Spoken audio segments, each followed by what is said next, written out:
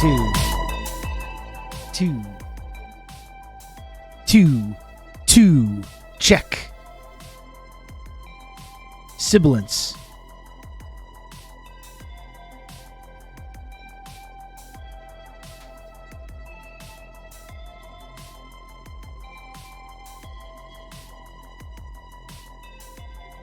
What's up, folks?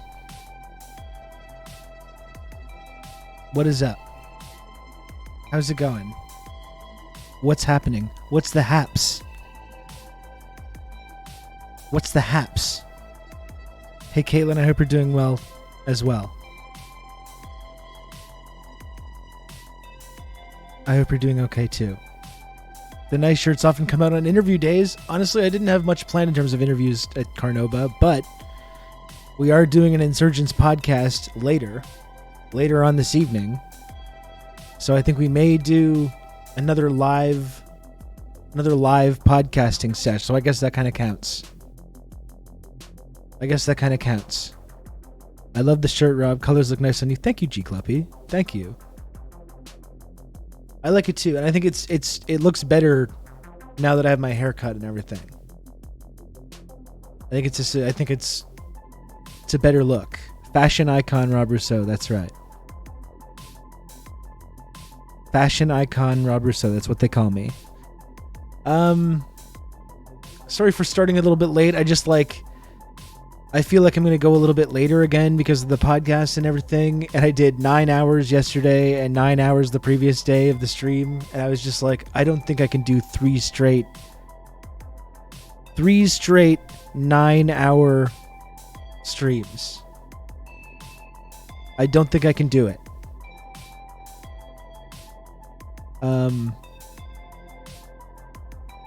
You know? It's been fun doing the long streams. This one will probably be a little bit longer. I was just like, maybe 3 straight 9-hour streams in a row is maybe a little much. Maybe that's a little bit much. Especially after my rude entrance. I'm sorry about what I did. I have no idea what you did do, Caitlin. No idea what you did. So, I wouldn't worry too much about it. Gotta crack this open, though.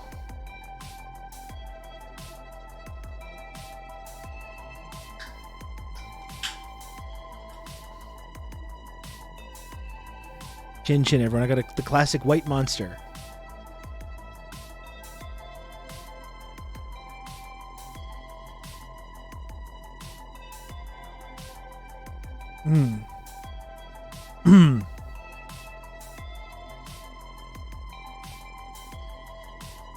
That's good stuff. That's very, very good stuff.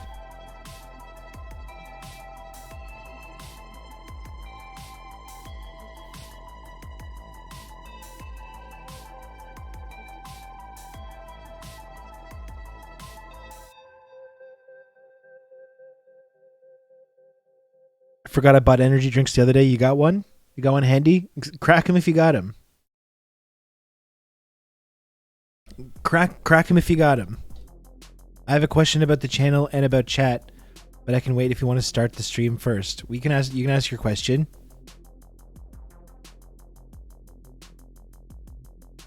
Ooh, a full throttle. Haven't had one of those in a long time. I only get the sugar-free ones, and I don't know if full throttle ever went down the sugar-free path. Rather than streaming for 9 straight hours, I encourage you to instead go outside or perhaps spend time with a friend or family member. That's the whole thing with me right now, is that I don't have any friends or family members around here right now, so I literally have nothing else to do. Like, generally the last couple of days, like, I could have stopped at 7 p.m. or I could have stopped earlier, gone 6 hours or whatever and stopped, but it's like, I'm here right now, I'm all alone in my house. If I'm not streaming, like, I might as well, like, I'm literally just doing nothing. I'm just watching TV. I'm watching MASH on TV when I'm not streaming, and that's all I'm accomplishing. So I might as well just sit in front of the stream the entire fucking day. Today I just needed a little bit more of a runway. You know, it got to be noon, and I was like, I need a little bit more time here. Living the divorced dad life. That's right. That's right. Forgot I still follow KF Logan on Twitch. That guy, there's people, that guy who I don't know, I guess follows me. I don't know. I've never interacted with him. Still, there's still doing discourse in my mentions. You know? Hello, Karam. What's up? You can count on me. You're going to have good old Rob to talk you through all this. My subscription is old enough to drink alcohol, but it prefers White Monster. Relieved. G Cluppy, thank you so much for 21 months resub at tier 2. Thank you, G Cluppy. I really appreciate all the support, G Cluppy. I really, really do. Truly one of the most valued community members. G Cluppy.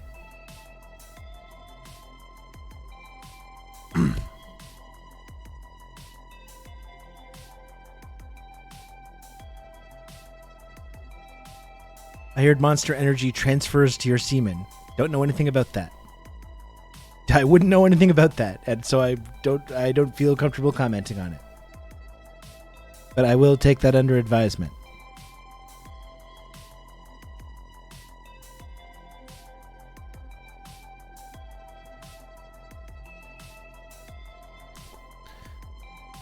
Let's go over here.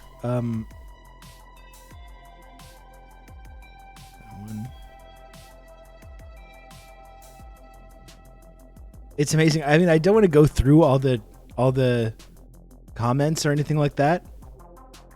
First, I'm going to make myself a little bit bigger.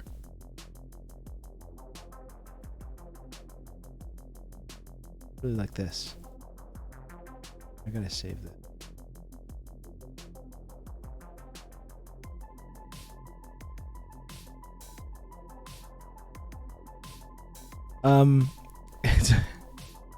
It's just really amazing, this tweet about Pelosi and Taiwan and stuff. And just like what, you know, as you know, just what this tweet is, it's a pretty mild tweet, which I think displays just this basic idea that our media is not quite as free as we kind of often talk about. That's the basic point of this tweet. When I talk about how how our media doesn't quite have the range of opinions and ideas that we kind of often mention when we like to lecture other countries, such as China, about having a free press and what that means. That's all this tweet is about. And it's just like there's so many, and obviously a lot of people agreed with it. So I feel I'm happy about the reaction that this tweet has gotten. But it's amazing too. It's like there's like hundreds of people in the comments to this tweet being like, China bad, you know? And it's like, I don't think you're proving to me what you think you're proving to me here. When you're in the mentions to this very mild tweet saying, well, how dare you? Just the idea that I kind of suggested, I didn't even say the words, but I kind of suggested that perhaps China is not bad. Maybe that's implied somehow in this tweet, even though I didn't even say it. And just that is very upsetting for a lot of people. And they're saying to me in the mentions of this tweet, rather than like engaging with this idea at all about what our free press actually is like, and they're just going, China bad in the comments. And it's like, I feel like you don't really have what you think you have here. You're not really proving to me anything that what you think you are. You're not really doing anything here with this.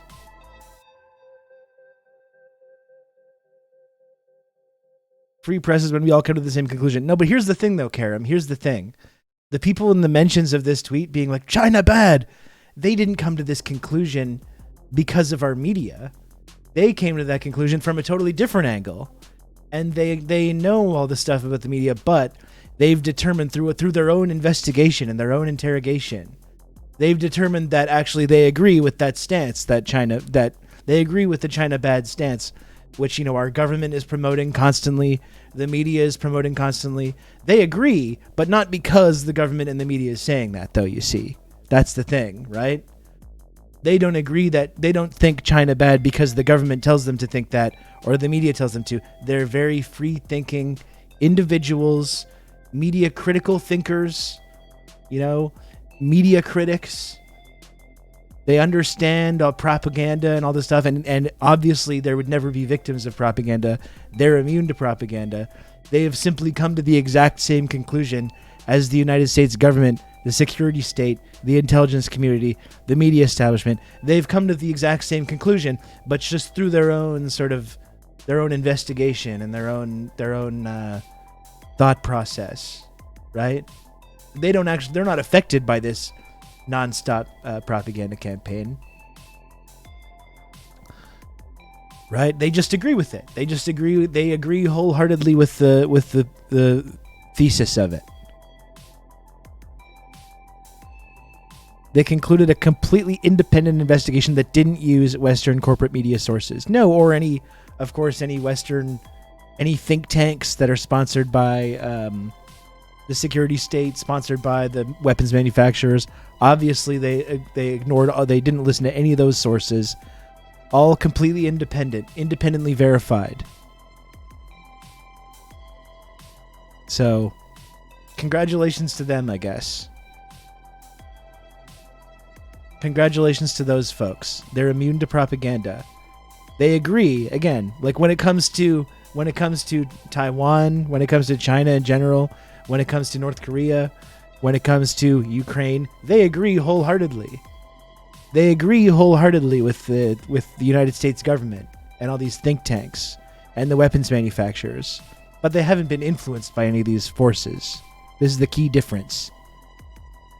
They haven't been influenced by any of that. They just simply agree wholeheartedly with these institutions. You gotta hand it to them. They just use the sniff test and know where the propaganda is and isn't hiding. That's it. Yeah. Iraq was just overflowing to the brim with WMDs. It was common knowledge. Exactly. That's exactly it.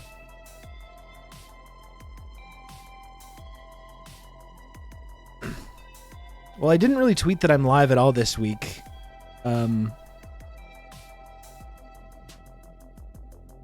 Because people were yelling at me and I didn't want them to come, like, bother us. But I guess I should do it today, right? I guess I should do it today.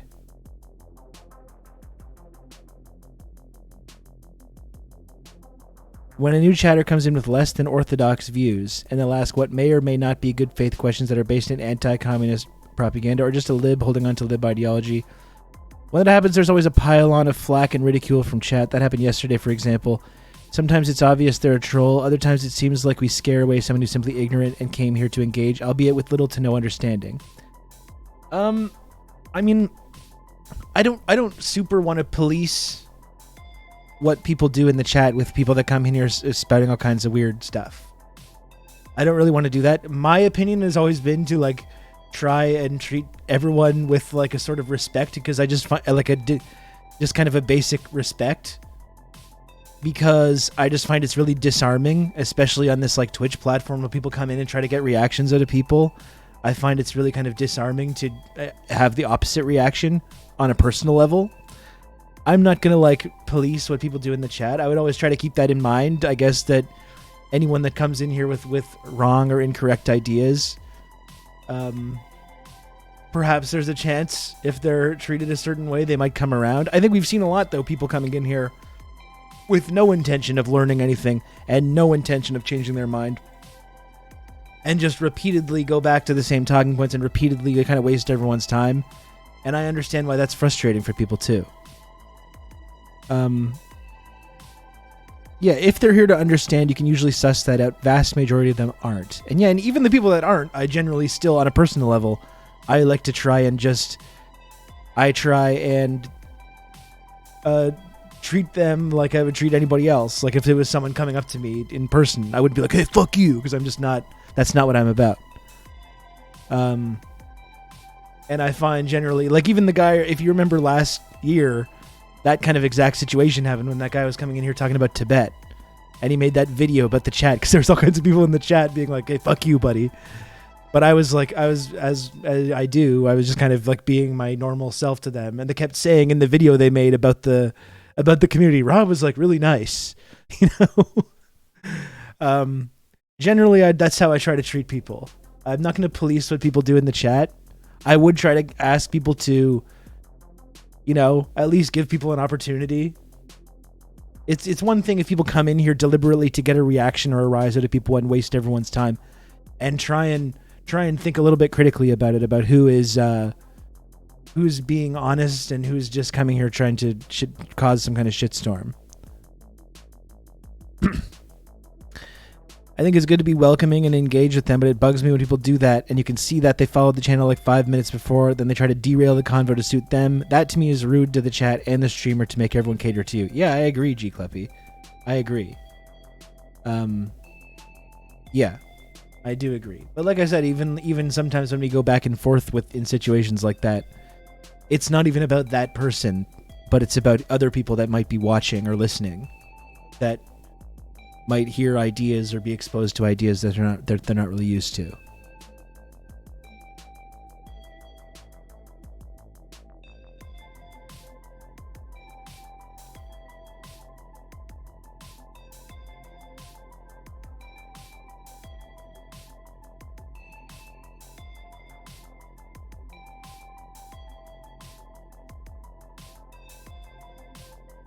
That's my general stance.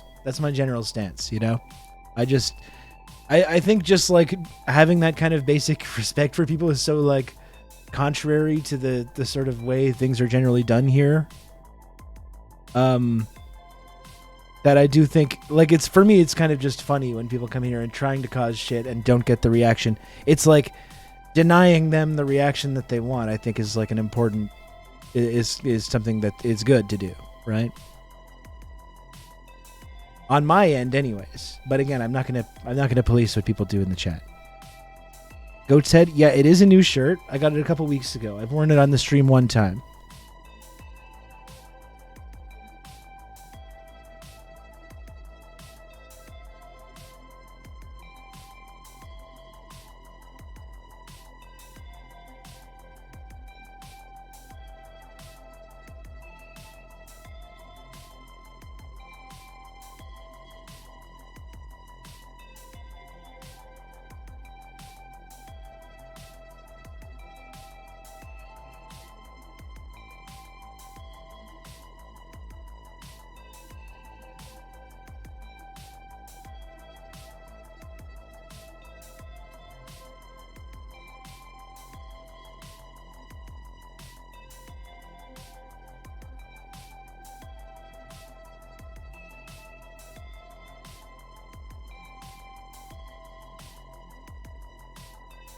All right.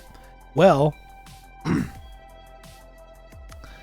who knows what's going to happen today? Because I've been a couple of days of having all kinds of people yelling at me online, and I just tweeted that I'm live, so maybe perhaps we will have some weirdos. Maybe we'll have some weirdos, bozos. Who knows? I broadly agree with that stance, but it can be difficult to know, especially on this platform, when someone is genuinely willing to listen and learn as opposed to just spouting off rhetoric. Yeah, and I think most people are not, like, to be clear. I think when most people come in here, like G Cleppy was saying, and like have followed for 5 minutes or have no idea what's going on and just come in and start saying all kinds of stuff related to like what's in the title or whatever. Yeah, I don't think any of those folks are really all that interested in having their minds changed or having some kind of a productive discussion. I do think generally just my feeling is that I like to deny them the response that they have. If someone's rude, I'll just ban them right immediately if someone comes in here saying rude things, but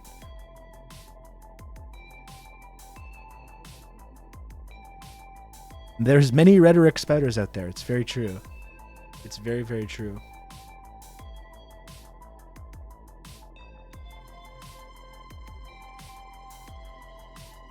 Ugh.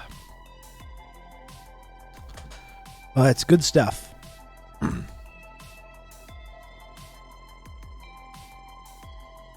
Remember that one guy that would pop in periodically and demand that you explain the exact policies that makes Canada socialist? I don't really remember that. I think I've blocked a lot of this from my memory. There's been a lot of chatters. A lot of characters, a couple of bozos. A couple of bozos. Yeah, Cool J, I don't have a rain. I went and picked up a monster. I was going to go get a coffee. I was planning on going to get a coffee, and I was like, you know what? Why don't I just get a white Monster energy drink instead?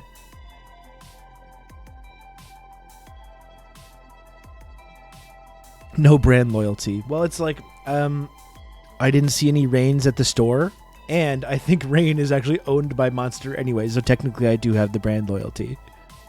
Which is probably all just owned by Pepsi or whatever.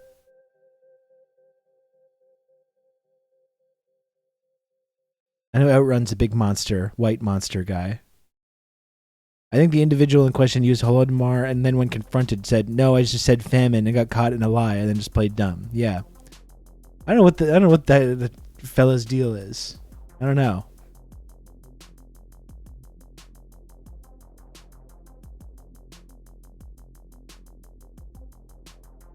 You ever try the watermelon monster? I got one upstairs. It was 2 for $5 at the store. It was 2 for $5. I got a white one and a watermelon one.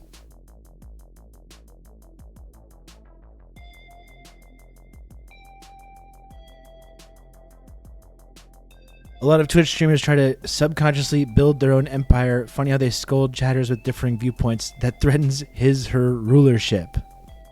Well, I mean, I do that, though. I am indeed trying to build my own empire. And I do. I try not to scold people that have the incorrect ideas, but I do try to make them have the correct ideas. That's my whole point, is I try to illustrate the ways that they're incorrect using respect and kindness and understanding.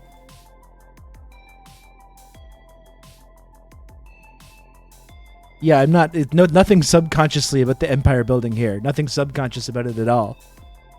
It's indeed quite conscious.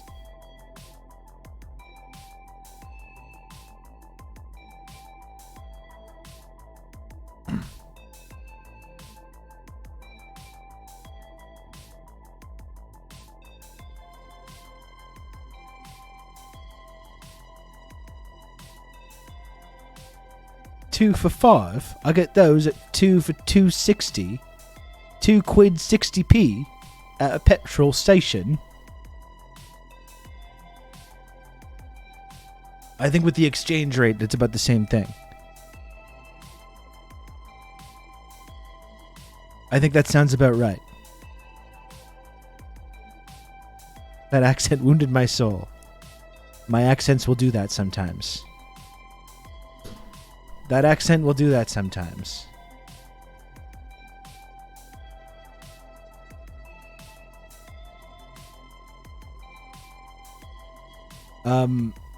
There was someone doing that the other day, and it was said that their grandmother was imprisoned in Siberia and said it was so cold there or something.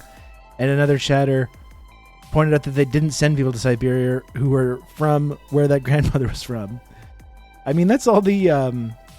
that's always the, it's social. You're defending socialism? Yeah, I know someone from Romania. I know someone that got sent to Siberia. I bet you feel pretty silly now.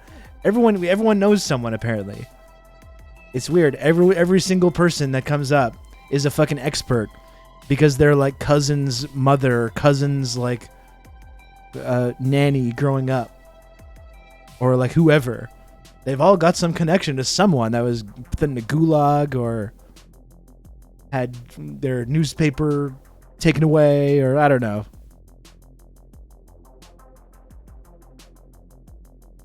They've all got someone. They've all got someone that they can point to in these moments. Hey, Nick, what's up? I was wearing a Bernie hat in 2019, and this dude berated me because of his family in Ukraine. Oh my gosh. My Hungarian coworker says the communists killed more people than World War II today. Yeah. I mean, there's been a deliberate project in all these former socialist states to ensure that people believe that, right? It's been a deliberate project. Double genocide theory or whatever.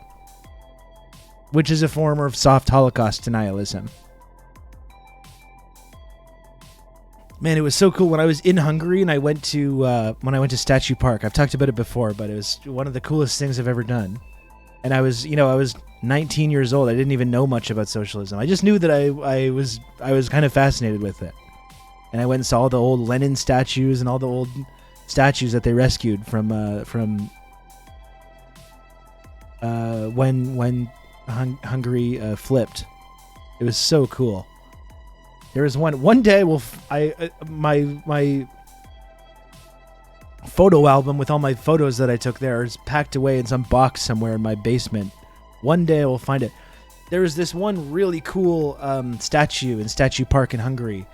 That's like this big kind of scene. Kind of. It was like a big metal or like aluminum or tin or something like presentation. And it's this big mob of like crowd of people, and in the back it's all peasants and farmers and stuff.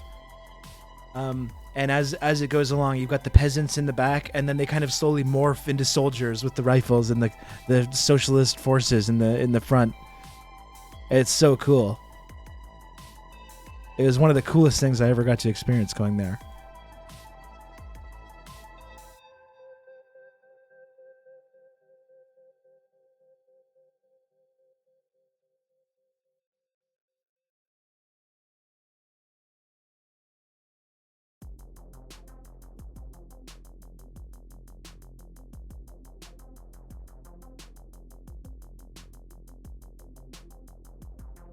Let me see if I can find what I'm talking about.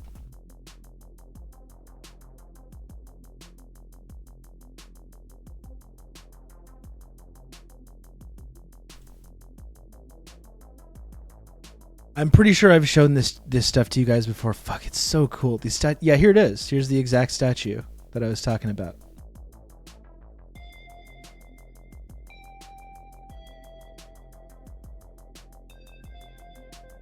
Here it is. This was so neat. You see how it's like soldiers in the front, and then behind them it's all like peasants and workers. And it's like the soldiers are leading the movement.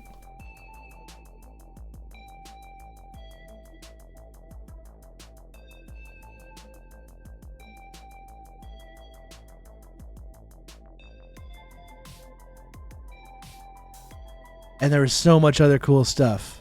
Like here's our boy.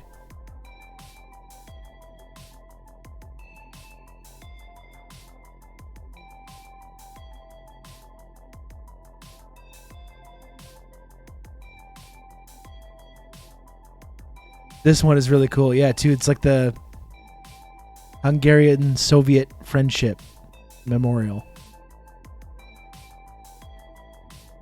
Yeah, that's not the right.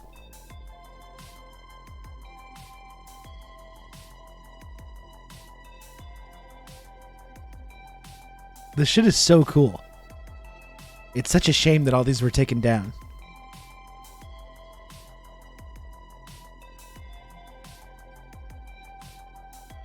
What's it look like now? I don't know. I mean, it's like they've at least like taken measures. It's like a tourist attraction. It's like they took all the statues. I think this is a good way to deal with this kind of stuff. Actually, is with like instead of destroying all the statues, they at least like took them away.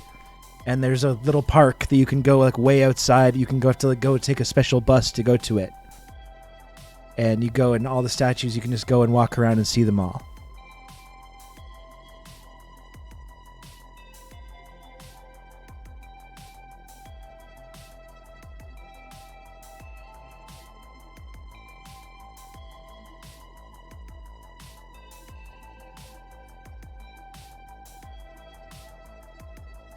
Oh, that's good.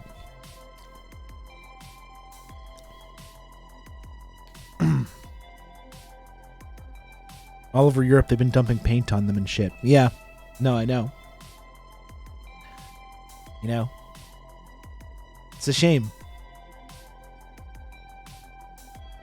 It's a damn shame. I would love to just rescue... I would love to have just one of those Lenin statues just in my house. Or my basement. Or just the backyard. You can go out there and just like read a book with your like gigantic Lenin statue.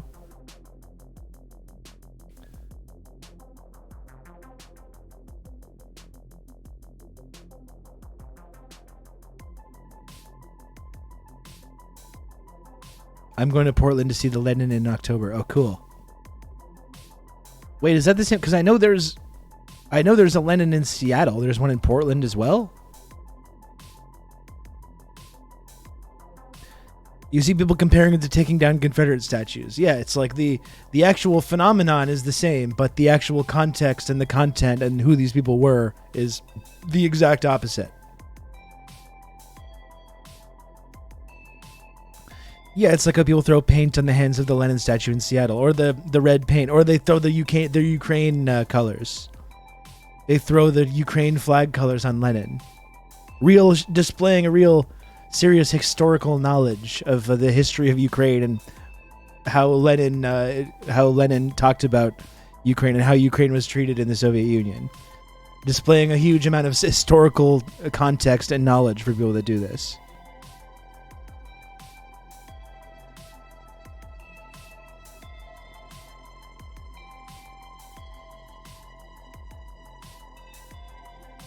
Or when people call defacing a Ukrainian Nazi memorial in Edmonton a hate crime. Yeah. It's a hate crime to... It was literally... What you're describing, too, was someone went to that memorial, which is a memorial to the Waffen SS division, who carried out massive atrocities against Jewish people, against Polish people, literally participated in the Holocaust. We've got monuments to this SS division in our country, and someone spray painted Nazi monument on it. That's all they wrote. Nazi monument. Literally just like accurately describing it for what it is. And like, we're investigating this as a hate crime.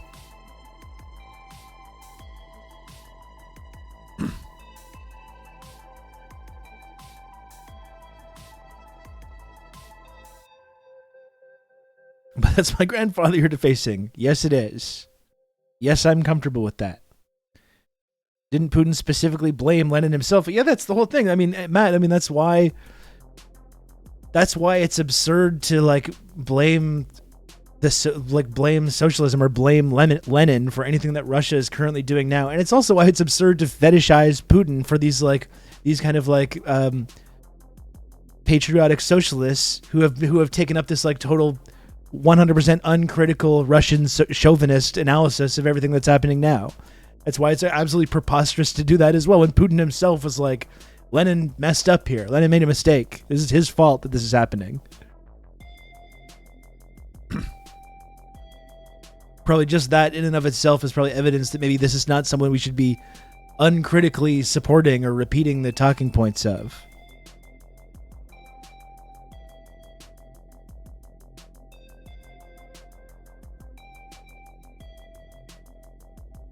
Yeah, okay, so 990, thanks for hanging out. We appreciate it. Great to have you. And we'll talk to you again soon, okay? Take care.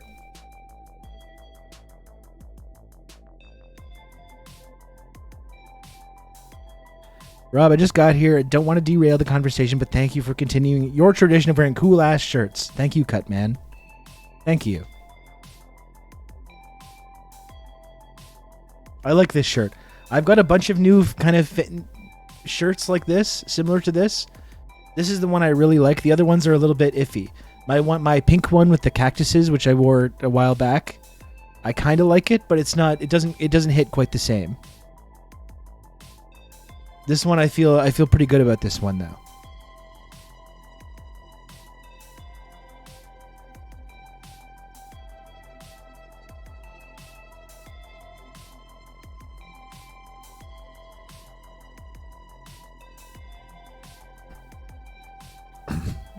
Sometimes it's fun to do a little style refresh and pick up new clothes in a new vibe. Honestly, G Cluppy, like I hadn't bought new clothes in probably... You can count on me. You're going to have good old Rob to talk you through all this. For based content and cool shirts, slub to rib. BBDH, thanks so much for the 9 months of Tier 1. Good reason to sub as well. Based content and cool shirts. If that's my legacy on Twitch, I'll take it. You know, it's not perfect, but I'll take it. But no, I hadn't bought new clothes in probably 5-6 years. You know, I have worn this shirt before once. I wore this shirt before once. It's still new though. It still counts as being new. Okay?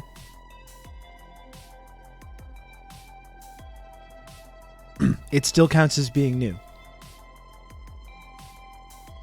Yeah, I had not bought new clothes or really done and gotten anything for myself in like a long time. So it was nice to just sort of this summer have a little bit of a vibe shift. Got a couple new things. I embraced the 5-inch inseam short lifestyle. You know, I feel good.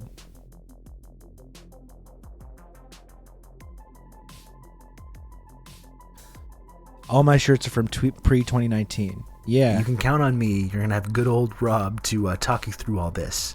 I am proud to be a TRRS mega donor. Thank you, Osaku. 8 months resub at tier 2. Thank you so much. I really appreciate it. I really, really do. Thank you. Yesterday I wore a shirt that I bought in 2002. Yeah, and there's nothing wrong with that either. I mean, I'm still going to continue to wear clothes that I've had for a long time, but excuse me. It's been nice to get I got new merch and got all new merch for the show and stuff. Having those t-shirts as well. That's been nice. It's not, I don't know, it's good. I feel like confident. It's just, yeah, it's refreshing kind of to just be able to do something a little bit different. I realized too, it's part of my like business expenses too, right? Buying new clothes, getting my hair cut. These are all business expenses. I'm a public figure. I'm a public-facing media personality. I actually have to invest in this. I've got to invest in my image. That's part of that's part of my whole career. That's part of my whole job. These are business expenses.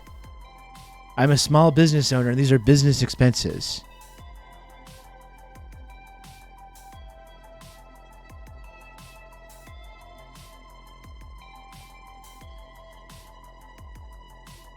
Rob dressing like he's going to take Chad on a date. I don't know if it would be a great date shirt, frankly. You can just use the expense account for that. Okay, thank you, Mr. Cypher, sir. Thank you. It's not a great date shirt because once again, it's maybe it looks pretty good with the way I'm sitting now. Maybe it's a little not quite as good below here, below the part that you can see. That would probably not be a great first impression to make for someone. If they saw that, like, my gut was, like, trying to bust out of this. It wouldn't be quite as attractive. If I could be in a date and just have, like, be cut off from down here, then it would be good. Just make it a cutoff. Yeah, do, like, the Chinese style. The Chinese style, the new Chinese trend. Just roll it up. The investment in your appearance is already paying dividends. Exactly, yeah. It is. It's a good party shirt. Yeah, I think so. Wearing a button like he's on the 1992 Miami Hurricanes football team.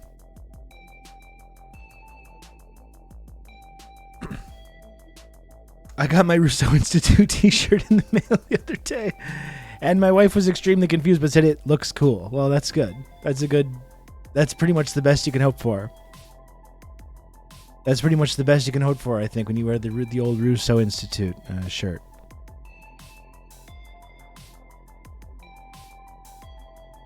I hate when those shirts don't give the tummy some room, especially with the 5-inch inseams. You'd be looking like you're dressed to your first day of school. Yeah. This one's okay, but like the other, my pink one that I got is even worse. By the way, we should probably just take a look at this again. Right before we get into anything serious, we should probably just take a look at this again. The control of the state. And that's why we need to embrace Leninism. Lenin told us, folks. Lenin told us. We need to seize the control of the state and turn it against the people that have been oppressing the people in the lower classes. the state exists. Folks, the state exists as an instrument in which the highest classes oppress everyone else. We need to seize control of the state, folks, and we need to pick the people at the top of the triangle, the top of the pyramid, and put them at the bottom, and create a dictatorship of the dictatorship of the proletariat. Almost messed that up there. Folks, why are you criticizing China because it has a state? If you clearly read the chapter in State and Revolution about the transition from socialism, from the transition from capitalism to socialism, Marx clearly outlines that the state will wither away. It doesn't just go away automatically. You don't become a socialist society overnight. You don't press the communism button and the state immediately goes away. You must defeat imperialism. There must be a state as long as imperialism is a threat, which will be a lifetime of struggle. As long as imperialism is a threat, there must be a state to defend yourself against imperialist aggression.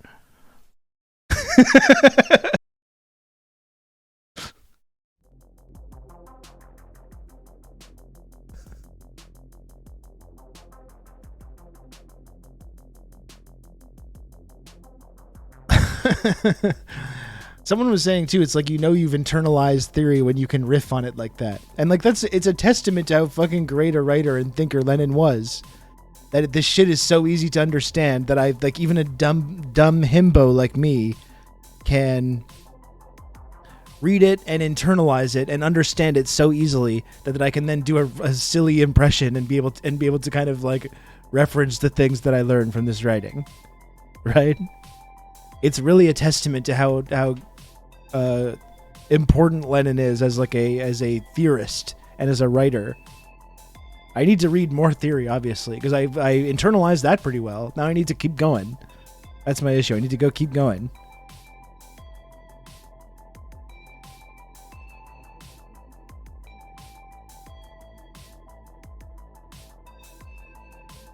Because that's just all that stuff is just a few chapters of State and Rev, right? If only there was a class in the Discord for that. I know, Outrun. I know. And if only it was easy for old Rob to do anything beyond like 8 p.m. If only. You need some hot tea or something to help your throat if you're going to do the Alex Jones thing with any frequency. It was really sore. It was sore after. It was really sore after. And Lodin also said, I saw the VOD last night. I believe I heard about Metal Daniel a little casually. Think you can get away with some shit? We'll discuss this in the next production meeting. Okay, Metal Daniel. I see. I see. I thought maybe it was safe to talk about certain unnamed 70s jazz rock bands. I thought maybe it was safe to have just a little mention. Evidently not.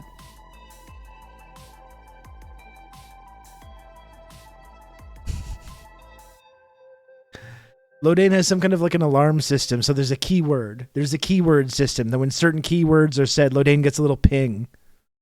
No matter where she is, at the grocery store, at the doctor's office, driving around, you get a little whoop, whoop. Oh. Oh no.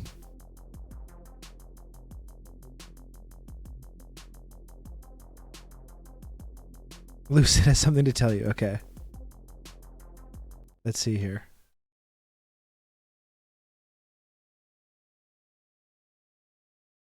China because it has a state. If you clearly read the chapter in State and Revolution about the China because it has a state. If you clearly read the chapter in State and Revolution about the transition from socialism, from the transition from capitalism to socialism, Marx clearly outlines that the state will wither away. It doesn't just go away automatically. You don't become a socialist society overnight. You don't press the communism button and the state immediately goes away. You must defeat imperialism. There must be a state as long as imperialism is a threat, which will be a lifetime of struggle. As long as imperialism is a threat, there must be a state to defend yourself against imperialist aggression. Oh, man. Rob makes me proud to be Canadian. We've really missed out on alternate history people's bits for quite a while since Michael Brooks passed. We need more of this, honestly. I need more people just doing bits like this. Can we make this an alert? It's pretty good. China because it has a state. If you clearly... That's good. Communist Alex Jones, folks. It's taken the whole platform by storm. Taking the whole platform by storm. The people love it. The people love this. Fellow patriots, I don't have intel today. I can only watch for a hot minute due to the fact that I'm going to a Kendrick Lamar concert tonight. Well, that's intel in and of itself, Coal Mine. Thank you. Thank you for letting us know. I hope you have a great time, my friend. I hope you have a great time. I'm glad the people are enjoying Communist Alex Jones. I literally just need to read more theory so I can internalize more theory and do it. I can't just go back to the same well. I can't just go back to the same well. I've got to read more theory now just for that reason. Not even for my own understanding. Not even for my own understanding. Specifically just so I can continue doing this character. And I'm not just running over the same couple chapters.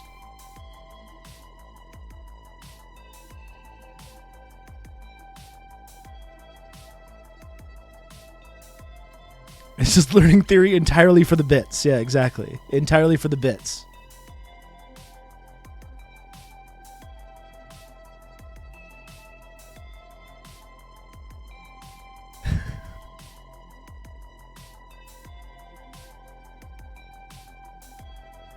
You do a good riff on the national question. I think Kim Jong-il would be some good reading. If Alex Jones quoting Kim Jong-il, I think would be really good. About like third world nationalism versus first world nationalism, doing something like that, you know? Quoting Kwame Ture would be good. Yeah. I'm not now there's too much pressure. So now I'm not going to do anything now. These are all just ideas that are getting filed away up here. They're getting filed away up here. What is it? What's that? Yeah, Chimera Machine. Hold on a sec. Chimera Machine, thank you for the $10. Thank you. Not even a message. Not even a text-to-speech message. Thank you, Chimera Machine, for the $10. I really appreciate that. Alex Jones just giving Julius Rich. Oh my gosh. There is certainly fertile ground, I think, for the character.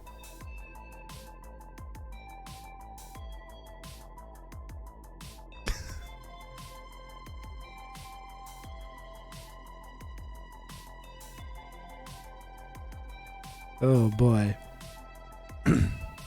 Filed away in the old noggin. That's right, Brandon. That's right.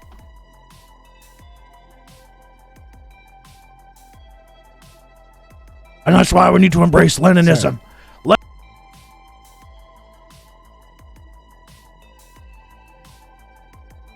What a silly platform.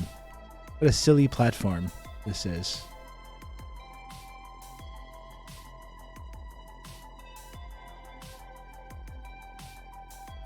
Oh, and yeah, it reminds me also of someone, when I posted that, someone posted this amazing clip. I posted it in Discord. Many of you probably saw already, but it's so funny. I had never seen this before. And you know, like this kind of goes back to what I was saying yesterday, right? Let me just, hold on, let me just change the title. I hate when I have the, sometimes I keep the hello there like all day.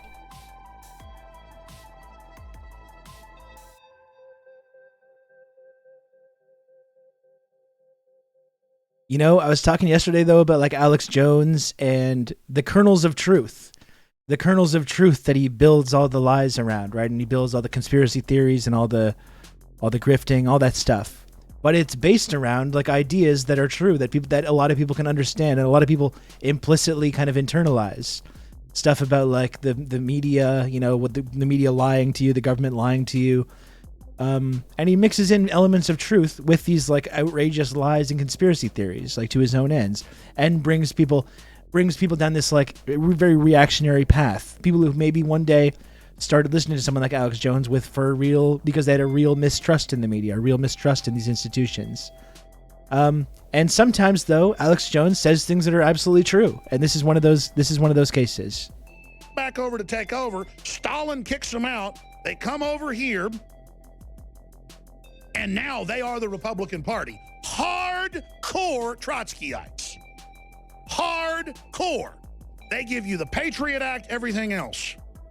I mean, we're in deep trouble. We are in deep, deep, deep, deep, deep, deep trouble. And I only wish Stalin would have got all of them. I got to be quite honest. Trotsky, these people, that's some bold statement there. Back over to...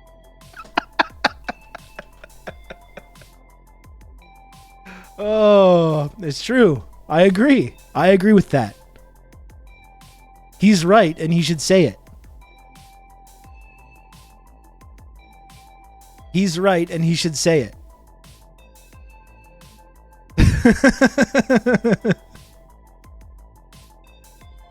There is a link from Trots to neocons for sure. Yeah, a lot of the neocons had upbringings like that. Who fucking had it? There's a strong Trotskyist to neocon pipeline. Like, that's a very real thing. That is a real thing. Hitchens, yeah, Christopher Hitchens was a Trotskyist. It's a really common thing. And you can tell a lot of the wasn't Jim Cramer a Trotskyist? Oh my god. Yeah, pretty much just like anyone that's like trying to make these like pro NATO arguments from the left, or a lot of the folks that take that kind of stance when it comes to like geopolitics. Neither Washington nor Moscow, neither Washington nor Beijing. Like that's where it comes from.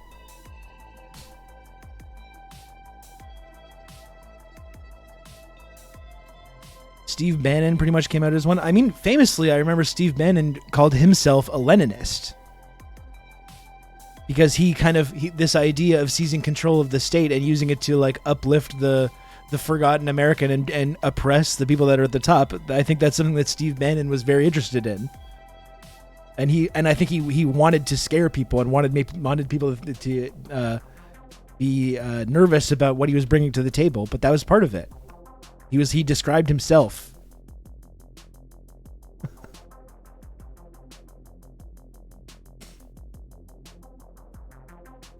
Jim Cramer. Yeah, Bannon probably more of a Duganist. That's right.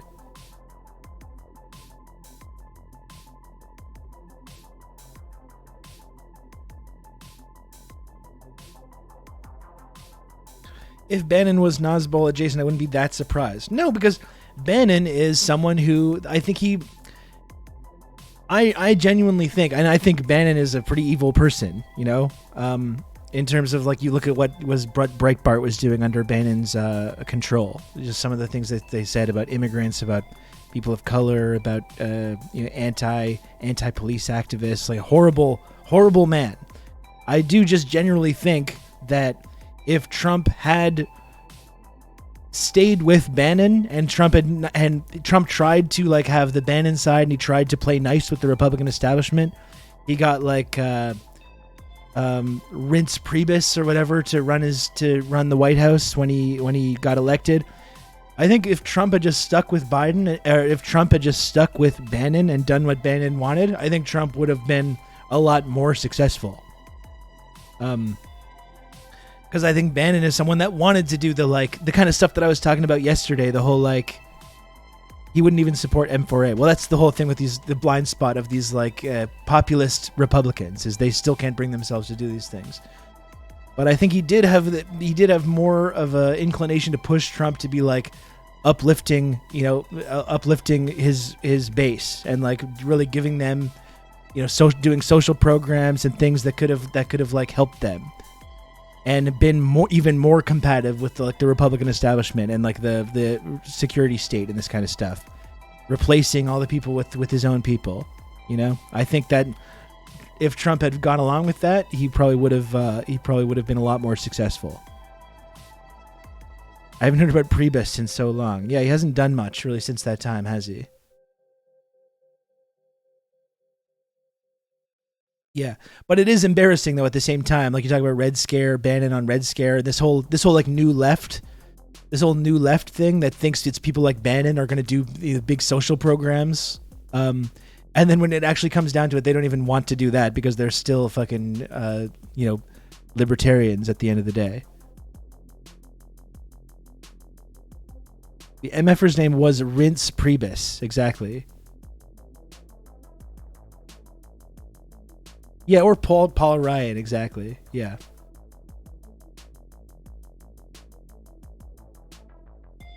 Red scares libs? I don't even think so. I think it's more just part of this, like, there are people that are trying to position, they're just embracing, like, conservatism.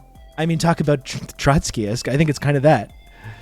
Trotskyist. I think it's kind of like that, right? It's like they're trying to maintain this position on the left while just embracing all these, like, right-wing talking points and right-wing viewpoints and suggesting that, like, the conservatives are the actual leftists, right? That's the big brain genius, 200 IQ determination that they've made. The only way to be a real leftist is to support these reactionary conservatives. That's what it is to be a real leftist. That's like when your anti-liberalism has gone so far that you think the only way that look, you know who else hates the libs? These fucking extreme reactionaries. Perhaps we have stuff in common. And it's like, well, not so much. Yeah, it is just contrarianism.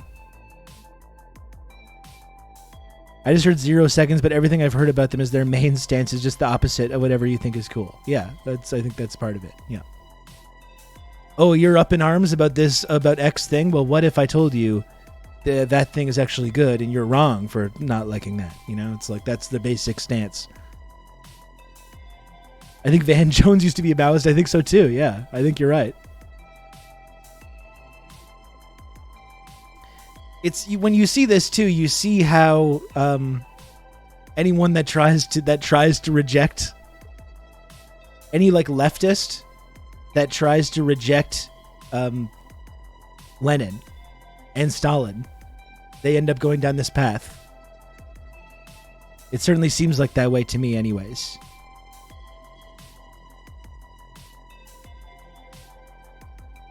You end up as an establishment hack or a fucking conservative.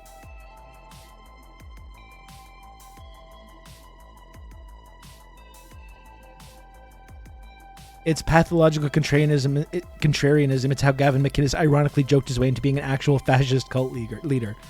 Yeah, that's definitely part of it, Disturbo. I mean, with McInnes is another thing because I think he's always had right leanings. He's kind of one of these like Nazi punks. You know what I mean? You can count on me. You're going to have good old Rob to talk you through all this. Jameson, thanks so much for the 18 months, tier 1. Thank you, Jameson. Thank you. I really appreciate that. Jamo. Yeah, I actually knew him way back. Well, me too. I mean, I knew of him. I didn't know him, but I worked for Vice. I worked for Vice in like 2005 as a delivery driver. I delivered Vice magazine to like all the places where it was given out in Montreal for like a year. I remember I went to like Sarusha's house. I went to Sarusha's house one time and picked up a house plant at Sarusha's house. I never met Gavin though. But yeah, I think he's always had those leanings.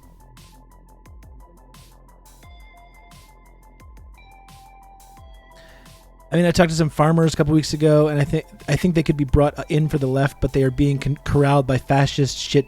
Fucking sucks because their material analysis of liberal policy is accurate. I just tried to point out that CPC and People's Party are just an extension of neoliberalism, but it was getting too political. That's the really tricky thing, Arachnozak. Congratulations you for trying. You know, credit to you for trying.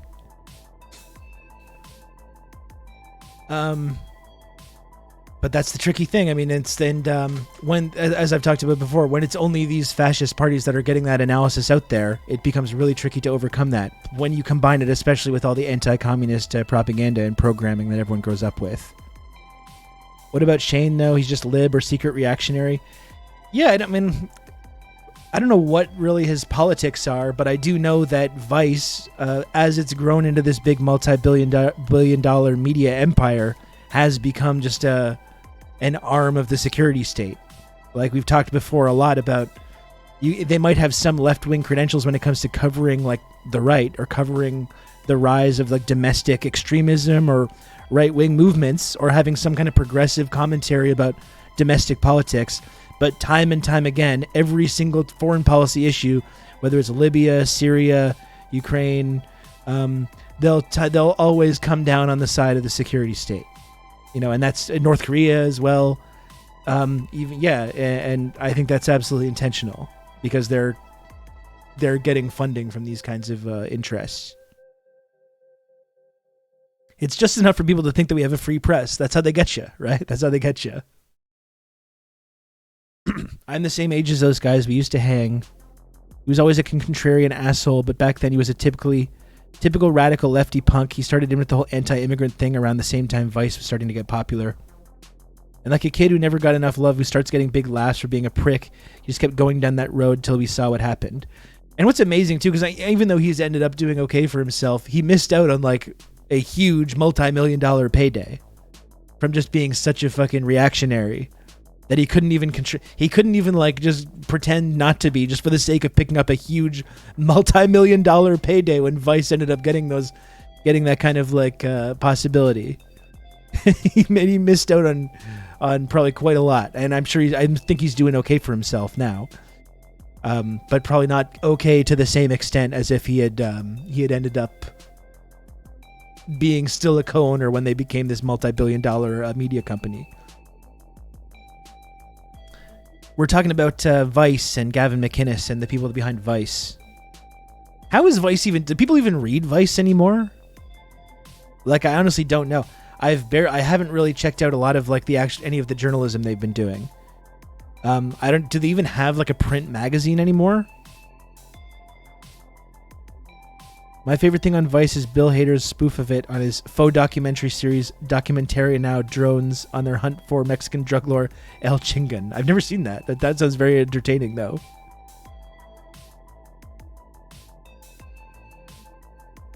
I never knew it was a magazine. Yeah, it was that's how it started. It started off as a free magazine in Montreal, and it grew from there. I really remember in the 2000s when so I moved to Montreal, and that's when Vice was just a magazine, and it was very cool, like very edgy hipster type vibe, and it was really going to Vice parties and stuff like that. Was like the height of hipster coolness in Montreal in the mid 2000s. And I remember it was the do's and don'ts. It's always the funniest part, which I believe were written by Gavin. The fashion do's and don'ts, which were always just fucking hilarious. That's the problem. That's the thing I hate to admit about Gavin McInnes, who is a fascist and is a horrible person. I do find him funny though. Like when I can see why he develops a following, because he is kind of like entertaining and charismatic. I mean, before knowing anything about his politics, just watching his videos. He did a video, how to pee in public, which is just funny. Like, it's just, there's no way of getting around it. It's funny. And he's kind of a funny character. Before I even knew anything about his politics or anything about all the anti-immigrant shit that he got into. Here it is if you want to risk it. I've never seen that. I'm going to keep this on the back burner. I'm going to keep this one on the back burner. It is the hipster to fascist pipeline. I mean, while we're talking about Red Scare and the weird kind of like creepy fascist trad cocaine irony movement based out of Brooklyn, that's part of it too, right? The hipster to fascist pipeline. Couldn't be me, personally. Couldn't be me.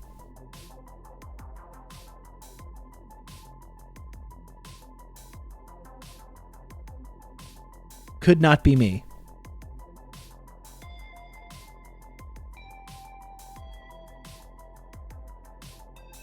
Giving cocaine a bad name. I know.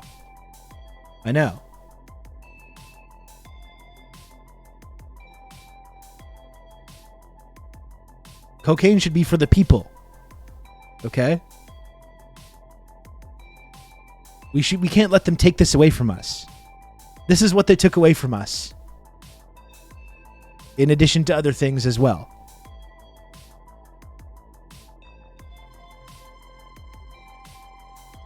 I blame hanging out with rich people. You go to the city and do coke with Wall Street freaks, and next thing you're joining a fascist cult.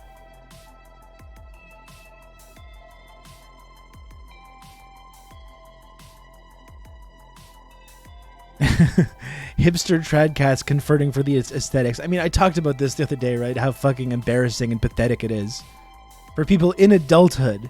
Like I said, I understand if you're born and you grow up and your parents are Catholic and you go to church, and that's, you know, they get you when you're a kid with all the guilt and all the shame and the ways that they like program you or whatever. I understand that. But like, when you're an adult, you're an adult person who ostensibly you have critical thinking ability. You know about history, you know about the Vatican, you know about the Catholic Church, you know about the role it played in colonization and Nazism. All this. And you're like, you know what? This sounds like it's the religion for me. This Catholicism doesn't seem so bad to me. Sounds great. Thank you, Tiniest Boop, for the gifted sub. I really appreciate that. Tiniest Boop. At first I thought Pelosi was some washed up politician. Now we stand our queen for sticking it to she. Kapow! That's right. Thank you, Lucid. And Lucid, I saw you watched my the new classic character, Communist Alex Jones. I was happy you and your community enjoyed that one.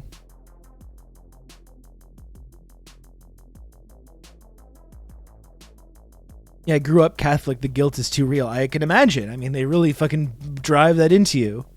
You know?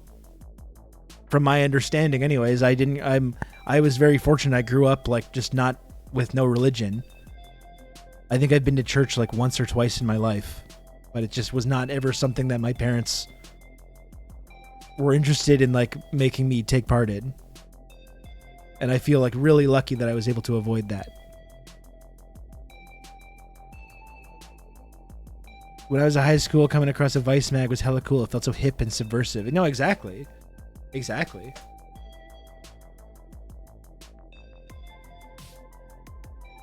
I got a touch of Methodism and Lutheranism and it still fucked me up. I can imagine. I can only begin to imagine.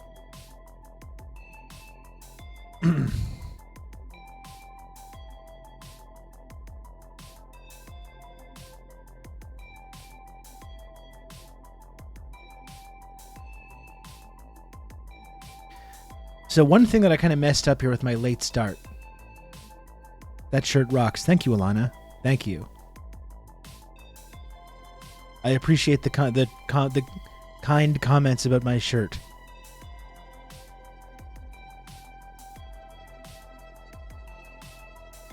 From everybody.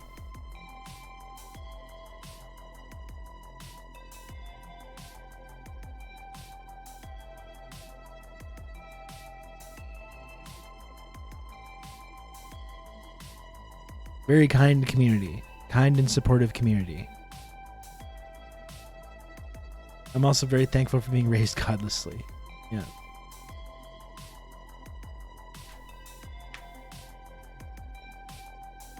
At least your family isn't in a cult. Always be thankful. Imagine growing up a Mooney. I was reading a little bit about that cult called The Family as well. Isn't that a thing as well? Quite popular.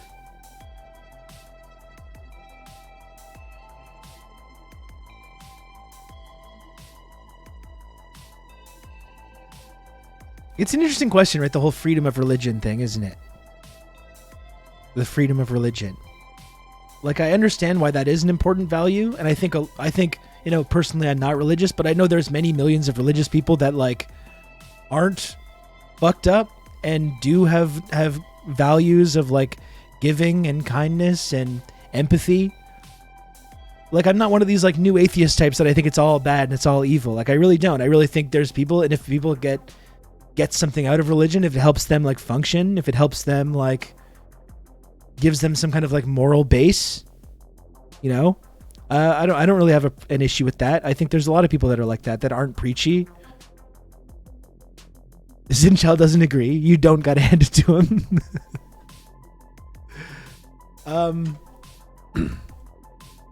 But at the same time, it's like it's actively harmful in many ways as well. It's actively harmful and powerful as well. You look at the Vatican and stuff like that. And, you know, it's becomes this like building block of Western liberal democracy, especially in the United States, ultimate religious freedom. Although really, as we're seeing with the whole abortion, forced birth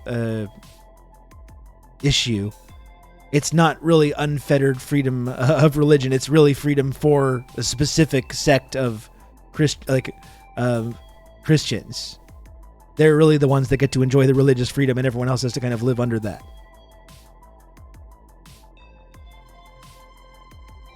A lot of religious people are just normal. Yeah, I really try to keep that in mind. There are people who are terrible purely due to religion, but most are normies. My parents both grew up Catholic, both rejected it as adults, and raised my brother and I as totally nothing except try to be good people. It was only in high school that I realized how strange that actually was. Yeah, it's odd. Like I grew up in Brockville, Ontario, which I guess ostensibly other people were Christian, but like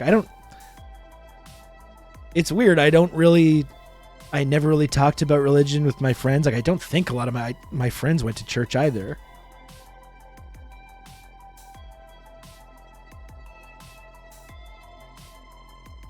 My parents had a child out of wedlock in 1980s Ireland, so that's why they left and came to the U.S., but the U.S. is becoming more religious than Ireland now. Yeah, great.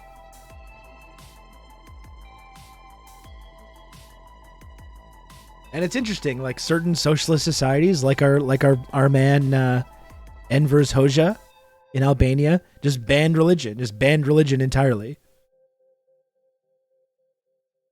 Which some might describe as being authoritarian, you know, autocratic, whatever it's like lack of freedom. But sometimes when you see the really horrible influence that religion can have on societies, you kind of, maybe there's something to that. I don't know. Maybe there's something to it.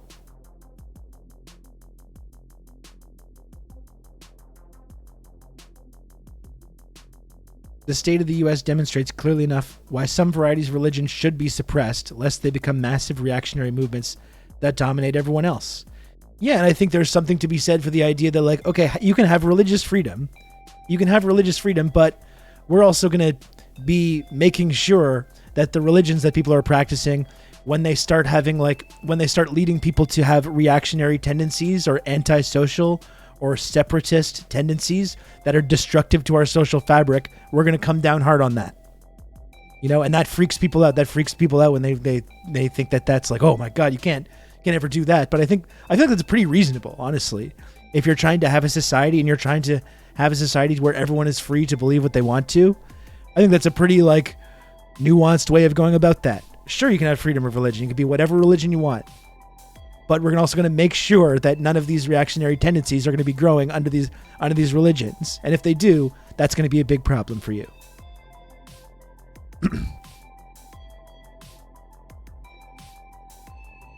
I endured charismatic and heavy independent Southern Baptist indoctrination for 20 years, but I still abide by Marx and Lenin. It's the only way. Hell yeah, Sin Chow.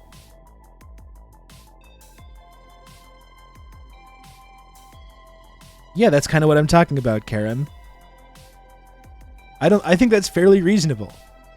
Like if your religion is leading you to become like committing terrorist acts, if it's leading you to abuse people or be violent or try and destroy our social fabric or try and imposing your religion on other people that have no interest in it, that's not good. We don't abide by that. No, we're not just going to stand by and allow that to take place because we believe so fervently in this idea of religious freedom.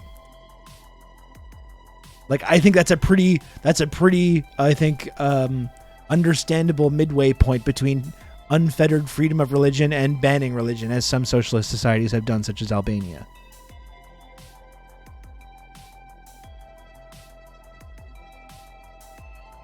Yeah, and China does have bad run-ins with religion as well. And everyone and people that are knowledgeable about the history of colonialism and imperialism are also well aware of the ways that the church has acted as a colonial foothold.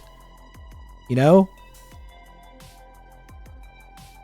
And the whole process of sending out missionaries to different societies to try and convert people and try and create this religious foothold, that creates a element that makes the colonization that comes later, it smooths along that process, because then you have a little culture within the culture that you're colonizing that's open to what you're doing, then that actually supports it.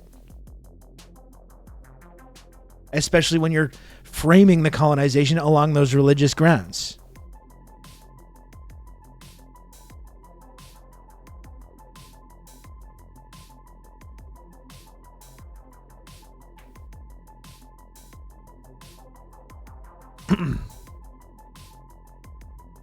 It's an interesting subject, though.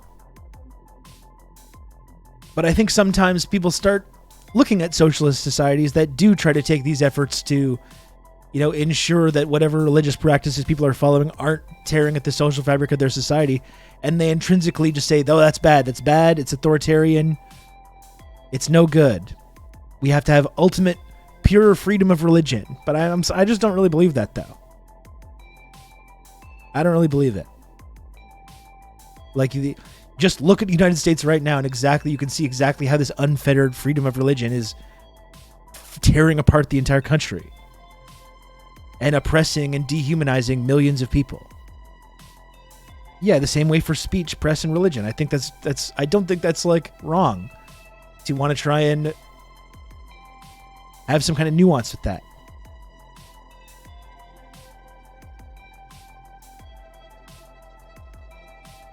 And yeah, this is a good point too. Like Gen X Bushy said, liberation theology type movements seem like a good way to organize. G. Clevy says liberation theology has been influential in Central and South American leftist movements.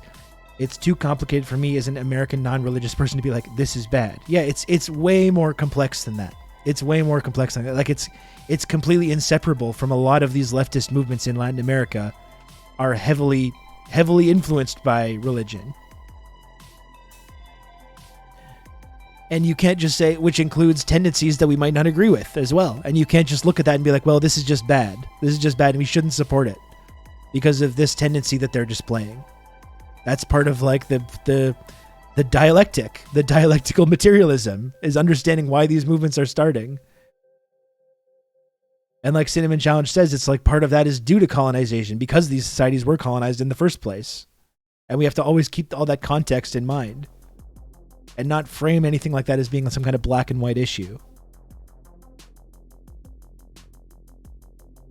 I think the TRRS friendship triangle is clearly the best way. Thank you, Gen X Bushy. I agree. I agree with that statement. And it's not a cult.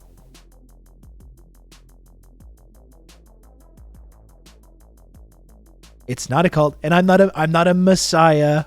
Okay, I'm not a prophet.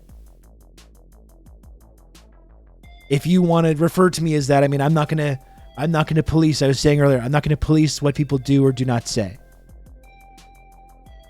He's just a man, folks. Am I suffering like for your benefit? Yes. Does that make me have any kind of like a religious significance? Again, I'll leave it up to you. I'll leave that up to you. I'm not going to say yes or no. I'm not going to tell you what to think or what to believe. That's not what I'm about.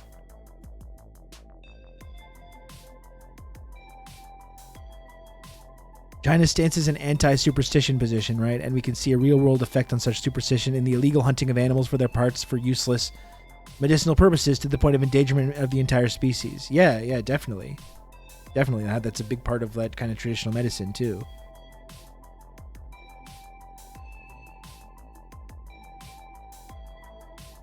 Rob's just a humble Steely Dan enjoyer. Or a metal Dan. Metal Dan. Who needs your subbies. Yes, he does. That last part especially.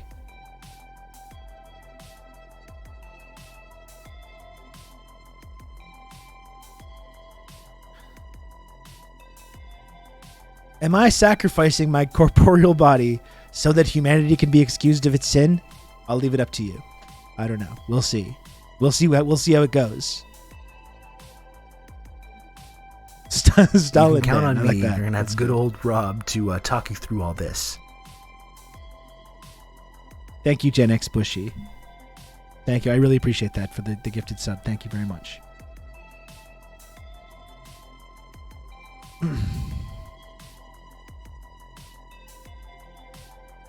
With the amount of energy drinks you drink, I'd say yes. Oh, it's not that bad. Gosh, there's people still in my mentions arguing and talking to one another. Pretty amazing. It's been 24 straight hours of like people having big discussions, big struggle sessions in my mentions over my benign statement about our relative press freedom. Speaking of worm gods, I finished reading Children of Dune last night. Probably my favorite Dune book so far. That was the last one I read. I don't believe I read God Emperor. I think I stopped at Children of Men. Children of Dune, sorry. I did enjoy it though. I prefer the original. I mean, I prefer the original. Once Dune moves away from the kind of story of Paul Atreides, then I find it kind of like goes off the rails a little bit. But I definitely enjoyed Children of Men as well.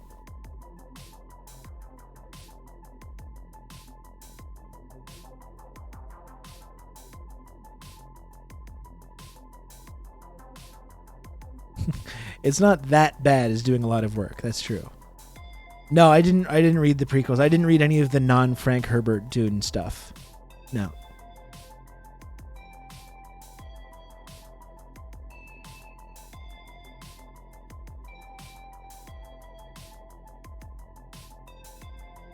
Who's that Logan guy? I don't know, but he's getting into some heated arguments in the old Menchies. I was not familiar with him. I wrote out a reply to I was going to give him a little prod. And then just immediately mute and walk away, and I didn't do it. Do you think I should do it? Should I do that? Should I do that? Something like that? I was just going to say, here was my reply that I was going to post. And I just didn't end up doing it. I was just going to say, I hate to be the one to tell you this, but I'm afraid that you're a Western chauvinist. And it's very unfortunate. Without responding to any of the criticism or getting into a debate or an argument or something. I'd just be like, I'm sorry to be the one to have to tell you this. You should do a rivalry. I need less rivals. I need less rivals in this platform.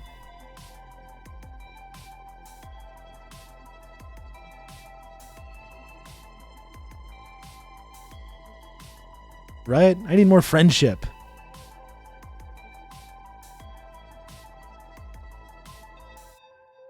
The prequels read a lot like Brian Herbert milking the family's intellectual property for every last penny. And God bless him.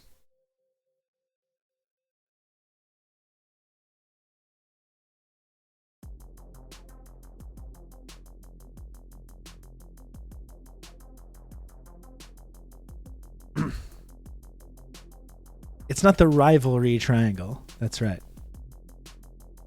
After getting banned on Twitter, I've taken a pledge to be nicer and stir the Twitter pot. It's bad for everyone's mental health. Well, that's Osaku. Seriously, like I've been so brain damaged from years of Twitter use that I genuinely don't try to poke hornet's nest or cause controversies. Sometimes it kind of happens, like regardless, like whether I mean to or not. Sometimes maybe I ask for it a little bit.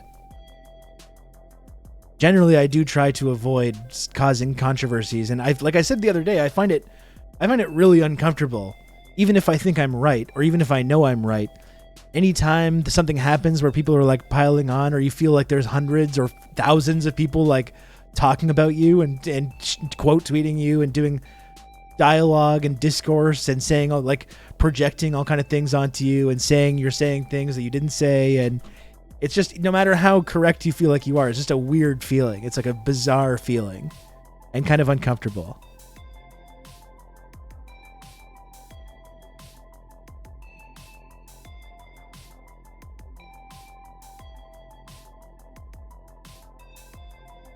I must admit that the whole China thing and the China bad thing is funny as well. Make him talk to the wall. Well, that's what I do. That's what I do. I just mute. Unless someone's really trying to like destroy my fucking life, I'll block them. Usually, though, if people are yelling at me, I don't want to give them the satisfaction of the block. Because then they go, oh, triggered, and they post the screenshot of the block, and I don't want to give people the satisfaction. I'd much rather have people just yelling at me, just yelling at a brick wall, and I don't read it, I don't look at it, I don't see what you're saying, I don't care. I just move on with my day, and I'm just doing something else. Of course, there's more people who don't agree with you. That's why you're right to say it. Thank you, Sincha. I appreciate your support. I mean, just the fact that these tweets that have been causing some controversy lately have been getting traction, and people are liking them, and it's at least starting some kind of discussion. I feel kind of encouraged by that, especially about the China thing. Like that tweet has found an audience that obviously understood the point that I was trying to make.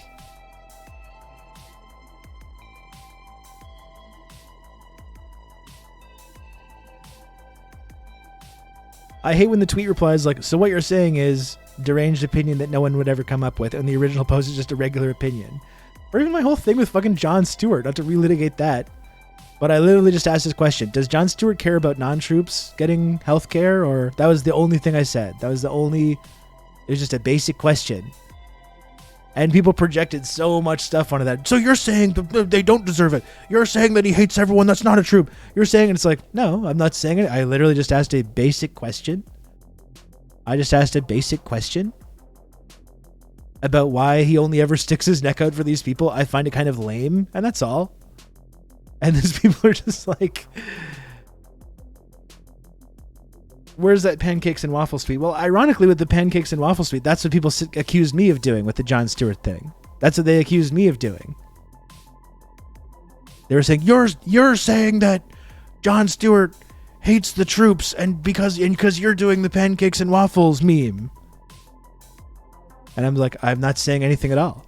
It's in fact you that's doing that to me. You are doing the pancakes and waffles thing to me. That's what's happening. The rally to restore sanity was Rob's 9/11. I mean, I unironically, that was a major turning point for me. The rally to restore sanity, and not in a good way. It was literally a pivotal moment in my political education.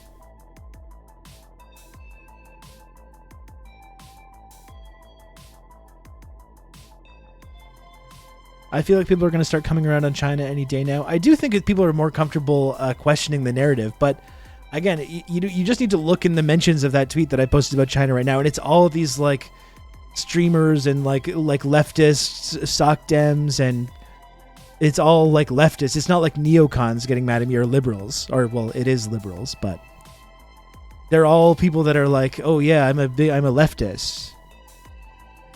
I'm anti-imperialist, and those are the people that are getting the most mad. Those are the people that are getting the most upset about it, because frankly, I think it's because they know I'm right. They know I'm right, and they don't want to admit that they've been, like we've talked about before. They don't want to admit that they've been like conned. They don't want to, because of course, if you're someone on the left, you don't want to admit that you've been a victim of some imperialist propaganda campaign. How embarrassing! How embarrassing for you if you've been the victim of a U.S. State Department-led propaganda campaign. And they can't admit that about themselves. Of course I'm smarter than that. Of course I'm smarter than that. I would never fall for one of these propaganda campaigns. And when I remind people that they have in fact done that has in fact happened to them, it's very upsetting. It's very upsetting to them. Sock Dems being the left wing of fascism. Who could have predicted such a thing?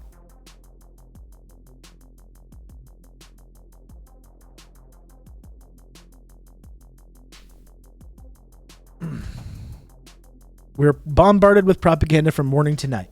That's right. Yes, we are. If we ever discover that John Cypher is really Rob's boss, I'm going to be devastated. He's really not. He is really, really not. Like I've said to you before in the chat, and I feel comfortable saying this, like I'm just going to say it for a few seconds and we'll move on. if they ever get to me, right? The feds, the spooks, what have you, the reactionaries, the imperialists, if they ever get to me and flip me, I will have a way, I will signal it to you without saying so. And when I start making these arguments, you'll know what's going on. The Mounties, yeah. CSIS, whoever. What's the signal, though?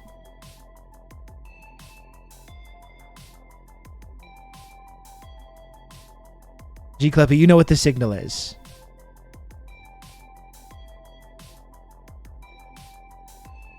The day that the hat is on and it's not referenced.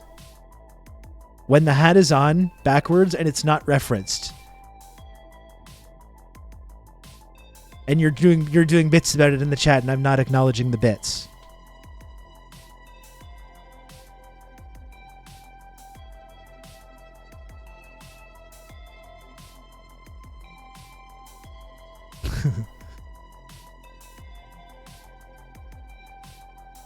Maybe we need a dry run example. I don't even want to talk about it anymore. For in case this time ever comes up. Hopefully it doesn't. Hopefully it doesn't ever. We don't ever have to deal with it. So I don't even want to mention again. The hot dog hat. I don't think the actual hat matters. I don't think the actual hat matters.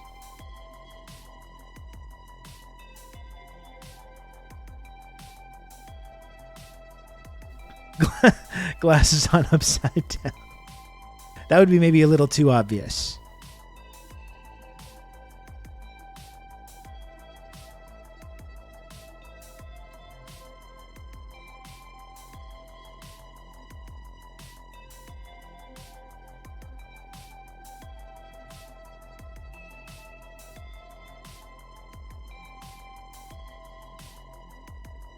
You're free to not live in said liberal democracy. From fully vaccinated Jeff. Fully vaccinated Jeff.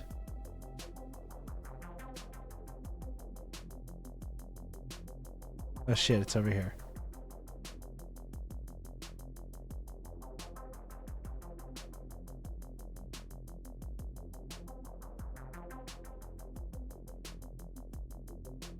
Like, this is, does fully vaccinated Jeff not realize that that's exactly what every conservative says the moment you complain about anything in the United States? Does fully vaccinated Jeff not get that? You don't like it, you can get out.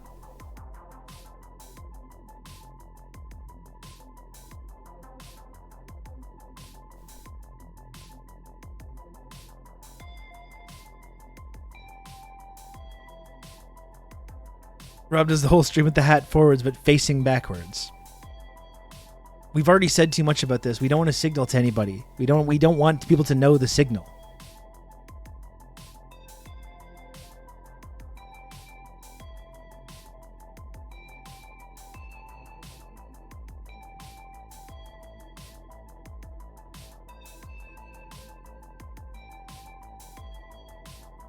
You're free to learn Mandarin and move away from your family and everything you know. Yeah, that's right. It's just simple.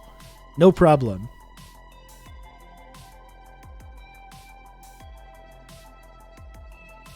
Fully vaccinated Jeff is probably a never Trump Republican who switched parties. That is probably true.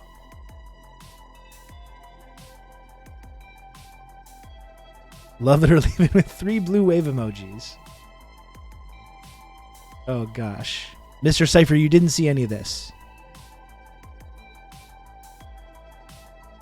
You didn't see any of this. This was all a double bluff, okay? This was a double bluff. What does a paperclip in the username mean? I don't know. Probably nothing to do with Operation Paperclip, though.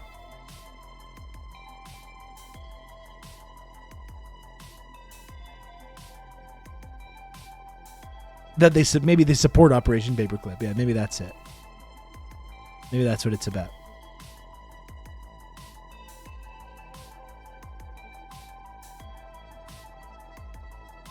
Oh, it's to hold the receipts. I see.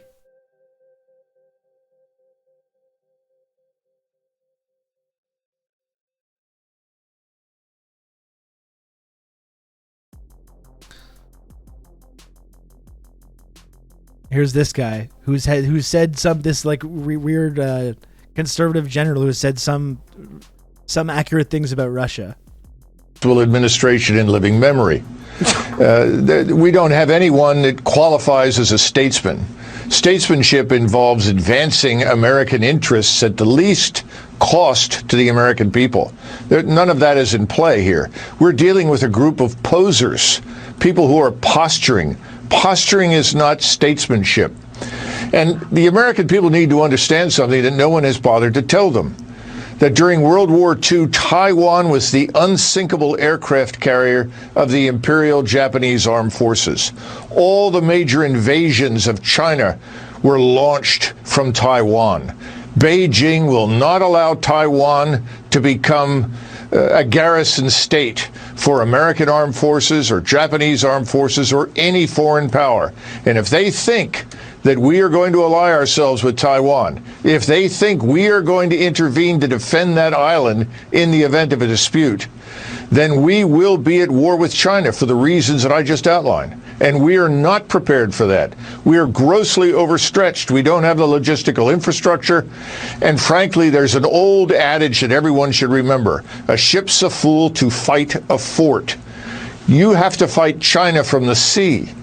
We can't win that. China can absorb everything we throw at it. And the Chinese are happy to sit there, let us travel thousands of miles to reach them, and then sink us. I don't know why every show on TV is not covering this right now. This seems like one of the craziest things that's happened in my lifetime. Do you have any speculation and guess as to why the Biden administration would want this? Well, the Biden administration and its predecessors, frankly, treated everything that the Russian government said for the last 15 years about Ukraine with complete contempt. They're repeating that process. We see how well that's worked out in Ukraine. The Russians were always serious. Hundreds of thousands of lives have been lost in this war in Ukraine that we should have acted quickly to stop. Now we're provoking the Chinese over an issue that is at least as strategically important to them. That's beyond belief.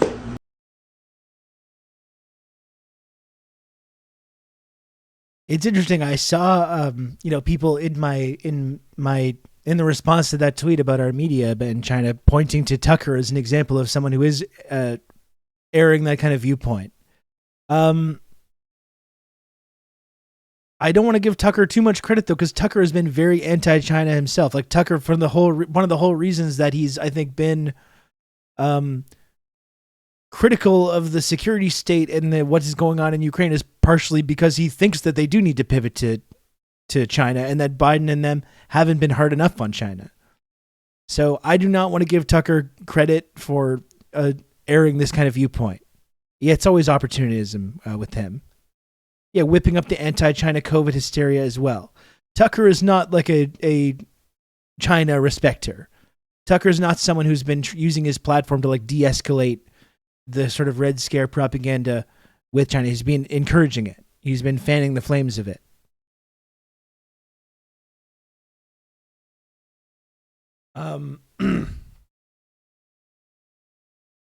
And it is, like I've said before, whenever we talk about whether it's Tucker Carlson or conservative media in general, who have been reactionary conservatives have been the only ones daring to broadcast that kind of a viewpoint. And that is a huge failure of the liberal establishment, even with their so-called devotion to free speech and freedom of press and all this stuff. When they refuse to even attempt to platform anyone that expresses these views, even as like a effort in like having some kind of a marketplace of ideas, they refuse to have anyone that articulates any of these ideas at all. And anyone that ever says that, they just say, "You're doing Putin propaganda, you're doing President Xi propaganda," and they immediately shut it down. And then it leaves this space. It leaves this space on the right for people like Tucker Carlson, for someone to advocate for that viewpoint, which is a viewpoint that is like, there's a lot of truth mixed up with it. And that gives Tucker Carlson a kind of credibility with people. It's a huge failure of the liberal establishment that they don't ever platform anyone that has that viewpoint.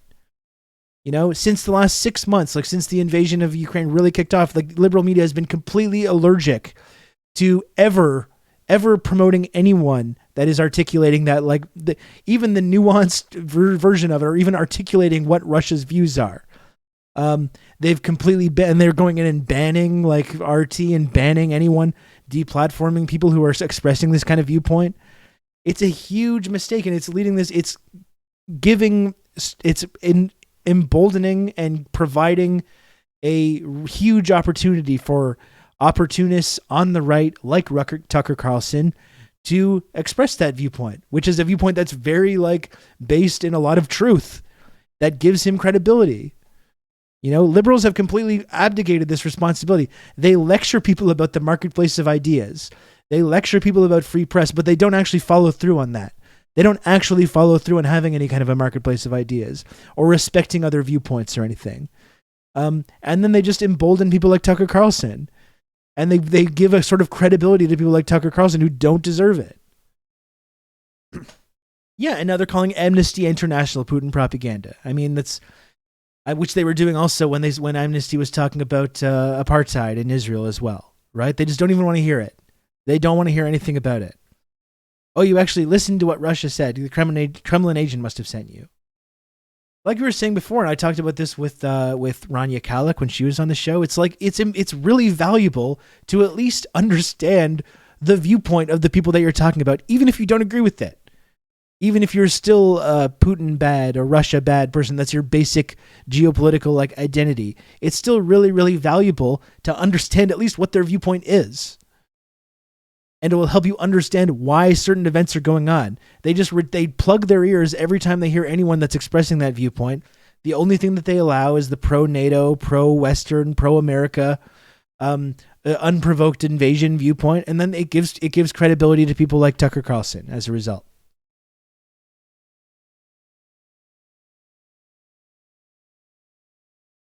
Putin bad forms 99% of my identity, and me as well, because as I agree that Putin is bad, as everyone remembers, as I made very clear.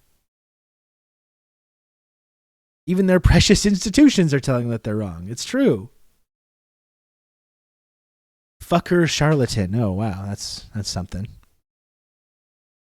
You should see my law school. People can tell they're stuck between freedom propaganda and plain fascist bureaucracy.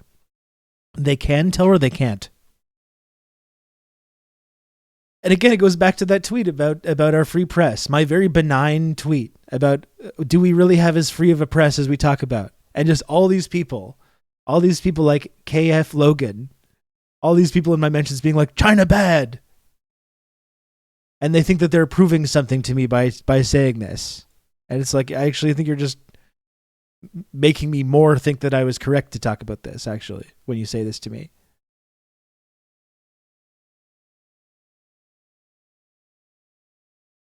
You know it's free when millions of people have to yell at you in defense of it.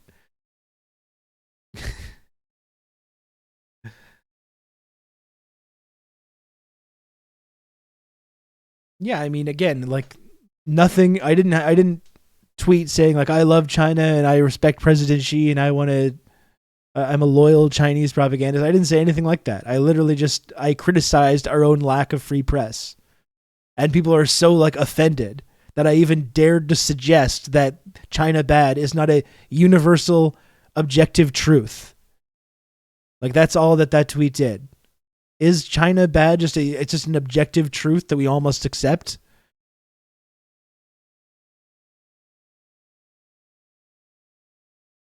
And just the fact that I didn't say that is like so upsetting to them. Pelosi just pulling a Frank Costanza yelling, they don't want us there, so we're going.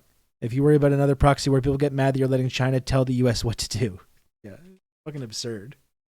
I mean, we saw a couple like last week or whatever when I was in Stephen King's mentions about Ukraine and Bandera and all that stuff. And when I said that Ukraine was a proxy war with the obvious truth, the obvious fucking truth about Ukraine being a proxy war was very upsetting to the Ukraine flag emojis. Was very, very upsetting, this basic suggestion that I don't think it's good to start proxy wars in countries that end up, killing thousands of people. Our press is free to not report on the success of Asia's biggest country and soon to be the global superpower.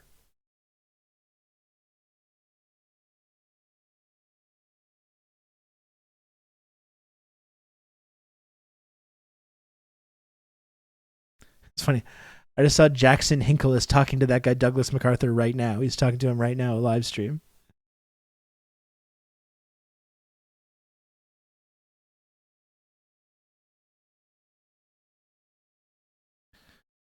I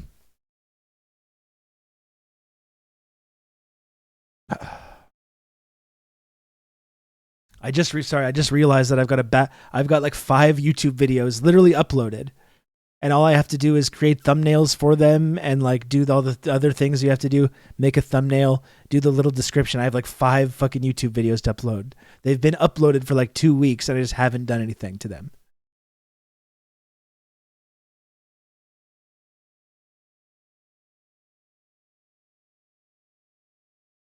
Did you see this response? FDR's Yalta trip has reminded me how glad I am to live in a liberal democracy with press freedom where you can open a newspaper, turn on the radio, and be exposed to a wide array of different ideas and perspectives, ranging all the way from Hitler bad to Hitler very bad. Yeah, someone that's just instantly comparing current China, who fucking lost 20 million people fighting fascism in World War II and defeating fascism, and the idea that like there's a direct comparison to fucking Hitler and Nazi Germany, and they're not being victims of propaganda. They haven't been propagandized to at all. Oh my gosh. Totally the same thing. Yeah, exactly. Totally the same thing.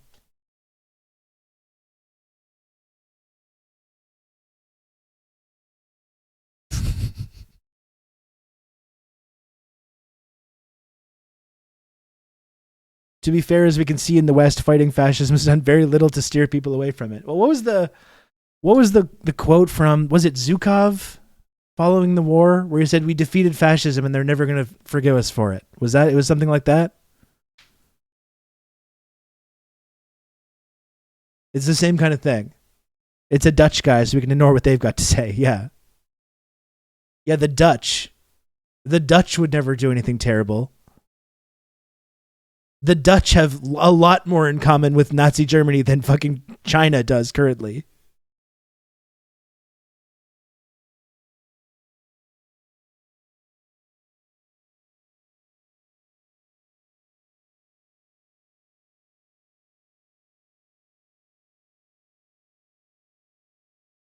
Folks, I've told you there's only 2 things in this world that I can't stand.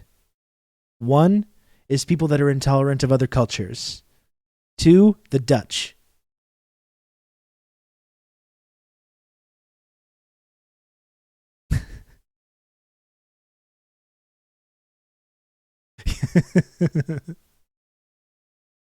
World domination and genocide is our job. Yeah, that's right.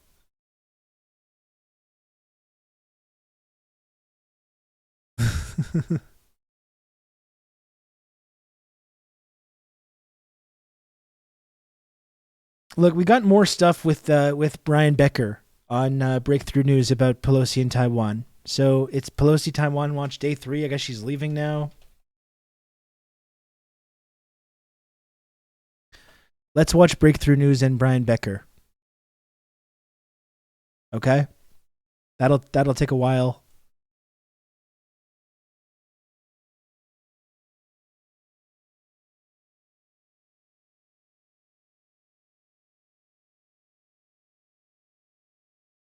Comparing China to Nazi Germany is so fucking ignorant. And you know who else did that? Ilhan Omar.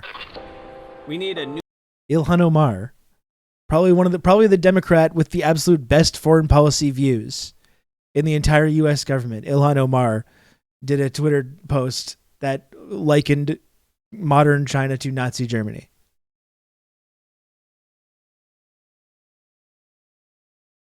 Talk about our wide range of opinions. Talk about our wide range of opinions that are available in our political system, right? And our media.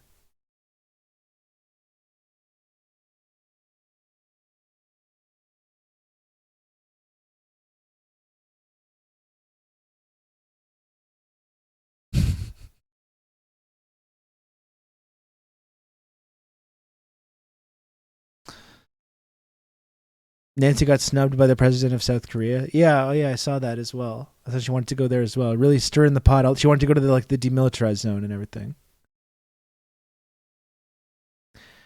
To be honest, they have to say it, though, with the political climate in the U.S. Well, I don't know. I don't agree. I mean, listen, Ilhan Omar is someone who has a lot of bravery. Ilhan Omar is someone that says things that make people really upset. Like when she calls out the role that the Israel lobby plays in influencing public opinion, influencing political opinion. And she's been accused of being all kinds of things, an anti-Semite. She's being accused of all kinds of horrible things, supporting terrorism. She fucking questioned one of them. I thought it was an incredibly brave moment. One of the bravest things I've ever seen from anyone in the U.S. government. She questioned Elliot Abrams while all this controversy was going on, while she was being completely piled on and being called an anti-Semite. And she questioned Elliot Abrams about his role in covering up genocide in El Salvador and questioned his role in horrible atrocities in Latin America. That was an incredibly brave thing. She's taken a lot of really bold stances. But this is the one that I guess no one is able to get away from. No one is able to. It's no one, no matter how, even if you have the best foreign policy views in the entire Democratic Party, from probably for anyone in my whole lifetime, they still can't really get beyond that.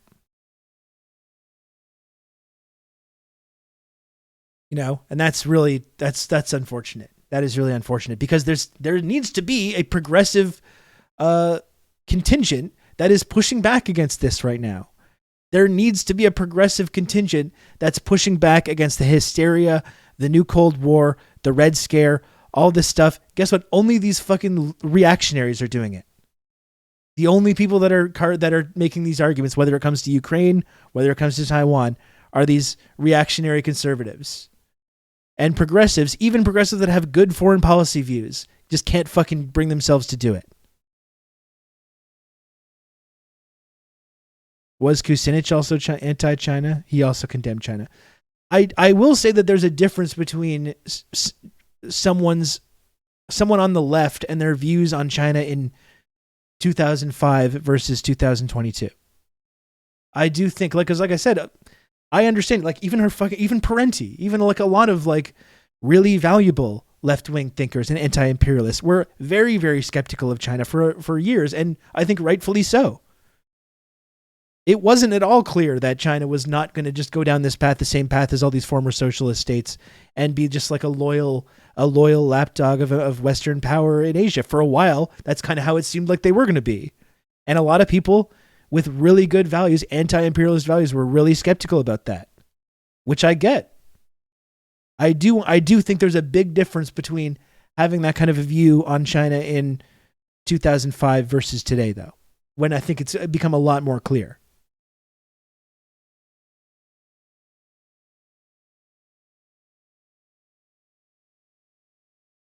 Oh, how many of them were pushing against the Xinjiang PSYOP? Not only was no one pushing back against it, but every single person in the Democratic Party, in Congress, has wholeheartedly agreed with it and promoted it.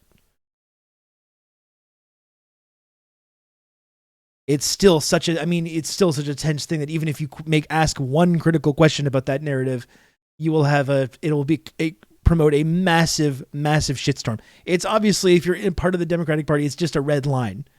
It's just a red line that you cannot cross. Yeah, Johnny, dialectically, that's what I'm talking about. Prior to Xi, China from a left perspective was pretty dicey. That's the thing.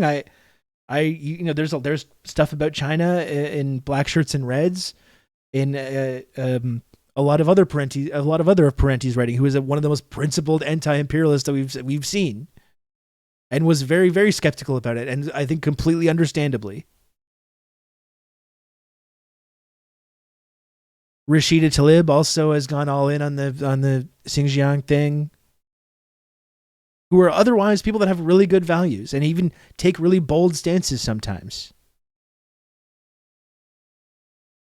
There is material reasons to push the Xinjiang shit. They have major cotton and solar panel industry. And that's why all the Uyghur Forced Labor Act and everything is just a way to sanction China and to create more economic instability and more extremism and more separatism. I should read Xi's book as well.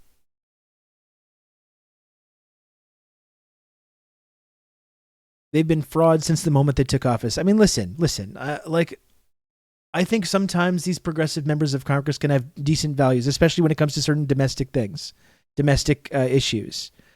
I do remember, though, that one thing that I noticed at the time was AOC, when she was campaigning during the Great March of Return and all the horrific violence that Israel was visiting on Palestinians during the Great March of Return, just openly targeting unarmed people, nurses, journalists, deliberately murdering and maiming people. Just the open depravity and just the complete lack of trying to hold back in any way was so fucking insane. And then seeing the way that they were still just completely supported by the US government and the Canadian government. And I remember that was going on while AOC was campaigning, and during her campaign referred to what was happening as a massacre. And then as soon as she was elected, went on TV and someone said, "So recently you called Israel's treatment of Palestinians a massacre." And her response was not, "Yes, it was." Her response was like, I don't have all the information. And it was just like, okay. All right.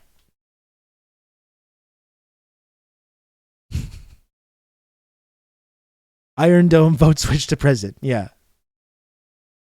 Like,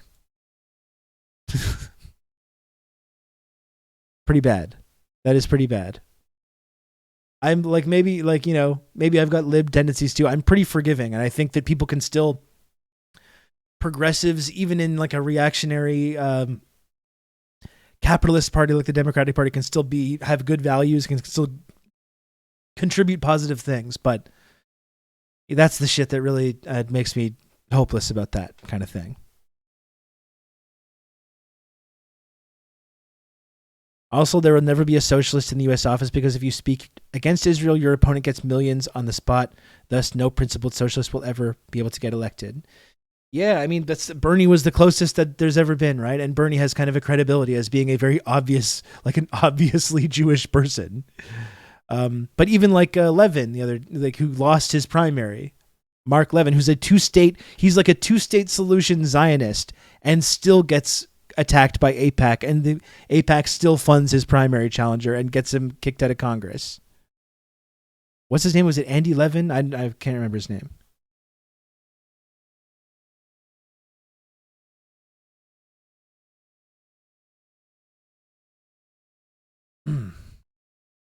I just think they're a bit cowardly. Yeah, absolutely. Especially on these kind of foreign policy issues. I mean, like the AOC, there's not a dissident group that AOC won't meet with. Whether it's Venezuelan dissidents, if it's Tibetan dissidents, AOC is just like falling over herself to take a meeting with them.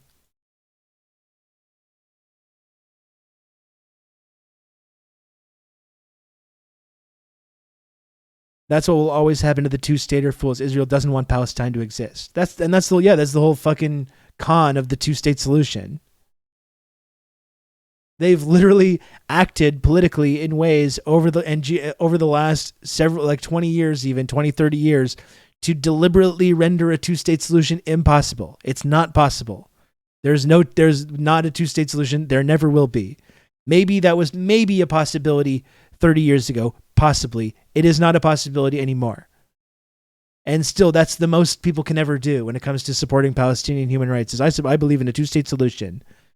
Like I've said before, like that's what they say. That's just the words that they say to show that they care about Palestinians, and it's time to move on from this now.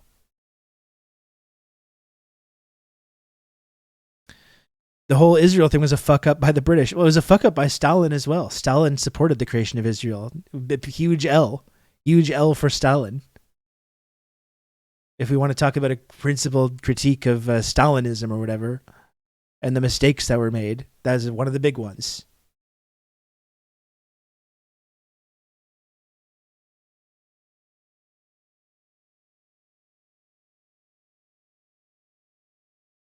At least he apologized. That's true. Yeah.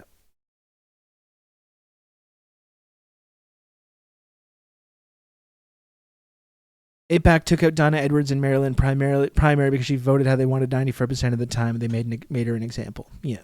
Yeah.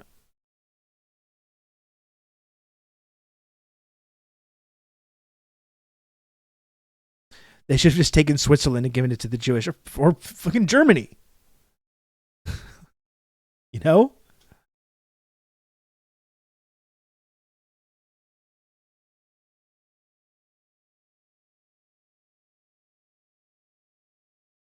Stalin did think it would become a socialist state, though, rightfully so, considering the Jewish history at the time. Yeah, that's a good point. That's a good point. I mean, it's still historically will go down as a mistake, but I don't think Stalin's intentions were for there to be like a reactionary foothold for Western colonialism in the Middle East.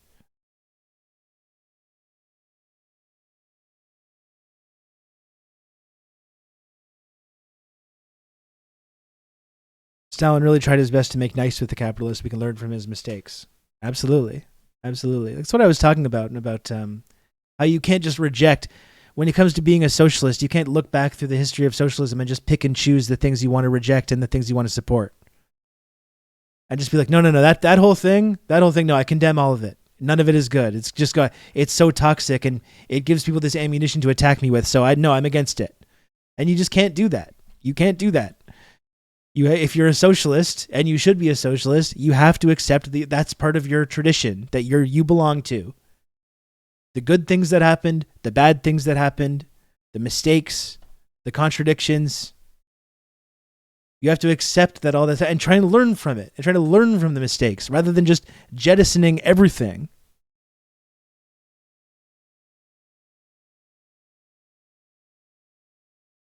Surely the British and the West will let Israel become a socialist state. Yeah. Yeah, a little naive.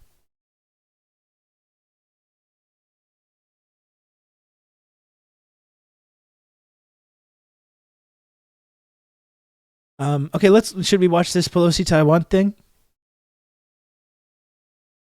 Yeah, meanwhile, the libs are able to just skip over every horrific thing liberalism and capitalism is responsible for. But God forbid some dude a century ago, had made homophobic comments or was homophobic.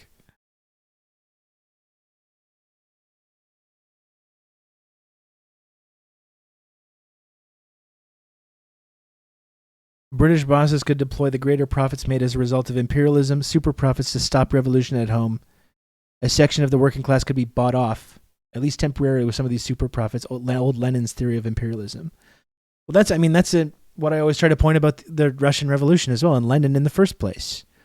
All these like Western leftists that are against Lenin, that are against the Soviet Union, and the idea that like every big working class like gain that took place was directly, like the Russian Revolution was directly responsible for that. Because they didn't want Western capitalists did not want the same thing to happen to them as to what happened to the Romanovs. So they're like, shit, we have to start like making things slightly more equal again.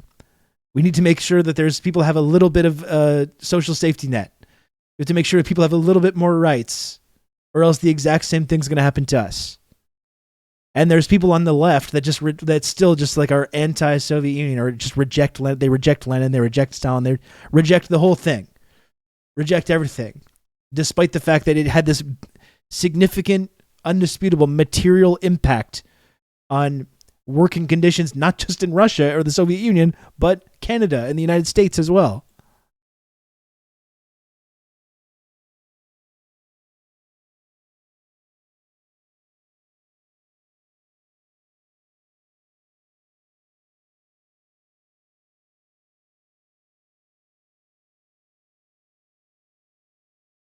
That's why it became more profitable to destroy the USSR, because trying to compare to them while still having capitalism, imperialism became impossible. Yeah, for sure. And as soon as you have the Reagan era, you have the collapse of the Soviet Union, and then the real, like, it was kind of a slow motion process to take back all the New Deal policies and take back whatever worker protections have been extended to people. And then as soon as the Soviet Union collapsed, that really accelerated. That accelerated like exponentially. This process of just completely destroying whatever social safety net existed or got put into place in that period.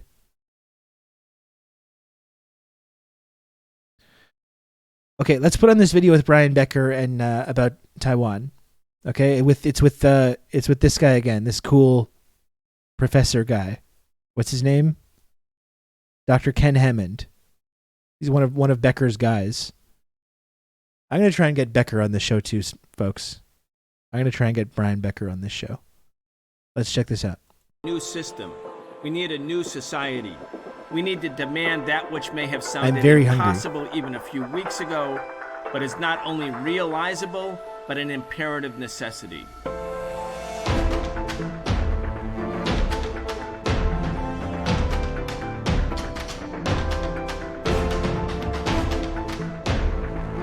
Nancy Pelosi has left Taiwan, but the fallout for U.S.-China relations will continue. Welcome to the Socialist Program. I'm your host, Brian Becker. Today we'll be joined again by Dr. Ken Hammond. Dr. Hammond is a professor of East Asian and Global History at New Mexico State University. He was the founding director of the Confucius Institute at the university. He's also an organizer and activist with the peace group Pivot to Peace. Dr. Hammond, welcome back. Always glad to be here, Brian. Ken, we spoke 2 weeks ago in anticipation of Nancy Pelosi's trip to Taiwan, what the Chinese called a strategic level provocation. We didn't know with certainty, no one really did until really a few hours before she arrived, but indeed she did arrive this week. And the Chinese are carrying out live fire, massive military exercises around Taiwan. They're announcing boycotts of important commodities coming from Taiwan that have a mainland China market. No one knows yet for sure what the fallout will be. But when we were talking, and I'm more firmly convinced of this than ever, Nancy Pelosi's trip, which seems on its face to be gratuitous, that is unnecessary, like a reckless, unnecessary provocation, wasn't the rogue actions of a rogue politician coming from Washington. Of course, she's number 3 in the line of succession after the president and vice president.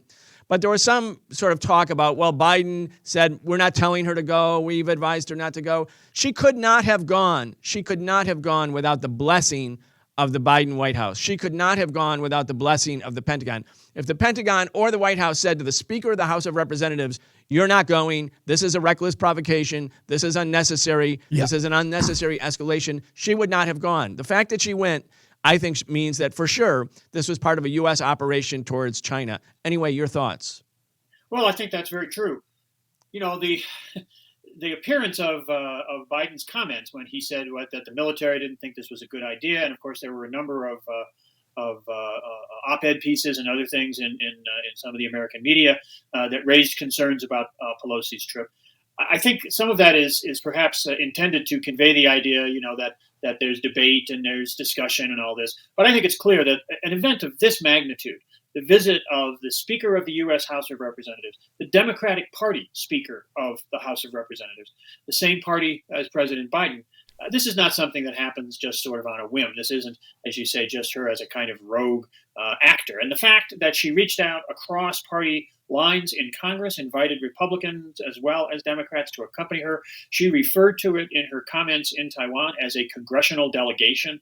All of this suggests, I think, indicates pretty clearly that this isn't just some casual kind of whim of an eccentric, older representative, but this is a component of America's policy towards China, which is a policy of provocation. It's a policy of demonization, and it's a policy of containment and of trying to slow or thwart China's development and its reemergence as a significant participant in global affairs. I don't think there's much question that this reflects and extends the posture of hostility and aggressiveness that the United States has developed towards China, at least since the Obama administration with the original so-called pivot to Asia. This is just another expression of that, despite the somewhat muddled messaging coming out of the White House. Yeah, I want to play a video clip. This is from Joe Biden's first overseas trip to Asia, first trip to Asia since taking office in January 2021. He's asked directly, is the U.S. prepared to use military force, meaning to have a military confrontation with China over Taiwan? Let's listen to how he responds. We remain committed to supporting the peace and stability across the Taiwan Straits and ensuring that there is no unilateral change to the status quo. Are you willing to get involved militarily to defend Sir, Taiwan? Biden, Mr. Biden, sir, there's been a change to the status quo. This idea that we're still trying to prevent, no, there's no preventing. The change to the status quo has happened. There was a status quo last week and there's a status quo now and it's different. It's changed. You can't just walk that back. This fucking weird. I mean, I don't want to stick to the gaslighting thing. You know, everyone is just like, when everyone tells a lie now, it's like gaslighting. But like this whole thing that's been on display with the way that the U.S. has talked about this visit has just been fucking amazing to me. Over the last couple of weeks, just like, it's not a change. It's not China. It's not a change to the status quo. It's not a challenge to the one China policy. It's not a big deal. And they just think that they can just keep saying that over and over, and that makes it true. Literally, when fucking the Chinese government are quite clearly explaining, as I've said now a couple times this week, quite clearly explaining, it is a change to the status quo. It is a change to the one China policy. It is a dangerous escalation. It is a big deal. Like, they're saying that. You can't just say, no, it isn't. Like, that's not how this shit works. That's not how this shit works. I'm not touching you. You can't get mad. And they literally are touching them because, as the U.S. government's own one China policy dictates, Taiwan is part of China. So they literally are touching them. But it's amazing. It's amazing, though. It's the fucking arrogance of it. It's so arrogant. It's so chauvinistic. We're not doing anything. We're not doing anything. We're not changing the status quo. Yes, you are. You very clearly are. No, I don't believe he's hapless about this either. I don't believe Biden is hapless about this either. And she would not have, like Hammond was saying, she would not have gone. Pelosi would not have gone if the White House had said, don't go. Of course she would not have gone. Clearly they knew what was happening, and clearly they approved of it. Like, give me a fucking break.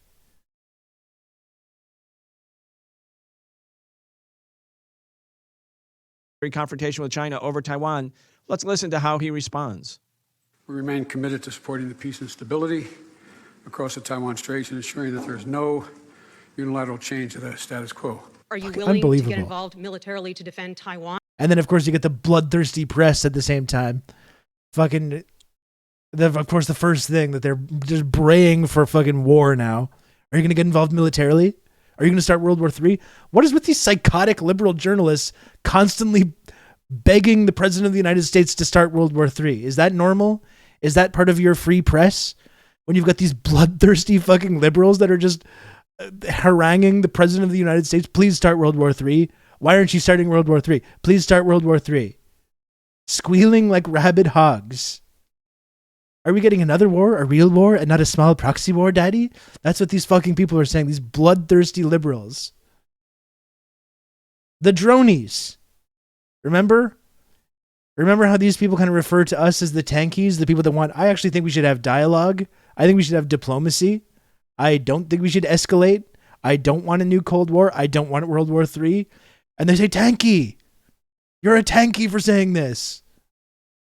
This person that doesn't want World War III to happen is a tanky. And me, as a liberal who detests all forms of violence, I'm here using my platform in mainstream media to beg the president of the United States to start World War III. The dronies.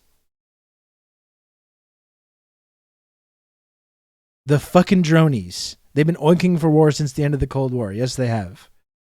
We all know how the media, what role the media played in completely supporting the invasion of Iraq and completely supporting every step of the way, every single thing the United States government did in the global war on terror.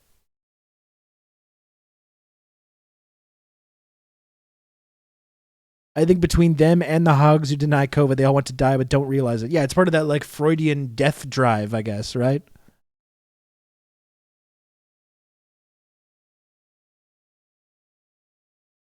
This is why when people tell me voting blue is ever harm reduction, I insist that they're 110% wrong.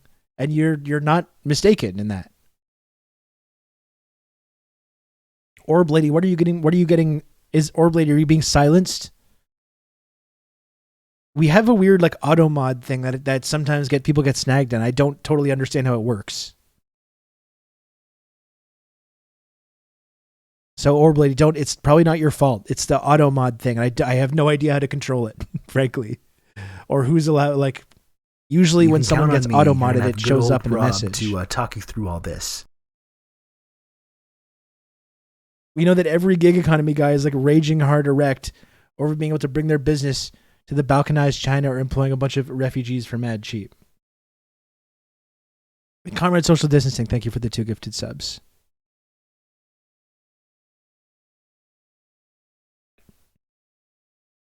Thank you. I really appreciate that. I'm a polite genocider, sir, not a buffoon. It's just unbelievable. These liberal journalists are just unbelievable. No one worships and fetishizes violence more than these people, while they simultaneously have this sanctimonious lecturing about how much they abhor violence, how much they're so against political violence and all this stuff. No one fetishizes and worships blood and human sacrifice more than these liberal journalists. God, it's fucking disturbing.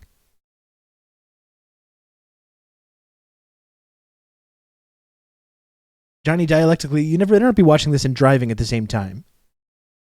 You don't not be driving at the same time.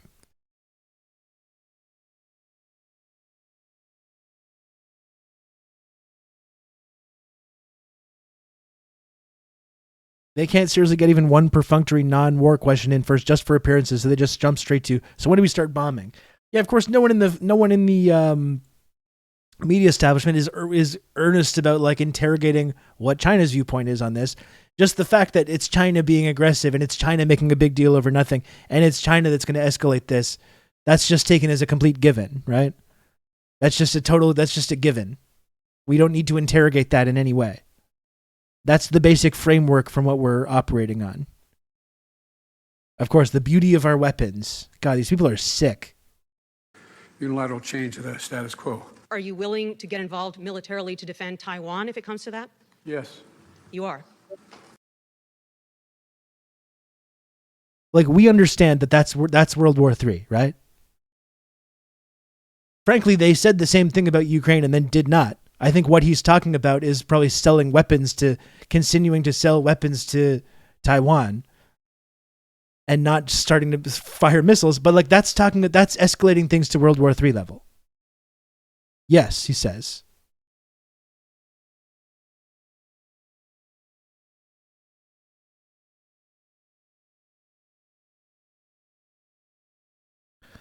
That's fucking game over. And they're like, oh, good. Yeah, it's all good.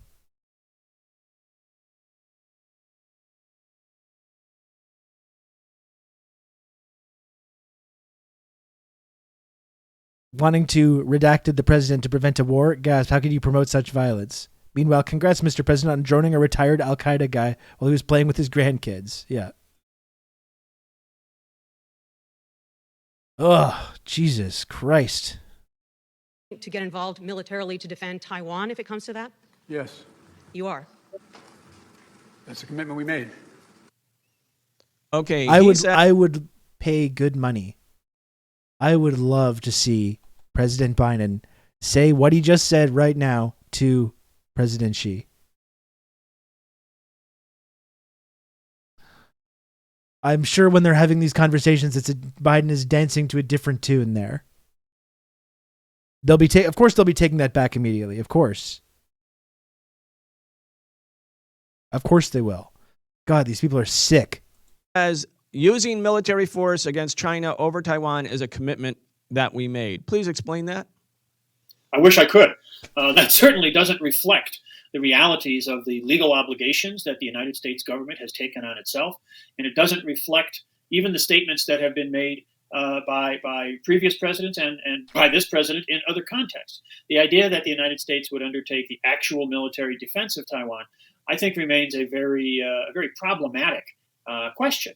We understand that President Biden sometimes is not as precise in his communications as one might hope that the president of the United States would be, and this perhaps was a situation where he simply went off script, didn't really understand the implications of what he was saying. I think that's certainly a possibility. But Ken, let me just interrupt quickly.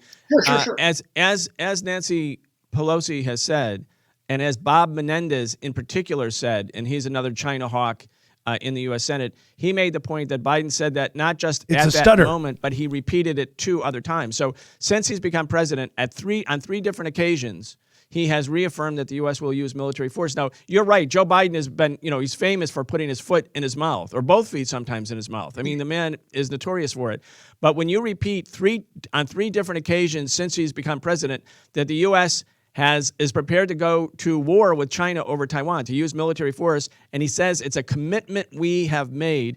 And then Nancy Pelosi, in her op-ed, again, that was issued the day she arrived in Taiwan, Biden to speak coordinated with the Washington Post. She says he's literally neurodivergent and a minor. A vow to defend Taiwan. So you have the Speaker of the House, and as you pointed out, she's not from the Republican Party. She's from Biden's own party, saying we have vowed to defend militarily Taiwan. And you have Biden himself saying on three separate occasions, this is a commitment we've made. It's not a misspeak on the part of Joe Biden.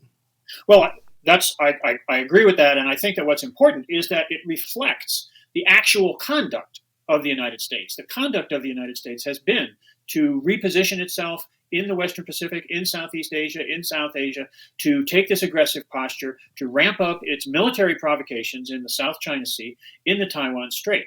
I think that the problem with Biden and his communications on this is that he will say in one instance, he will say, for example, most famously, when he's speaking directly with President Xi of China, that, of course, the United States honors the one China policy. The United States, respects the agreements that we've entered into. We have no wish to alter the situation with Taiwan. He says that on the one hand, and then he turns around and he makes these statements about, military engagement. Now, I think that's very, very reckless and dangerous language for him to use. I think it does reflect the will, the intention on the part of political elites in the United States to push China, to provoke China as thoroughly as possible.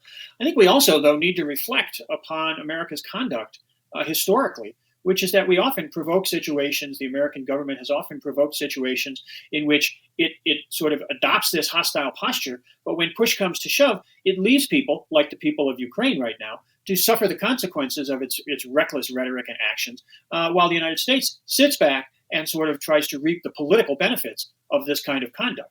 The United States has been violating the formal terms of its agreements, its commitments to China on the one hand, and turning around on the other and sending warships into the Taiwan Strait, which is clearly the territorial waters of China. So I think that there's just an overall recklessness in what President Biden, what the Biden administration, whether it's him or Secretary of State Blinken or Speaker Pelosi, all of these figures have adopted a very aggressive posture towards China.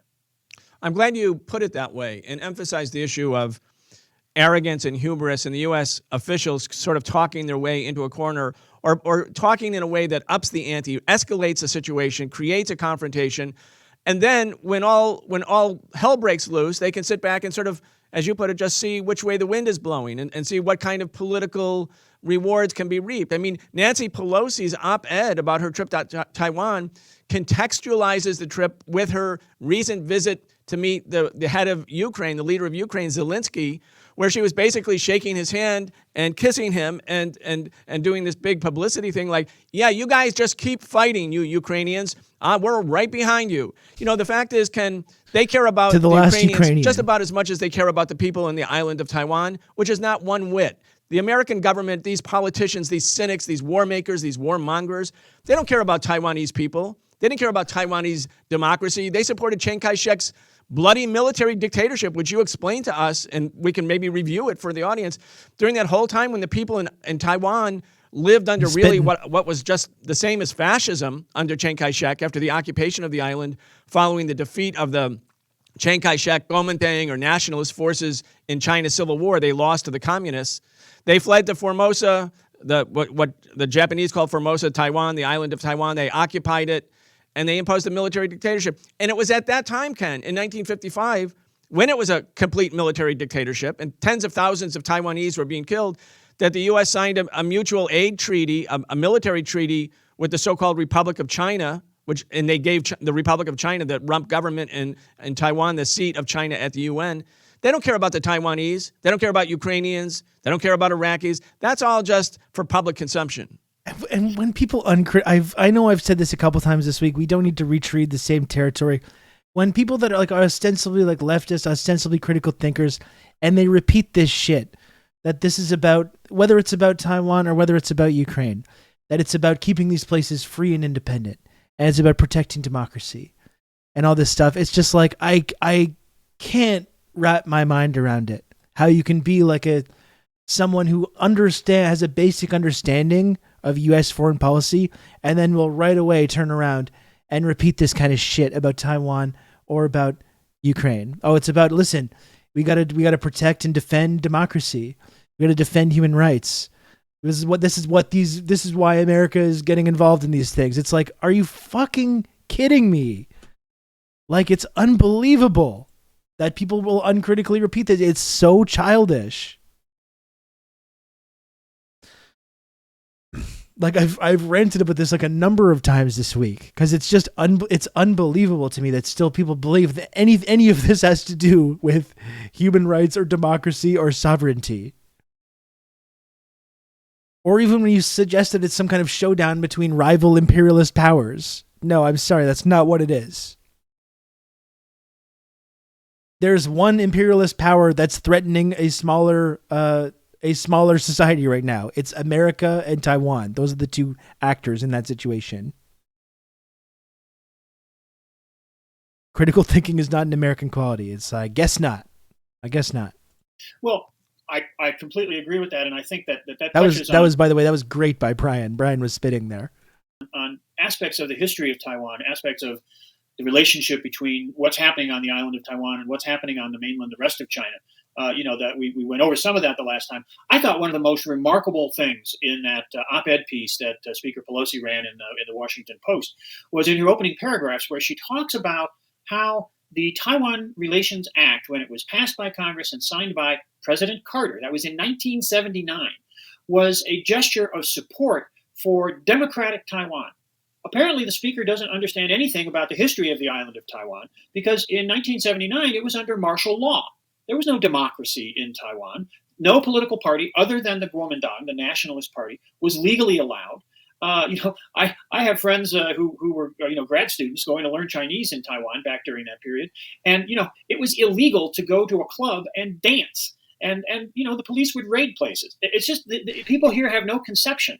It's very similar to North and South Korea in that way as well, where it's like, that's why South Korea was a beacon of freedom and democracy and human rights compared to the horrible atrocities that were going on to the north, where for a long time it was a brutal fascist military dictatorship that was not in any way a democracy.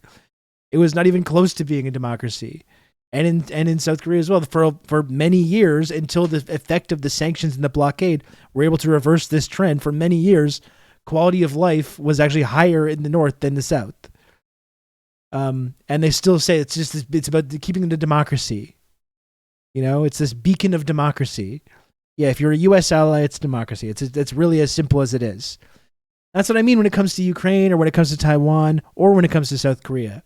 And people say, like, we want these places to be free and independent, right? America right now, even though America does bad things, this is the argument that they make, right? Even though America does bad things, the fact is America is keeping Ukraine free and independent right now. It's keeping South Korea free and independent. It's keeping Taiwan free and independent. These places are not free or independent. What America is doing is ensuring that they remain Western satellite states. And specifically with Taiwan, with South Korea, and with Japan, where the United States is still military occupying them, on Okinawa, the whole reason they're doing this is to militarily encircle China with U.S. military bases. That's all that it's about. That's all that it's about. I know if you're probably getting tired of me yelling about this, if you've been watching the stream this week, but in case there's people joining us for the first time, or if there's lurkers or non-subs that are just watching this, I feel like it's necessary to repeat it. I feel like it's necessary to repeat this. It's not about making sure that these places are free and democratic. That has nothing to do with anything that we're talking about here. And it's childish. It's childish to still believe that America is interested at all in upholding democracy or upholding human rights, or that it has the credibility to do these things, even if it did want to. It's childish to still believe this. And it's beyond idiotic to have an understanding of American foreign policy and still believe it. I wonder, some people are brainwashed or some people are propagandized too. And some people are like, I'm a critical thinker. I'm anti-imperialist. I know about American foreign policy. I'm against American military, but I'm still going to go ahead and repeat all these exact talking points about these things. And there's zero contradiction in my mind with holding these different viewpoints at the same time.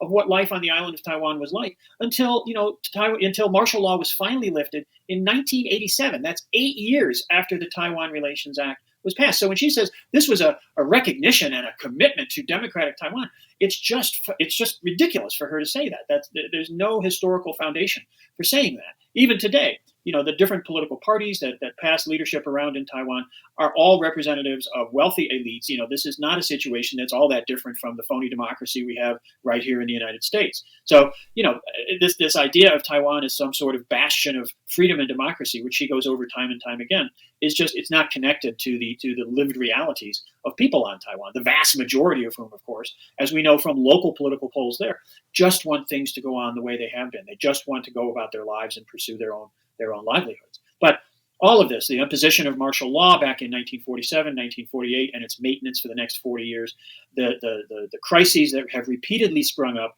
back in the 50s when President Eisenhower used to use nuclear weapons against China, all the way down to these present provocations that are going on today. What these reflect is exactly as you say, that Taiwan is it's a chip, it's a piece on a chessboard. It's just a place that the United States views for its strategic value in its challenge to China. The United States sees China's development, its economic progress, the enhancement of the livelihood of its people as a threat, as a challenge to American power and privilege in the world. And American corporations and American politicians, they fear for the loss of that power. They fear for the erosion of their profits. They don't want the world to change in a way that brings greater prosperity to other people, but only to one which continues to enrich themselves.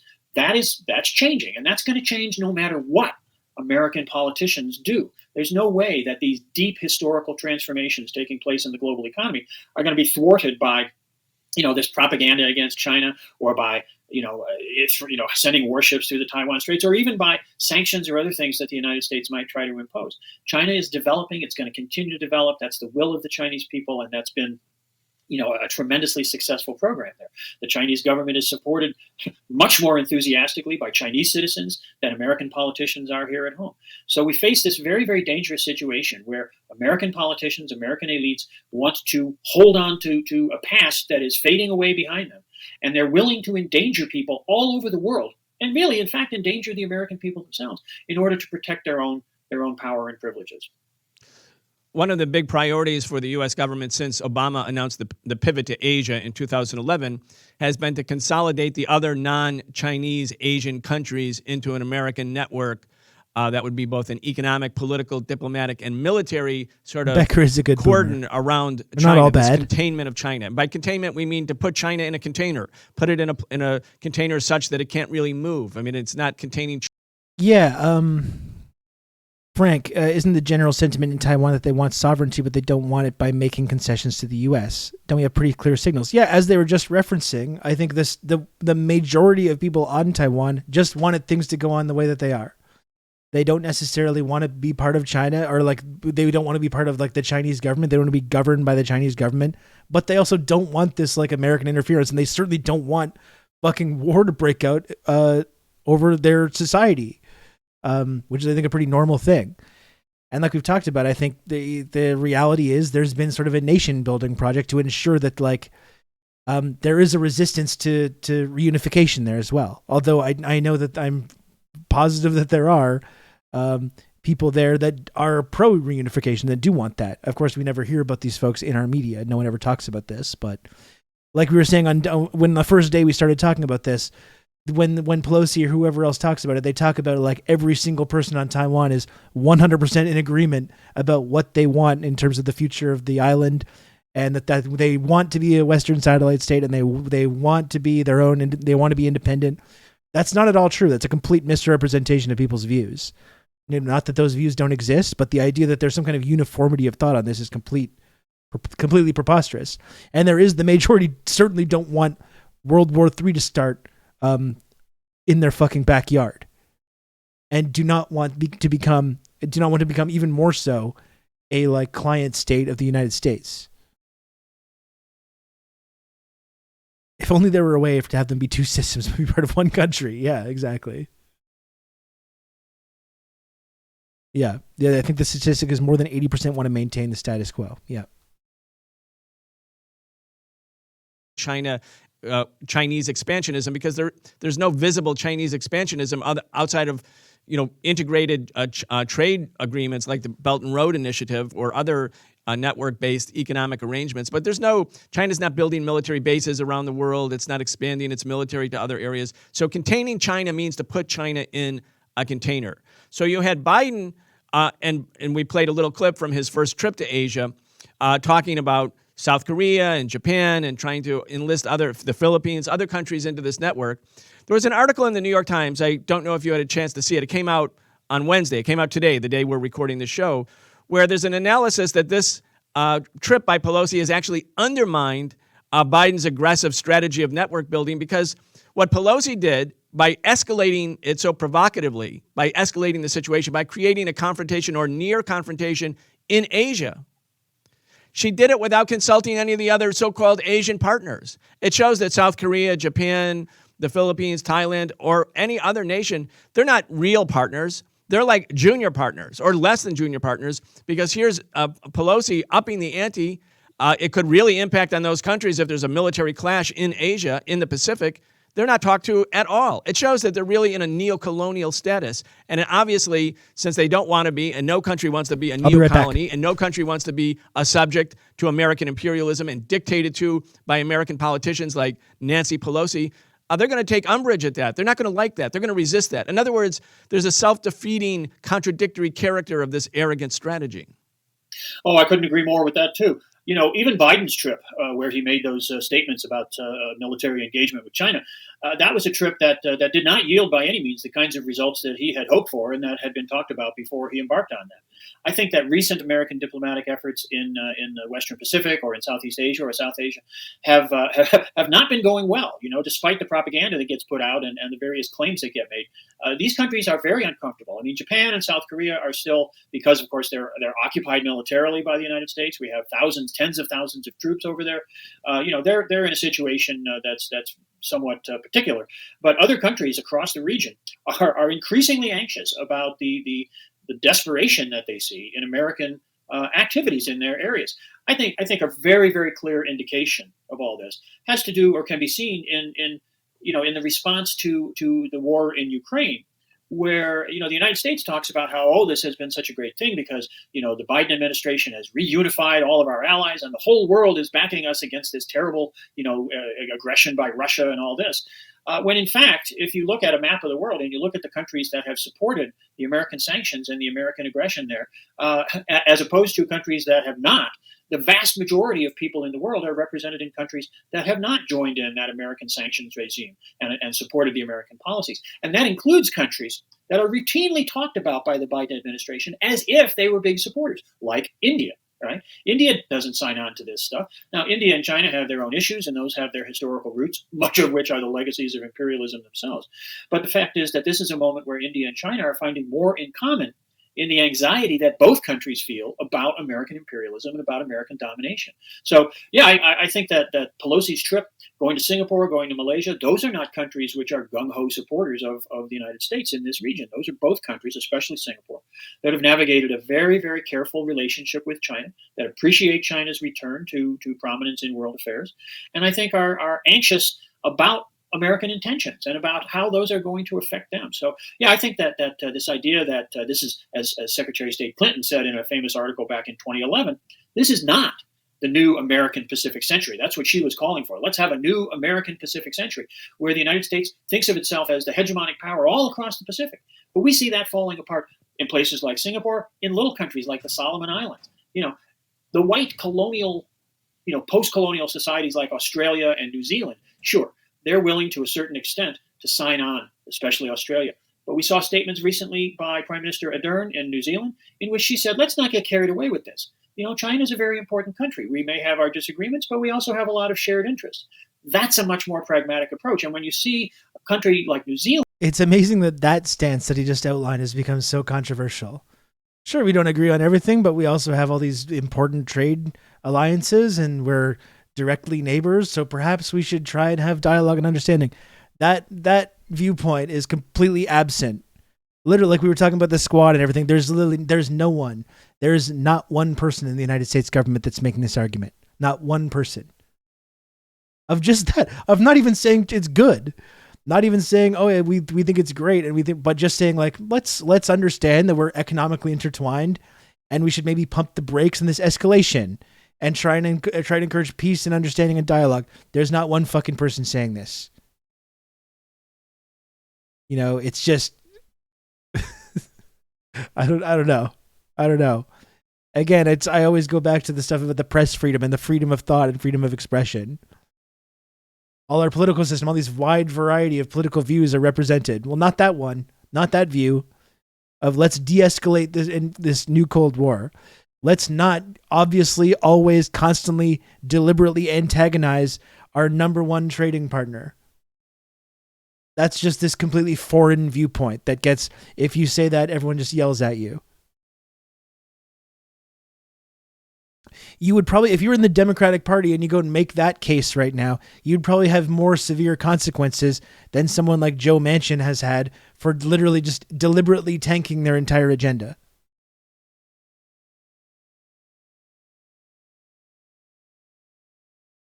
Yeah, this is something we've been pointing out too as well, right? India also isn't getting in line. And these are like capitalist countries. These are not socialist, anti-imperialist countries. These have been mostly loyal. Like India is an example. It's been a loyal ally of the West, of Western capitalism, you know, since the end of the British Raj, especially over the last couple of decades. And they're not getting on board either. Like they're these other countries, especially countries that have been victims of colonialism, recognize the way that these tides are shifting, and they're not just going to like immediately choose the Western countries that have been colonizing and exploiting them and stealing from them for centuries. Yeah, Modi is he is a fascist, but it speaks to the loosening grip that American imperialism has and the waning influence that they have.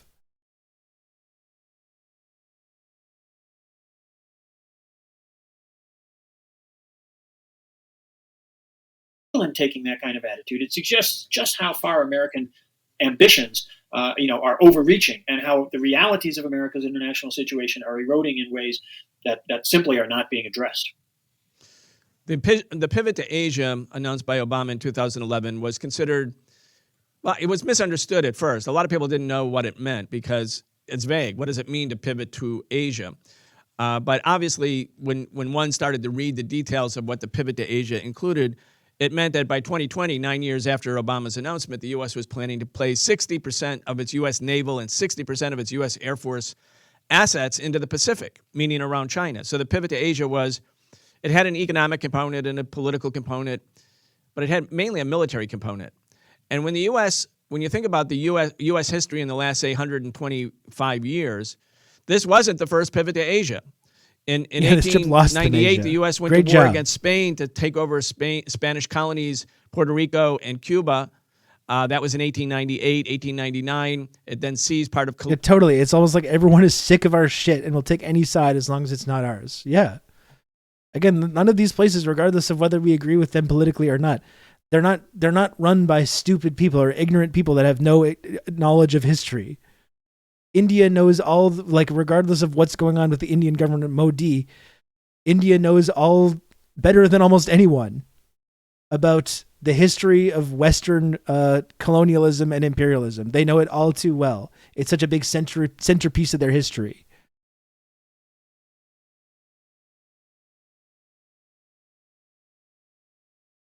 The fact that anyone believes China is the one escalating is very frustrating. Well, I know it's perplexing to me. It's fucking perplexing. Literally, except for a handful of comprador places, nobody in Africa or Asia gives a shit about Ukraine, so I doubt this is going to work too well for them. No. That's been the funny thing. There's been this kind of narrative about like Putin and Ukraine and the grain situation and the way that the way that the war might impact grain exports to Africa and stuff, and suggesting that like Putin is like deliberately starving Africa, you know, Putin is deliberately destroying grain exports so Africans will starve. And like if you look at what Africans say about this, they're like, we actually are mostly on Putin's side on this one. That's what most of these countries are doing. They just did that recent thing with Zelensky going to meet like the different African nations, and what, 3 showed up? Three actual nations in Africa showed up to hear what he had to say. Like, they don't care. They're not buying this. They're not buying this narrative. Yet Putin is the one forcing the IMF on Africa. That's right. Yeah, they're just like, no.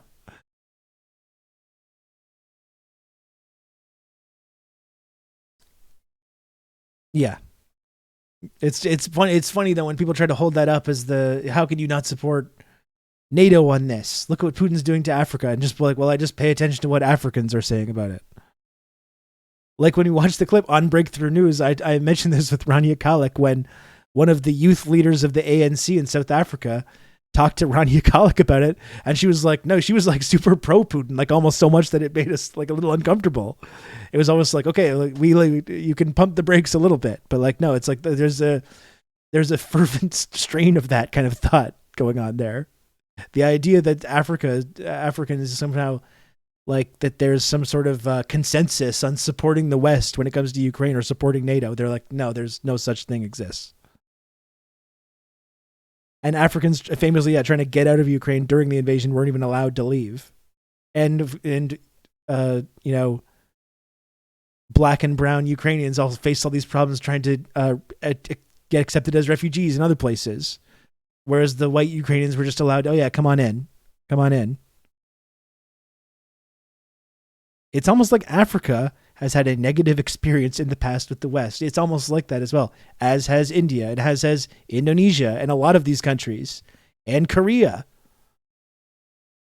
And they're like, why aren't they just immediately falling in line on this? We just don't get it.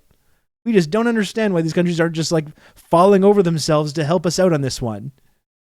Weird. It's so weird to us. That's always the funniest thing to me, is how they don't get it, how they don't understand what the shift that's happening now. Do you think we might be able to reestablish a foothold in Japan? I mean, I don't know. It's like there's a lot of Japanese, especially people on Okinawa, who have been getting terrorized by the U.S. military for decades now, that want the United States military to get the fuck out of Japan. Obviously, there's an element of Japan, especially the ruling class, that is still very loyal to the West and still intends to continue to be like a loyal client state of the West. But I think there's a strong sentiment of people in Japan that want a change to that kind of status quo. Why do they hate us? That's the amazing thing. They just don't know. They have no idea. They have no understanding.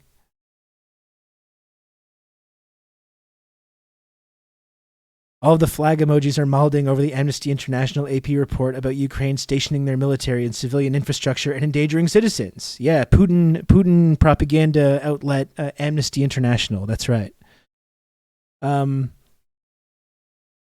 That's right. Or that whole situation where the prison was bombed the other day, the prison where Russia was keeping all the Azov prisoners, who I think they were quite looking forward to having public trials and hanging these people as a big part of their propaganda campaign. And then the prison gets bombed horrifically by missiles supplied by the United States. And people are still saying, I wonder what happened here. It must be a Russian false flag. Yeah, it must be that Russia bombed their own prisoners who they were like really looking forward to extracting information from and publicly trying and publicly executing to the fucking delight of the entire country. But yeah, they just went ahead and just bombed the prison just for no reason, even though with American bombs. Americans just straight up saying the Russians are going to plant evidence of HIMARS because they know exactly what is coming. Yeah, it's like they will just believe anything. They'll believe fucking anything. Anything that contradicts the viewpoint, it's just like, no, this is not possible. To say nothing of any of the other like war crimes that have been observed and that are, I think, controversial. That has happened.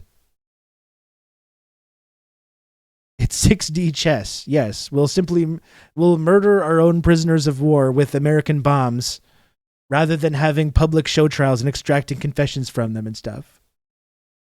They did it with Syria too. Yeah, absolutely.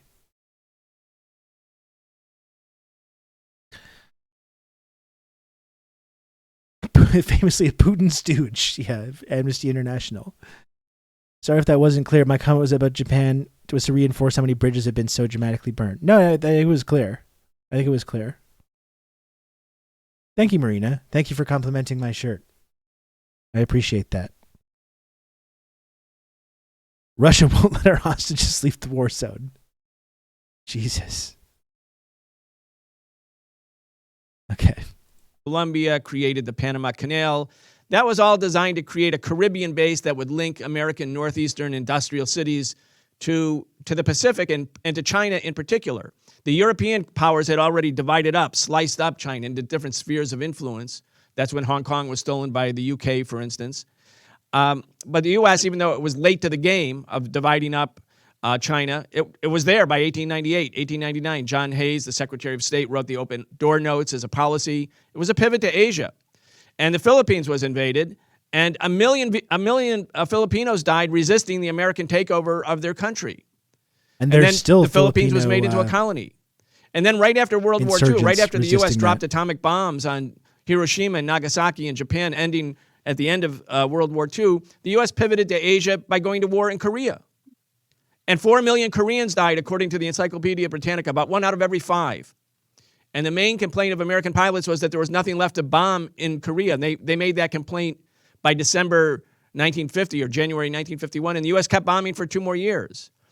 We should, on that subject of the horrific mass murder campaign that the United States government participated in Korea, we should watch I saw a new trailer dropped for like a Korean War movie.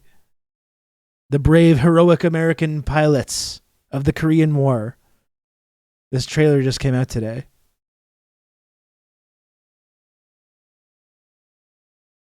Hey, Red Scary. It's not a marathon stream because I started later. I started later today. Yeah, do we want to take a moment to see that? We can do that. It's kind of a tangent, but while we're talking about the bombing campaign of Korea, we can look at this new trailer.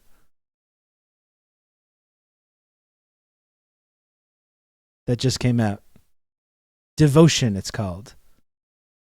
Devotion.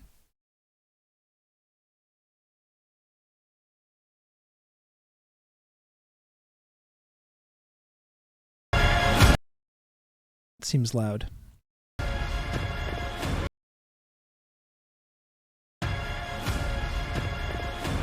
Ready, set, hit!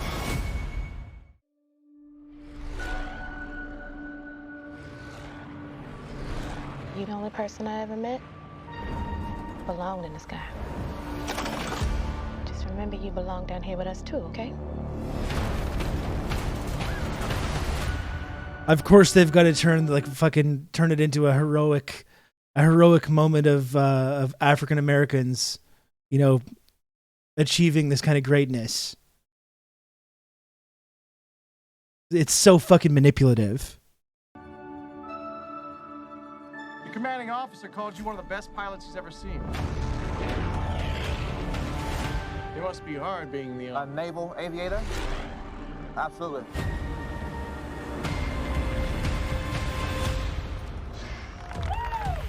Folks, do you know in China and other authoritarian countries, all they watch is this propaganda. All they watch is this pro-war, pro-China propaganda. Can you believe this sick culture where they have there's just this, all they ever watch is just propaganda all the time. It's the only thing they ever get to look at. It's really shameful. And yeah, meanwhile, the truth about how black people were treated in Korea, and many there were a sizable number of black soldiers, Korean War soldiers, who defected during the war correctly.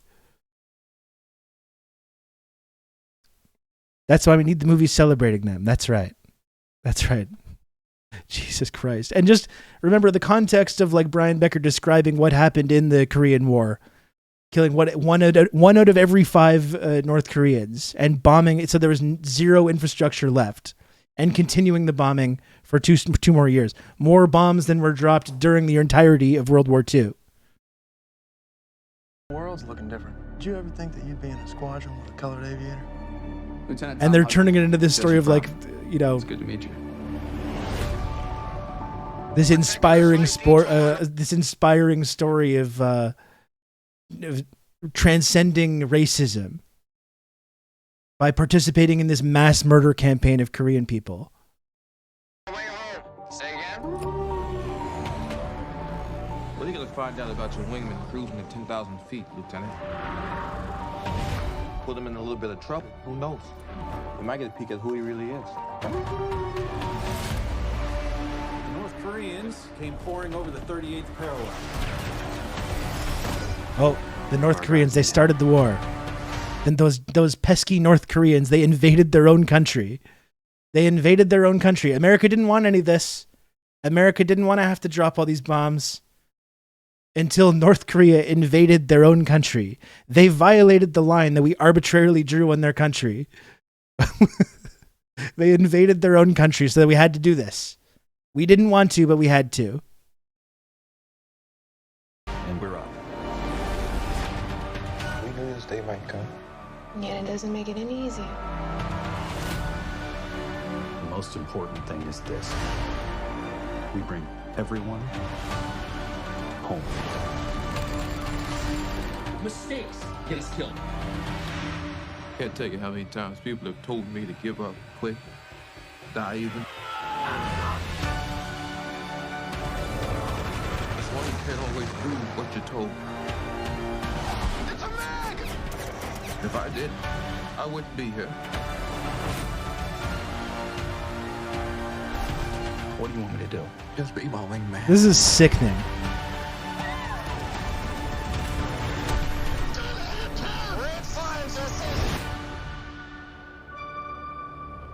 The real battle in all of life is being someone that people can count on. Absolutely sickening.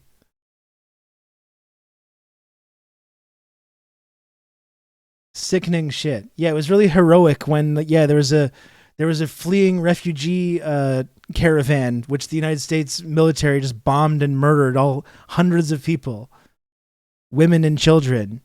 That was really heroic. It was heroic when America did that in that war.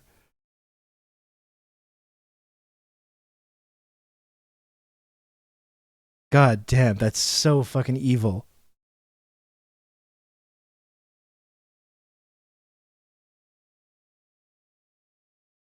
Devotion to mass murder. Yeah. God. Just sick. Where am I here? Okay, let's go back to Brian Becker. I wanted to take a look at that after Brian talked about because the Korean War is there's a direct link to the Chiang Kai-shek and Taiwan and all this stuff, and that's part of that story, right? So when Brian was talking about bombing Korea, I just wanted to make sure we were talking about how they're making heroic, redemptive, inspiring propaganda films about this war, which was again a genocidal mass murder campaign on the part of the U.S. military. Yeah, the No Gun Remassacre. That's what I was referring to. I love how Americans will call it the Forgotten War just because Hollywood hasn't made a million movies about it like they did Vietnam. What's funny too, Tembo, because I've been watching MASH. I started watching MASH, and MASH is actually really good. And it's not really because MASH came out, like I was saying earlier, it came out in the early 70s when the American public and the American military were incredibly disillusioned with Vietnam. And so it's very critical of the American military. It's very critical of the war. It's not like a rah-rah pro-American thing. It's so great, honestly. I really, really enjoy it so far. And it's funny, just thinking about MASH, like we talk about like the woke mind virus, right? The woke mind, everything's going woke now. Go woke, go broke. And that's all these right-wing guys say. And MASH is really interesting because it's like the early 70s. And there's a lot of things that like right now would probably be considered like this wokeness, this woke thing that never existed before. Like I saw one moment when like, they're toasting because they're always partying and having martinis and we're dressing in their extravagant robes, like when they're not operating and everything. And at one point they raise a toast and they're like, ladies, gentlemen, and everybody in between. And it's like, I was so taken aback by, with all the trans panic going on right now, how this episode of TV from 1973 just like completely handled that, like what you would describe as being completely woke today. Or there's a moment where there's an episode early on in season 1 that I just watched where one of these guys shows up into the unit and he's referring to Asian people using like a racial slur, saying like call it the G word, using that word to describe people. And as soon as Hawkeye hears this, he's like, hey, whoa, what did you just say? No, we don't talk like that here. We don't do that. And it's like that, if that was made today, there would be this big right-wing freakout campaign saying you're making the military woke and you're engaging in this kind of whatever critical race theory or whatever. It's amazing. It's like an episode of TV from 1973, and it's like all of this stuff now would be criticized as being part of some liberal woke campaign, like propaganda campaign, and it instantly, like in MASH, this is one of the most popular American TV series of all time. Really handles these things really well. I've been really enjoying it, though. I really have been really enjoying it a lot. We'll see who cancels who. That's right. You're making the Korean War woke. And it's cool. I mean, Hawkeye and like the people in the MASH unit, they're like insubordinate and arrogant and they don't want to be there. And they're just like always getting into like weird hijinks, and they just like Hawkeye's always trying to get fired and trying to get court-martialed, and no one wants to be part of this hellish situation. And he's just really good at doing surgery, so they end up having to keep him around, like regardless of how many people he pisses off. I've been really liking MASH though. And yeah, talk about like some series take time to get going, take time to like find their footing. MASH, like right off the very beginning in the pilot episode, is like really good. But I was really struck by that watching it last night, how if MASH came out today, it would be criticized as being part of some kind of liberal woke campaign. Yeah, Klinger would not even be a character. Like that would just, Klinger being a character at all would be like, would cause a huge amount of controversy.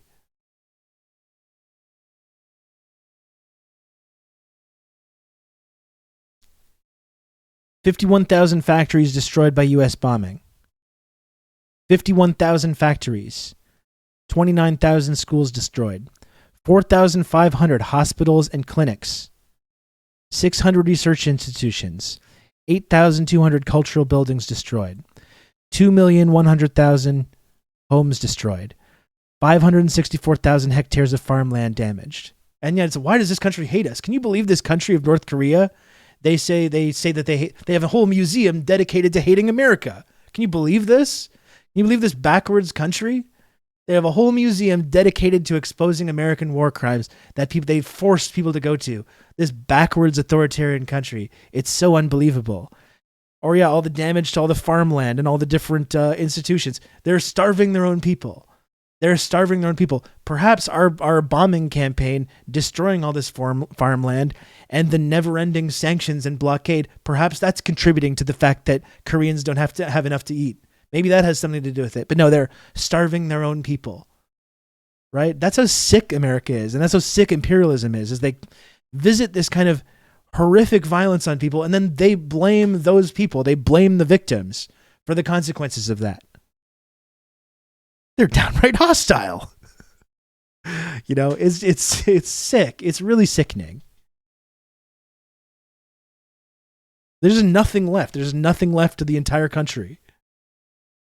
It's destroyed everything. Why do they hate us? They hate us for our freedoms.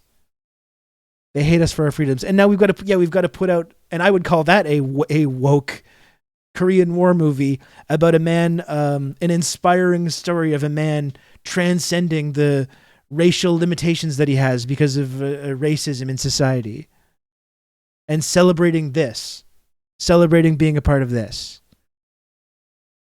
It is literal abuser sociopath style inversion of facts. It is.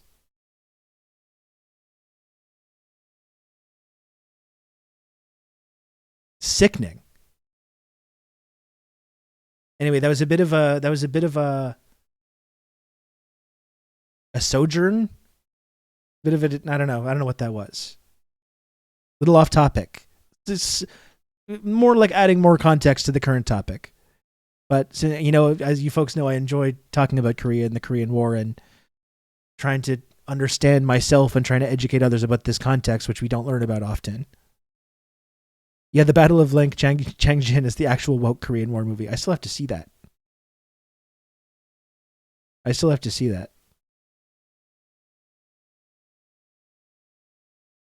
Okay, let's go back to this now. Then the U.S. went to war in Vietnam, another pivot to Asia.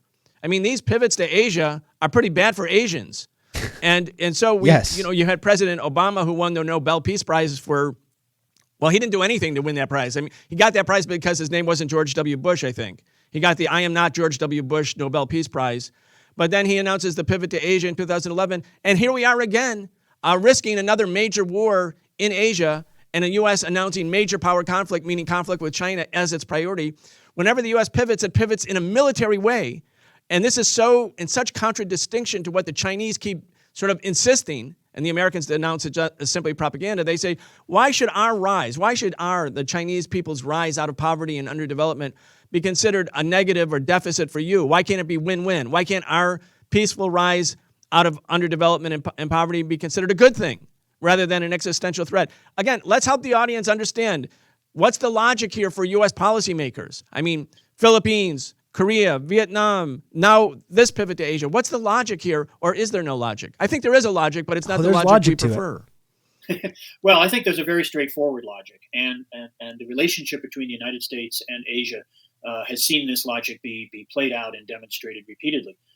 Your narrative, picks up in the 1890s with the American war with Spain and taking the Philippines and Guam and all that. Even that is only a successive stage in a process that goes back much earlier. As early as the 1840s or so, the United States had passed legislation that gave itself the right to go out and take territory on islands across the Pacific that were useful for refueling or restocking American naval ships, that were seen as potential sources of vital chemicals, things like potassium and others, nitrates. And this was a policy that really went back to the very origins of the Republic.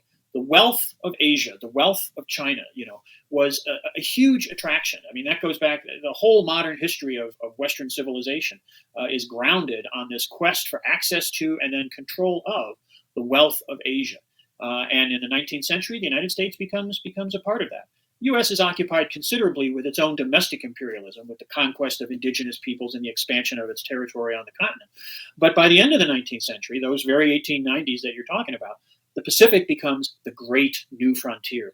We overthrew the independent monarchy of Hawaii in 1895, annexed it in 1898. We had purchased Alaska from Russia at bargain basement prices back in the 1860s. So this thrust into the Pacific, pivot to Asia, if you will, as you say, this has deep, deep historical roots. But there is a common logic to it, which is gaining access to and control of wealth. The pursuit of profits. This is a structural imperative of the capitalist system. The United States is in many ways still remains the premier capitalist society and economy in the world. We are at the heart of a global system of capitalism that isn't just a matter of the American nation, but is an international imperialist system. And what that means is that capital will go wherever it can to maximize its profits, to maximize its return on investments. And for much of history, that has meant Asia. Asia has been a source of tremendous wealth. And the United States has steadfastly and consistently pursued that. So gaining access, you mentioned Secretary Hayes' open door notes. When I teach about those, I always refer to those as the equal opportunity imperialism notes, because they were designed to prevent other countries from establishing exclusive areas of economic exploitation. We wanted access to every place for economic exploitation. That's why the United States was an opponent of European colonialism under President Roosevelt. Roosevelt understood that European colonies were a barrier to American capital. So he supported independence for Indonesia, for example. He supported, the independence of India. It didn't come in his lifetime, neither of those, but he supported those because he wanted to break down the exclusive policies of European colonial empires so that American capital could go wherever it wanted. And that has remained kind of the litmus test of American foreign policy. It remains that today. Where can American capital go to pursue its profitability?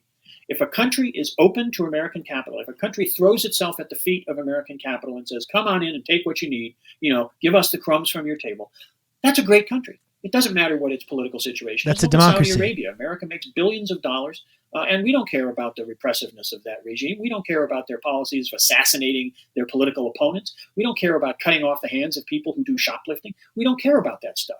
All we care about is the profitability of American investments and American economic trade and things like that. I'm sorry, sir, but MBS is making all these progressive reforms.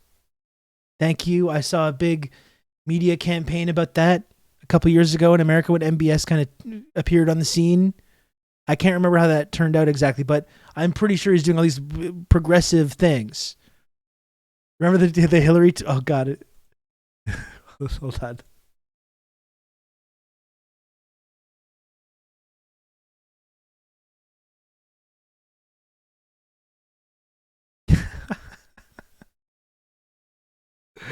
Remember this? Who remembers this?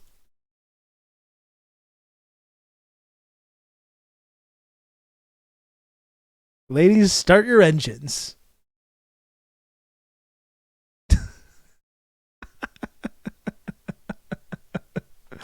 Oh, yeah. No, they really care about all these human rights and everything.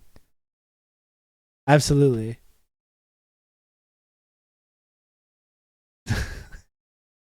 She never misses. Oh my gosh. Yeah. But a country that resists American capital, a country that says we'd rather conduct our own affairs in our own self-interest to develop our own economy and take care of our own people. Again, doesn't matter what the nature of that political system is. They could have a representative democracy. They could have a liberal political society. It doesn't matter. They're going to be demonized. They're going to be targeted, and they're going to be seen as authoritarian, autocracies, whatever you want to call them. And we have a whole name list that American politicians love to trot out. But they're going to be seen as enemies. They're going to be seen as unfree societies. What matters about freedom is freedom of capital flow. And that is the underlying principle of American foreign policy. You're either with us or you're against us. That's when we want countries to be sovereign, sovereign, going to throw itself free at the and feet democratic of and capital, sovereign. was going to become a capitalist country and was going to have regime change and color revolution or whatever. Then we had this much more constructive relationship. Now that it's very clear that China doesn't intend to do that, China is seeking its own path, trying to build its own socialist future. Now they're the worst enemy possible. Because they even though there's certainly plenty of American investment there, they don't just throw their doors wide open and say, come take whatever you want, right? Those are the criteria by which American policy is calibrated. And we can see that in the implacable hostility which has emerged as China's autonomy, China's independence, China's self-determination has become an increasing reality over the last couple of decades. Let's go back to the Taiwan issue and Nancy Pelosi's visit. In her op-ed in the Washington Post, again, it was published in coordination with the Post the day within an hour when she landed in Taiwan, which showed that the Post, if they have any differences with Pelosi, they were certainly making their portal available for her explanation of why she's doing this reckless act. She wrote, again, we made a solemn vow, we in the United States made a solemn vow to support the defense of Taiwan in the 1979 Taiwan Relations Act, the thing we talked about earlier. In the face, this is Nancy Pelosi, in the face of the Chinese Communist Party's accelerating aggression, our congressional delegation's visit should be seen as an unequivocal statement that America stands with Taiwan, our democratic partner, as it defends itself and its freedom. Unbelievable. Okay, what is the aggression, Ken? What is the aggression that that China is carrying out against Taiwan? Never mind the fact that if the U.S. acknowledges, which it did in 1972 and 79 and subsequently in the different communiques, starting with the Shanghai communique, that Taiwan is part of China, let's leave that one aside. Like if China was actually carrying out a military or police action against Taiwan, it would actually be an internal matter in China because China has sovereign control over Taiwan, which the U.S. policy acknowledges. But okay, let's leave that aside. What the hell is she talking about in terms of China's growing aggression against Taiwan? Well, what she's talking about is this idea that China is defying American wishes, that China is not simply rolling over and saying, you take what you want, you do what you want, and we'll just accommodate ourselves to you in whatever ways you think are necessary. As China has become more self-confident, it has become more self-assertive, it is taking its place in the world. American elites, and Pelosi as a classic embodiment of this, they can't conceive of a world in which other countries pursue their own self-interest. Other countries, develop their economies and enhance the livelihoods of their people. They can't conceive of that as anything other than an erosion of their own power, as a taking away of their privileges. So they see it as aggression because they see it as China, chipping away at the fortress of their wealth and power. Rather than trying to understand it as a historical process in which China is trying to take care of its own people, trying to take care of its own needs and interests. And one thing, let me just jump in, Ken, because one thing is that, if you look at the Taiwan issue in a historical context, there was a civil war in China. It lasted for 27 years between the nationalist forces led by Chiang Kai-shek, that's the Kuomintang, and the Communist Party forces led by Mao Zedong. And in 1949, after the reopening of that civil war following World War II's conclusion, the communists win. And Chiang Kai-shek takes his forces and they flee to the island of Taiwan and they take it over. They basically create a military dictatorship there. Now, the Chinese Communist Party could have pursued Chiang Kai-shek and invaded that island right then and there and probably taken control of it right then and there. Whether China was going to reunify with Taiwan peacefully through peaceful reunification or militarily, again, that would be a matter of the historical civil war, as of yet really in some ways unfinished, because the defeated nationalists took refuge in Taiwan and the Chinese communists didn't chase them out of there. So in one way, you could say it's a suspended civil war or a civil war in hiatus in a way. But China, and correct me if I'm wrong, this is what I'm kind of getting at, China declared later, made it sort of unequivocal that they were not going to seek military reunification, meaning conquering the island, that they were going to reunify Taiwan peacefully, as they did with Hong Kong. And so when Nancy Pelosi talks about the continued aggression. Yeah, Rex, cool guy. I would really highly recommend, if you're not already on to if you're not watching Breakthrough News, really, really valuable resource for all of these like geopolitical issues. Brian Becker has been super helpful for me and I think for people in this community, particularly when it came to the Ukraine invasion, providing the context to that and just providing a different counter narrative to the relentlessness of the pro-Western, pro-NATO, pro-AUKUS, pro-America viewpoint that we're always just inundated with constantly. Really, really incredibly valuable resource, Breakthrough News, if you're not onto that already. Against Taiwan, has there been some change in China's policy regarding the peaceful reunification of Taiwan? Because I'm not aware of that change. No, quite the contrary. Xi Jinping has been very consistent and very clear in his statements that this is an issue, the question of the status of Taiwan, the relationship between the local authorities on the island and the rest of the government, is an issue that is an internal question. It is a question that has come down from history. That's how it is referred to, which is exactly as you say. This is a legacy of events that took place over 70 years ago. The result of a massively successful popular revolution that established the People's Republic. And it was only the military, the concentration of military forces, all the nationalists, the remnant national forces, at least the vast majority of them, that were withdrawn, that occupied the island of Taiwan after suppressing widespread local opposition. You mentioned that earlier as well. And then the United States imposes its naval forces in the strait to try to block any effort by the PLA to come across. This was a moment where you can count on me. History You're gonna have good old Rob gets put on to hold, talk you through all this. and that legacy. Low Observable Goat, thanks for gifting a sub to Rex Cool Guy. This is some guy, Rob Thank Russo, you, some Observable leftist Goat. based in Canada. I was turned on to this sick individual, and I found this. Don't do the emote. Don't do the candy liquor emote. Stop doing it. Stop posting the candy liquor emote.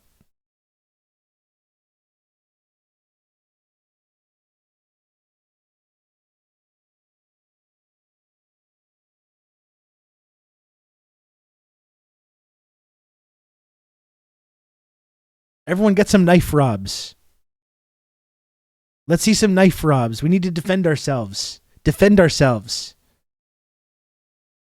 Let's see some knife robs in the chat as well. We too can play this game. We can defend ourselves. You've just become an elite member of the Friendship Triangle. Two can play this game. Yeah? You want emotes? You want emotes? Left flank vets, raiders? Yeah, we got emotes too. How about that?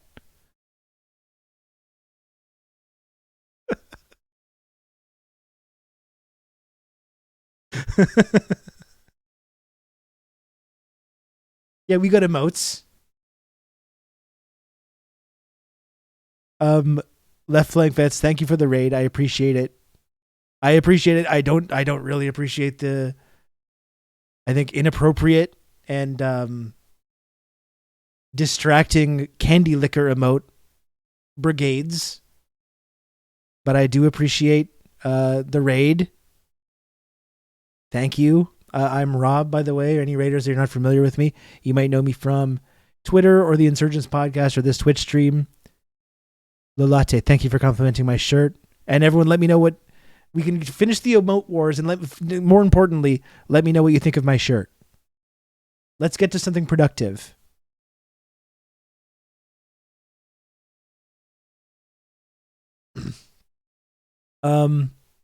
By the way, you can feel free to smash the follow button if you want to chat. You can smash the follow button. Thank you so much to Plunger Man for the 5 gifted subs. Plunger Man, I really appreciate the 5 gifted subs. Thank you very much. What color is that shirt supposed to be? I don't know. I don't really know how you would describe this. I'm not sure.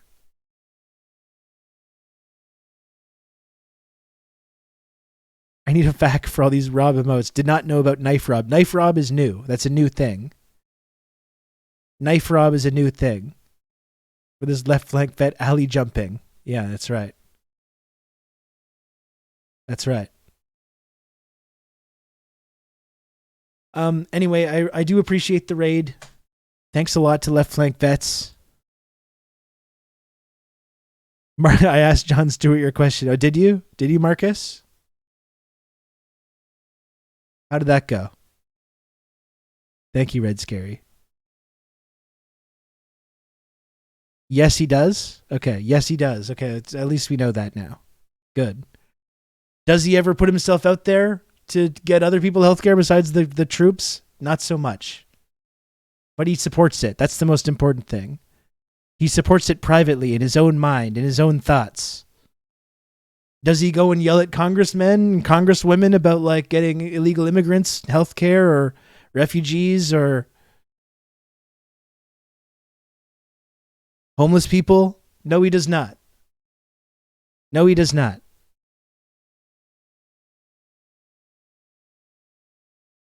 But he does, in his own mind, he does support these things. You're with Jon Stewart and... Oh, you actually talked to Jon Stewart. Wow. I did not know that.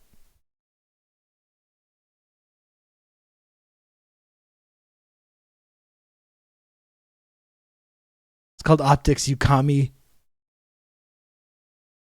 He said this is his starting point. Okay, it's his starting point. I see. Well, if Jon Stewart can pressure congressmen to pass the PACT Act, maybe I can pressure Jon Stewart. Again, thanks for being here and for sticking to stick his neck out for more than just like troops and first responders. You know, maybe you can stick his neck out for other people. He's got a big platform, right? He's got a big multi-millionaire comedian, big media platform. Maybe he could start sticking his neck out for some other people as well. That's my simple question.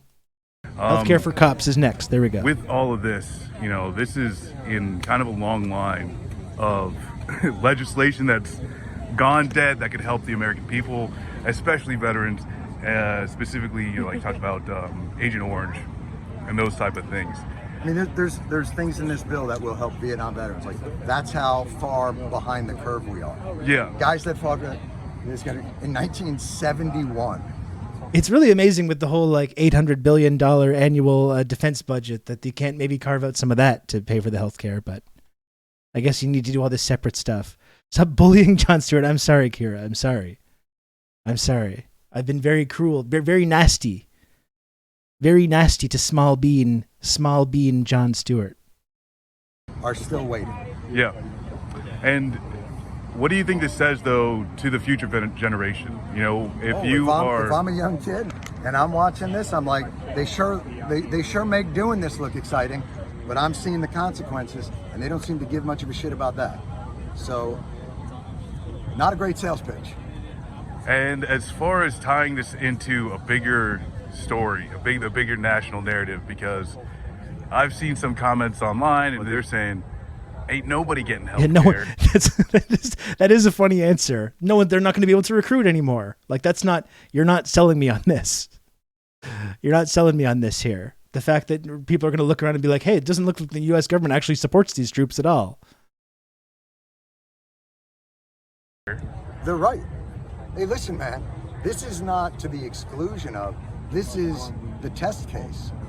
Look, if we can't get the most basic health care and benefits to the people that we supposedly support the most, that we revere, what chance do the rest of us have? So we've got to start. He actually is going to do fine. Nobody in this country should go bankrupt from health care or lose their house or be forced to choose between medicine and a car payment. Like, we're so ass backwards on this, and this is a bellwether to me, where you got to get on the ladder somewhere. Awesome. Well, that's cool, Marcus. I'm glad you got a chance to ask him. I don't know. Like, chat can decide whether they're satisfied with that. You know, do you think Jon Stewart's going to continue to stick his neck out? I hope he does. You know, I for one think it's better to just start by saying healthcare should be free. That to me is, I think, a better case to make, rather than this whole like labyrinthine. Let's stick our necks out for the people that have like fought for empire first, and then we're gonna get around to everyone else.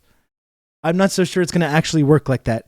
And you know what? I would be surprised and delighted to see Jon Stewart sticking his neck out for other people besides troops and first responders. And I will happily admit to being wrong. Marcus did do a great job. Thank you for sharing that with us, Marcus. I will happily admit to being wrong. If Jon Stewart goes and yells in a congressman's face about like other people getting maybe some health care as well, I think that would be great. And I will say, you know what? I was wrong about this man. That's what I'll say. So I'll wait to see if that happens. By the way, if someone could gift a sub to Marcus, that would be really great if someone could do that. Then even Marcus could use the knife rob emote if he wants to. I'm happy you did popularize this because it's good for anti-recruitment, but yeah, it's not going to go much farther than this. Well, it's funny, Marcus, because like that's the opposite intention of what he's saying, right? He's like, we need to fix this so the military can recruit people, right? Like that's kind of his argument, which is funny. Just join the military. Join the military. And have good old Rob to talk you through all this. Thank you very much, Maverick. Thank you.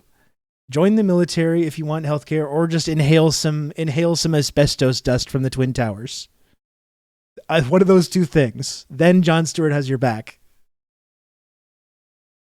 Like he stuck his neck out for Bernie after the primary or during the primary. I don't recall. In fact, I remember very specifically in 2015 when Jon Stewart could have used his huge media platform on The Daily Show to support and promote the Bernie Sanders campaign. I seem to remember him just quitting and just leaving and just going like, I'm not going to do this anymore, and just washing his hands of the whole thing.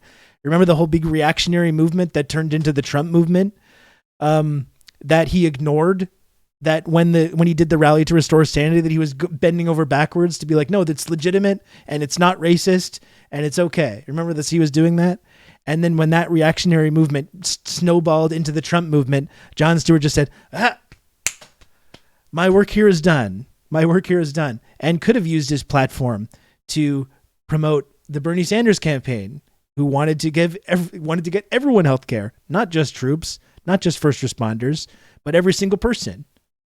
And lo and behold, John just couldn't get around to doing that.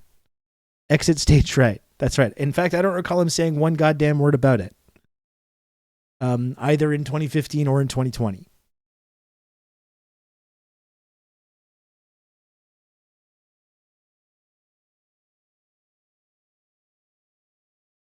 On a real note, in 10 or less years, when we're in another losing war, Jon Stewart's vet healthcare will rope a lot of vulnerable teens into combat. Well, like that's kind of what we were saying, right? How he's saying like it's going to be bad for recruitment.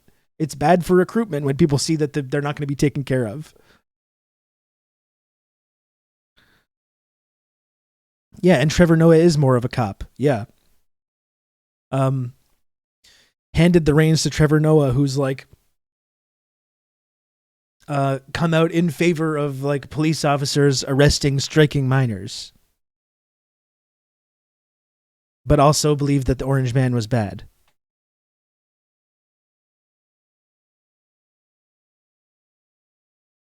None of these fucking people supported Bernie. I don't believe they did. No, I don't believe they did.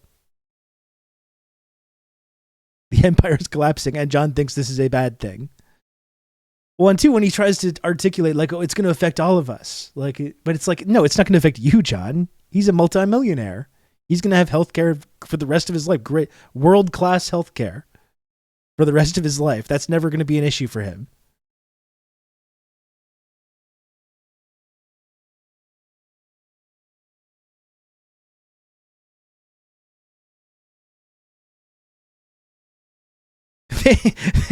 Frank, they treat people with asbestos inhalation in this hospital near the fallen towers. The asbestos must have originated from the hospital. Yeah. That's the scientific genius that Jon Stewart exemplifies. God bless liberals and their total inability to take a moral stance without dialing it back by half for no fucking reason. And like this is exactly the point that I was trying to make in my very mild criticism about Jon Stewart. That's all. And people projected all kinds of awful things onto that and said a lot of nasty things about this guy, about yours truly. You can believe that. We're more and more saner every day, and I have Jon Stewart to thank for that. No, I did not spend Tuesday afternoon yelling at a video of his speech at the rally to restore sanity. This is peak saneness. And nor I. I did not do that either. They dial it by half to stifle the left. Yeah, and then when people on the left come out and say like, in fact, I demand everyone have health care. I demand free health care. And then Jon Stewart says, you know what, this is just two sides of the same extreme. That's people like Jon Stewart say that. It's two sides. You've got the racist Ku Klux Klan on the other side, and then you got these people asking for healthcare on the other side. And everyone needs to tone it down a little bit and come together in the middle. Some good old-fashioned incrementalism. Anyway, that was my basic little point that I was making about Jon Stewart when I made this mild criticism.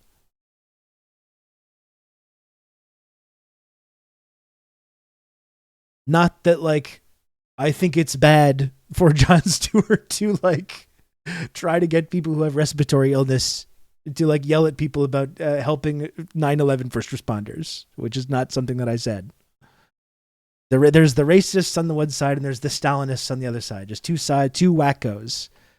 Two equally crazy sort of extremists on both sides.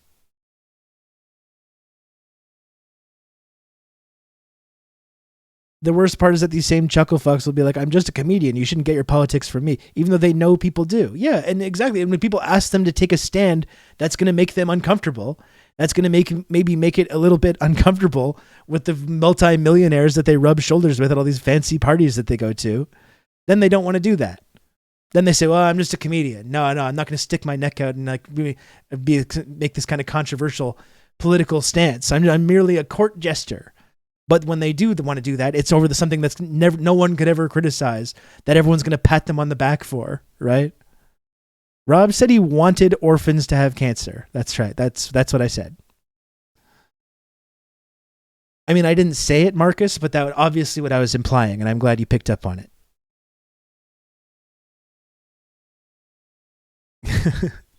Anyway, it's very cool that you got to do that, Marcus, and that you got to talk to him. That's really good. And again, if Jon Stewart goes and sticks his neck out for other people to get healthcare and goes yells in the face of a congressman and starts dropping F-bombs and saying all this stuff. So illegal immigrants or refugees or homeless people can get healthcare. Then I will go right on this platform and I'll say, thank you, Jon Stewart. I'll be the first person to do it. And so I'm just going to wait till that time comes and then I'll say that. I will go on Twitter where everyone was mad at me about this and I will say, I was wrong. The computer to mark up the size of the account. I will say I was wrong about being mean to Jon Stewart. When Jon Stewart goes and does these press conferences and gets all hot and heavy and starts yelling and screaming and hooting and hollering about getting other people health care, I will go right online and I will say I was wrong. I apologize. Investigate Marcus. Thank you, Horse, for the 100 friend coin. It is 200 to activate the text-to-speech function, just so people know that.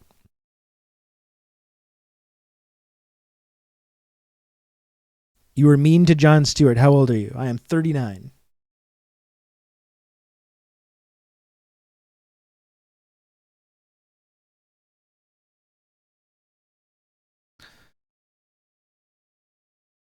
Stewart and Colbert donned matching American flag coats and sang an original song, The Greatest, Strongest Country in the World, with lyrics that reflected common liberal and conservative stereotypes, such as I love NASCAR halftime shows with tons of TNT. My hybrid electric scooter does 100 mpg. From gay men who like football to straight men who like Glee. This is doing politics. This is enlightened centrism.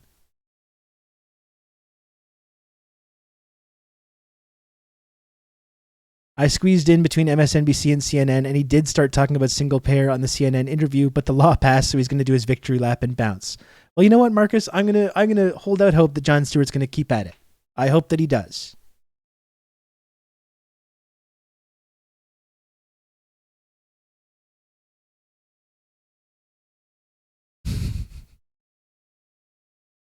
Marcus shot me in fork knife.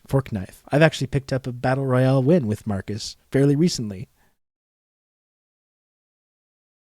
Oh, I know. We don't need to relitigate the whole rally to restore sanity. We watched his whole speech from the rally to restore sanity the other night, and it was physically painful to get through.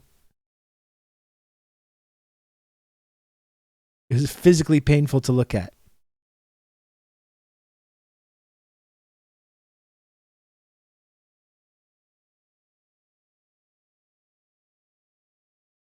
It's hard to remember the last time we lost. I agree. It's rare. It's a rare occurrence. I'm sorry you had to do that. Well, you know what? I think it's valuable and important, actually, to dig into the Jon Stewart ideology, right? Well, all the controversy, although I was swirling with controversy for my controversial statements. So, of course, I wanted to get into this. Did I miss Rob at Rage Against the Machine? No, I did not go see Rage. No, I didn't. Being old enough to remember Jon Stewart in his original context of the Bush administration is really a front row seat to the howling, bottomless void that is liberal morality. Yeah. Yeah. Seriously. Okay, so should we continue this video here? This video with Brian Becker, talking about Taiwan, Pelosi, all that stuff?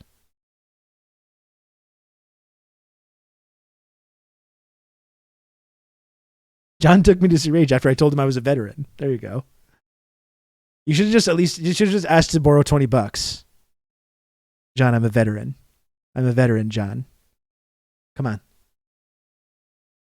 Come on, pony up. I know you have it, John. You're a multimillionaire, sir. I'm a fucking veteran.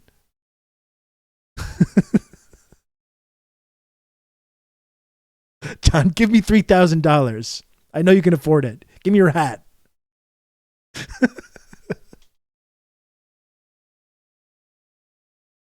Oh my goodness. Let's continue this video. Okay? He and us all lived through the same delirious nightmare of post 9/11 and the Iraq War, and the only thing they all took from it is that people need to be more reasonable. Yeah, seriously. And the sad thing is like, as I said before, and this is the last I'll say about this because I've already talked about Jon Stewart quite a lot this week because of all this discourse that's been going on, which is that he was a big hero of mine. I loved Jon Stewart and The Daily Show and Colbert during the Bush administration. I thought Jon Stewart and Colbert had this potential to be like transformative political figures. I really actually believed that. And that's part of the reason that I am passionate about talking about not just Jon Stewart, but his ilk. Jon Stewart and his ilk is exactly for that reason, because I felt this sense of like betrayal when I felt like these people had the potential to like mobilize people or motivate people to like fight for like progressive values. And literally he took all that energy that people had, all that sort of potential, and turned it into this big festival for like reaching across the aisle and coming together in the name of being on the same side, being on the same team, and saying like, oh, the Tea Party isn't racist. The Tea Party isn't the racist, and Democrats aren't Stalinists. Okay, that's all that energy and all that potential. That's what it went to.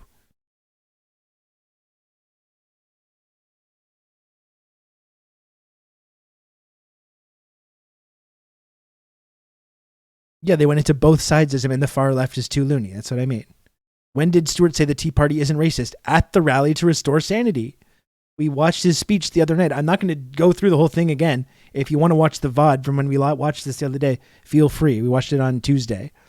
He literally said, no, the Tea Party is not racist. No, these are real hardworking Americans that have real problems and real issues. And we have to stop framing them like they're these racist extremists. This massive reactionary movement that was building right under his nose that the Rally to Restore Sanity was supposed to be a part of. It was supposed to be like a counter to that. And he literally used that opportunity to be like, no, it's not racist. And like I said, that reactionary movement, which he bent over backwards to legitimize during this moment, snowballed into the Trump movement and snowballed into it's still growing to this day, the reactionary movement that's threatening to sweep across the whole fucking country now. And when that was really coming to a head in 2015, Jon Stewart said, I'm out of here. I want no part of this. Let me out of here. Did you see Dick Cheney in a cowboy hat say Trump is the worst thing to happen to America? I did, yeah. And of course, liberals are barking like dogs in the comments. Thank you, Mr. Cheney, sir, who pulled off like a successful January 6th movement in 2000.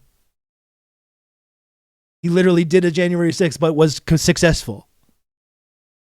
And then, committed one of the most horrific human rights crimes of modern history after that. And these liberals, they're doing the Meryl Streep.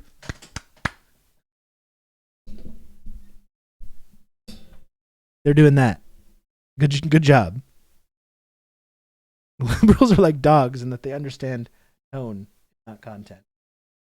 Here, I'm going to put my video back on. I got some food waiting for me, okay? I'm going to be 1 sec, okay? I'm just going to put this video back on. It's another 20 minutes long. I'm going to go get my food. I'll be right back. He has come down to us today. But the government of the And thanks again, Marcus, for the raid. I appreciate it. People's Republic has been very clear that their intention is not to invade and take over and launch some sort of military campaign. What would be the point of that? Why would that be a good thing for them to do? It would damage the people and the economy of Taiwan. It would damage people and the economy on the mainland. It wouldn't be a good thing for anybody. The people on both sides of the strait are Chinese, and they share a historical identity. They share a common culture, and Xi Jinping and other Chinese leaders have been very clear that this is a problem that needs to be resolved by the Chinese on both sides of the strait in their own way, in their own time. China's not the one that's pushing this. China's not the one that's saying, hey, we're tired of waiting. We have to resolve this right now. Let's you guys get ready because we're coming. That's not what the Chinese are saying. The Chinese have continued to say what they have said, for many, many, many, many years, which is that we want to resolve this. We want to resolve this peacefully. We see the reunification of the country, the reintegration of Taiwan, into a larger thing. Although, as with Hong Kong, this idea of one country, two systems, that can be applied in Taiwan as well. So it's not, nobody's talking on the Chinese side about invading. Nobody's talking about forcing Taiwan to adopt a political structure that's identical to that of much of the rest of the country. This is something that comes down from history and needs to be resolved by the Chinese themselves when that's doable. There have been points where convergence between the two sides has seemed to be well advanced, and there have been other points. Certainly, we find ourselves at a nadir right now, in which the tensions have deepened. But nonetheless, it's a long, ongoing historical process, and the Chinese recognize the depth of history and the way in which some of these things just take a little time. So it's not China that has been aggressive. It's not China that has been destabilizing. It's this new attitude stemming most clearly from the Obama administration through the Trump administration, and now certainly reaching new heights under the Biden administration, of the United States trying to upset the apple cart, the United States trying to provoke China, trying to trigger something which will allow the United States to inflict damage on China, whether it's economic or, God forbid, military. That this is the aggression. This is the posture where change is coming from. It's not something that the Chinese are doing. Chinese have not changed their posture. We headlined this show in our title and in our social media that Pelosi has left Taiwan. What comes next? And I think that is the most pressing issue. And I want to go now, as we continue our discussion, to talk about what actually does come next, because this was a historical moment, Ken. Pelosi, yes, it was the first time in 25 years that a Speaker of the House came to Taiwan, but it's quite different from the last time, because Newt Gingrich, as we talked about last time, Newt Gingrich, the Republican leader of the House of Representatives, went to Taiwan in 1997, but Bill Clinton was then president. So it could be considered like Newt Gingrich sort of thumbing his nose at the sitting president of the United States. But here you have Nancy Pelosi, a Democrat, the leader of the House. Biden is the president, both Democrats. Obviously, it's in conjunction with the White House. Now, her op-ed and her statements, and the statements also of Bob Menendez, another China hawk in the Senate, they're making the argument that her visit is necessary, and the reassurance, so-called, for military defense of Taiwan is necessary in order to sort of clarify the strategic ambiguity that was deliberately created by the United States when it, one, recognized that Taiwan was part of China, but at the same time adopted the Taiwan Relations Act, which meant that it would continue to send weapons to Taiwan. So there's this what's called strategic ambiguity, strategic uncertainty. Not uncertainty, really, but a deliberate sort of diplomatic language ploy. But what they're saying in the recent week, I think China should arm Mexico to reclaim Texas. And I unironically agree, Frankster says, and Hawaii. I think China should fly into Hawaii, meet with the Hawaiian separatists, who very correctly want the United States military to get the fuck out of Hawaii and stop poisoning their drinking water and terrorizing their country, as they've been military occupying them for decades. I think China should go fly in there and talk to those people and arm them as well. And obviously, all China would have to say is, this is not a big deal. This is not a violation of America's sovereignty. Why are you freaking out? And of course, America would understand this, right? Because that's what they've been saying. So, should be no problem. And I think China should arm pro-China Twitch streamers as well. Thank you, famous horse. Correct. And Pine Ridge to take back the Black Hills. Why stop at Hawaii? Why stop at Puerto Rico?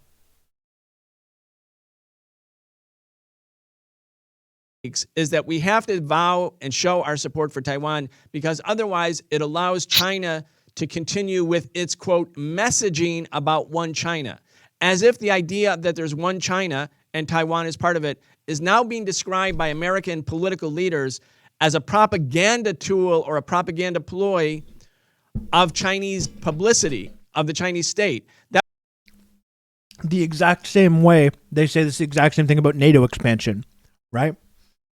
The one China policy, that's just a Chinese propaganda tool. Just the way that, Russia's not actually concerned about NATO expansion. They just say that. They just say that to justify whatever, and completely hand wave away the idea that anyone might actually be concerned about this, or people might, like Russia or China, might view these as intentional, deliberate provocations. It's the same kind of principle. That would be like if somebody said the United States recognizing sovereignty over say Hawaii, since we mentioned the annexation of Hawaii, that was a message by the United States rather than the reality that Hawaii is now technically a part of the United States. It's one of the 50 states. It's part of the sovereign entity called the United States of America. Although the only way that when this analogy breaks apart is because China is not a settler colonialist colony like the United States is. And there's way more historical legitimacy to Taiwan actually being a part of China as opposed to Hawaii being part of the United States, which is only something that was accomplished through military invasion and settler colonialism. But now the U.S. politicians in the last couple of weeks are talking about Taiwan or China's assertion that it's part of China as a message from China rather than an established fact. And at the same time, if China, like some people on the left in particular, and I think some people who are angry with U.S. imperialism were, in a way, were hoping that China would take some dramatic military action when Pelosi was in Taiwan. I think it would have been a mistake to have done that. It would have played into Pelosi's hands. But it's clear that the U.S. and Pelosi's strategy was we're going to defy China. We're going to give de facto recognition to the so-called independence of Taiwan by making this visit. And if China does anything, that's overt, we'll call China an aggressor and then up the ante more. And if China does something that's restrained or perceived to be passive, then China will seem to have succumbed to American threats. In which case, Nancy Pelosi's visit will be followed up by other visits. I mean, why wouldn't Marco Rubio, Senate hawk from the Republicans, go? Why not Japanese nationalists start to visit and meet with the Taiwan authorities? I mean, in other words, China is now confronted with this situation where if you take overt action, you're the aggressor. And if you are restrained, that will accelerate or embolden the acts of the imperialists and their apologists and supplicants. It seems to me that this is a real turning point, an inflection point. And I don't want to be hyperbolic, but I really do believe that this was designed to be an inflection moment in the escalating campaign of major power conflict against China. That's why I believe even if there's no immediate outbreak of military hostilities, we're one step closer towards it. I think that's very true. I think that China's response has been very measured. They have been absolutely clear and consistent in their statements, in their condemnation of this, in their portrayal of it, their recognition of it as a provocation, as an effort to spark some sort of more intensive conflict. And they have resisted what must have been in some ways a strong temptation to take some sort of more interventionist action, with Pelosi's visit. They didn't do any of that, even though a lot of that, there was some speculation about possible gestures that they might make. Now, after Pelosi has departed, the PLA, as we know, is going to be carrying out these military exercises in 6 clearly delineated spaces, which, encircle the island.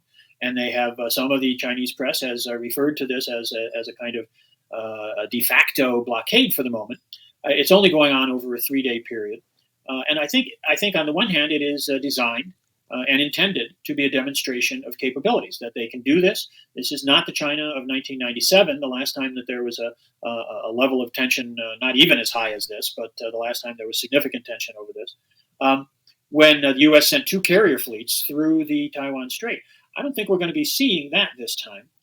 At least I certainly hope not. But these exercises they're carrying on right now are demonstrating the enhanced capability of China to take care of its own security concerns. And I think that, of course, under international law, under the agreements that the United States is formally committed to, all of this is taking place in what are China's territorial waters. The waters around Taiwan are part of the waters of China. And so the idea that somehow this is an aggressive action or something, that's not consistent with the legal position, the political situation in reality, even though it may conflict with this fantasy discourse that politicians like Pelosi, you mentioned Rubio and others, are putting out. So I think that for now, China is being militarily very restrained, very measured in its response.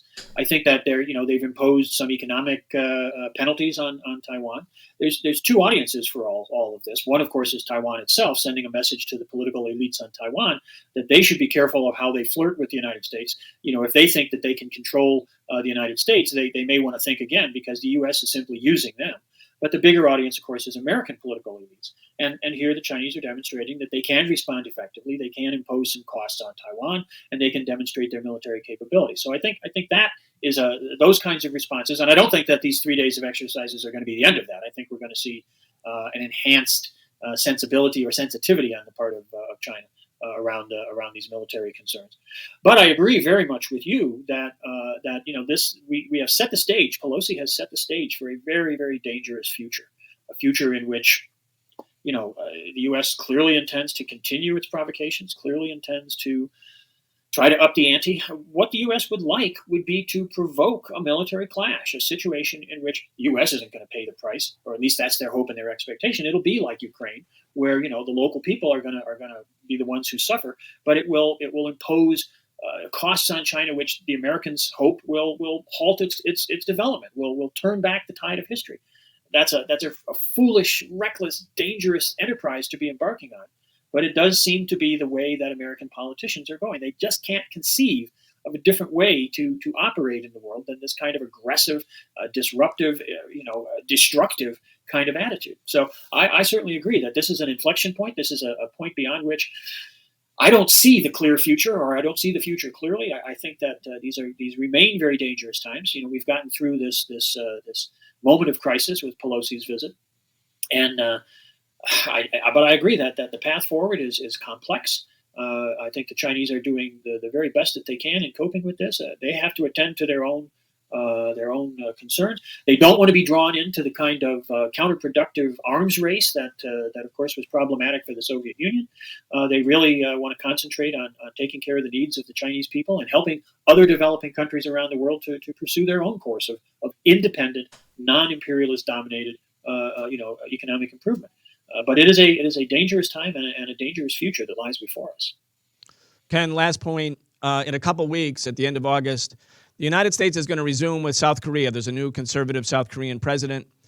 War games, massive war exercises that have been suspended after Trump met twice with Kim Jong-un. There were still military exercises, but not of these massive kind that the U.S. was doing biannually or twice a year with South Korea and U.S. military forces. Tens of thousands, maybe hundreds of thousands of troops, aircraft. They're going to do it again in North Korea. And the word has just come out that they're going to, and the Pentagon obviously leaked this, they're going to include the simulated invasion of North Korea and the simulated assassination of the head of state of North Korea, Kim Jong-un. Now, why does North Korea hate Americans? Why do they hate Americans? Why are they so obsessed with weapons? Why are they so obsessed with building missiles and getting nukes and military parades? Why? Why is this authoritarian country like this? Well, perhaps it has something to do. It has something to do with the fact that after this sort of genocidal mass murder campaign that the United States government perpetrated in this country, which we talked about earlier, they're still militarily occupying the country to this day. They've still got the world's most powerful military, arming and funding the military to the south, working with the CIA and with intelligence apparatus, and doing every single year these provocative military drills right on the border, staging these things, like staging the assassination of their leader and stuff. Perhaps that has something to do with why they're so obsessed with defending themselves militarily and venerating their military and acquiring nukes and missiles. Perhaps that has something to do with it. And then we make movies celebrating murdering them, like lighthearted stoner comedies about murdering the leader of North Korea. But maybe it's that they hate our freedoms. Yeah. That could be another thing as well. They hate us because they ain't us. Maybe that's it as well. You know? Again, it's like you can have disagreements with, like, I don't think North Korea should be acquiring all these weapons or being provocative like this or doing this, but you have to at least understand the context of why this has become a central part of their, like, culture. You know, it's not a country that's just developed on its own. It just didn't develop in a vacuum. You know, there's very specific set of circumstances that led to the formation of this country and this society that have been ongoing. It's not something that happened in the past. It's literally the present still to this day. Yeah, of course they're acquiring guns and missiles, and of course they have a massive army. Yes, they have nukes. If they didn't have nukes, they probably would have been turned into it probably would have been one giant South Korea. All Korea would just be South Korea now. They would have probably been invaded long ago if they didn't have nukes.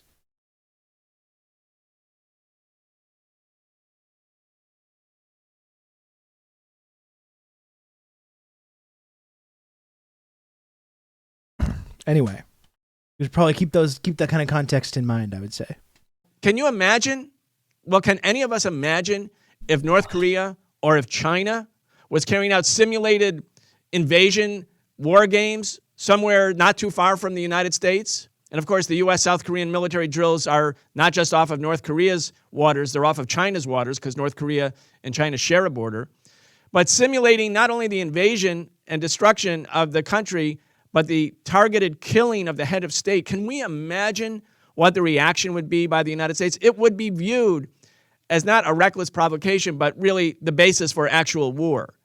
And this goes back, Ken, and I'm going to end with this kind of hubris and arrogance where America can talk and do these kind of actions as if there's nothing bad that could happen to America or Americans, because all the bleeding is going to be done somewhere else. All the suffering is going to be done somewhere else. And all of these privileged people like Anthony Blinken and Jake Sullivan and most of the bureaucracy in the Pentagon, people who led very, very privileged lives, who are the so-called intellectuals of the capitalist imperialist state, carrying out this kind of arrogant planning for war. And the last time the U.S. was at war with Korea, it also involved China. 1 million Chinese came in and drove the U.S. back. And the U.S. threatened China and North Korea. The Joint Chiefs of Staff in May 1953 unanimously agreed that they were going to start dropping nuclear bombs all over China and North Korea if the Chinese did not successfully pressure the North Koreans to signing the Armistice Agreement, which was eventually signed on July 27, 1953, a few months later. But again, Ken, people playing with fire, as the Chinese said, those who play with fire will perish by it. And I think some people in the American media took that as hyperbole or even like an act of aggression by China to be complaining so loudly.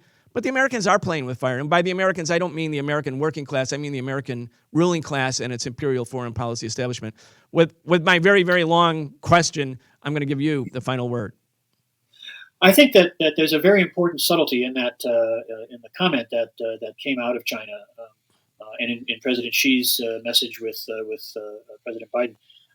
We've seen the rendition in the media many times of those who play with fire are going to get burned, and I think that sometimes that's taken to mean that if the United States continues its aggressive activities, that China is going to burn the United States. But in fact, the translation from what President Xi said. And I've seen this in a couple of instances, but most of the time it's slightly mistranslated. Isn't, those who play with fire are going to get burned. It's those who play with fire will burn themselves. And I think that's a very important thing because the United States is playing with fire. The United States is taking these very provocative, very reckless, very dangerous actions out in the world, not just with China, but especially with China. And the consequences of that are not going to be, necessarily that China is going to do something that is unprovoked or is an aggressive action or something, but that whatever the consequences may be, and they may be economic, they may be political, there potentially could be political or military rather, and we certainly hope that it doesn't go to that level. But if it does, or if whatever the consequences are, we need to understand that these are things that American elites have brought upon themselves, and sadly, upon working people in America as well. It is we, the American people, who will suffer the consequences of the reckless policies that are being pursued by government leaders. And that's not something that they're willing to acknowledge. They always want to blame the other side for everything, even though, as we've talked about in a number of instances today, it's changes in American policy, the pivot to Asia, all of these provocations going on. This is the destabilization. This is the aggression that's going on. And this is what will trigger whatever consequences. What if the U.S. nuked the U.S.? That's called 4D chess. I think that's an interesting strategy. Keep everyone off balance. We all have to endure. Dr. Ken Hammond, thank you for joining us. Glad to be here. Sorry, these are such tense times. Thank you. Great stuff. Great stuff. Love that Brian Becker.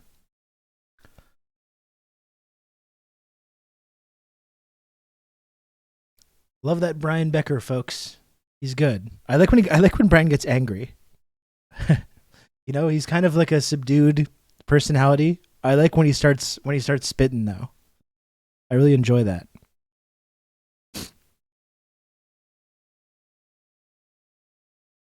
Yeah, that's true. The U.S. has nuked the U.S. many times. That's true. That's true.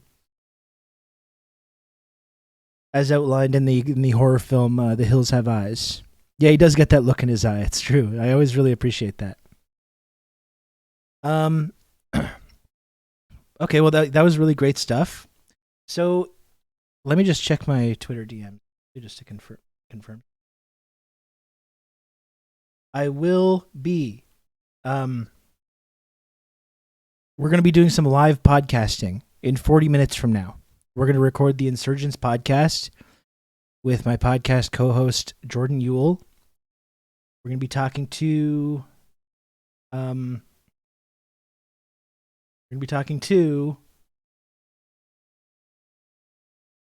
Emily Atkin.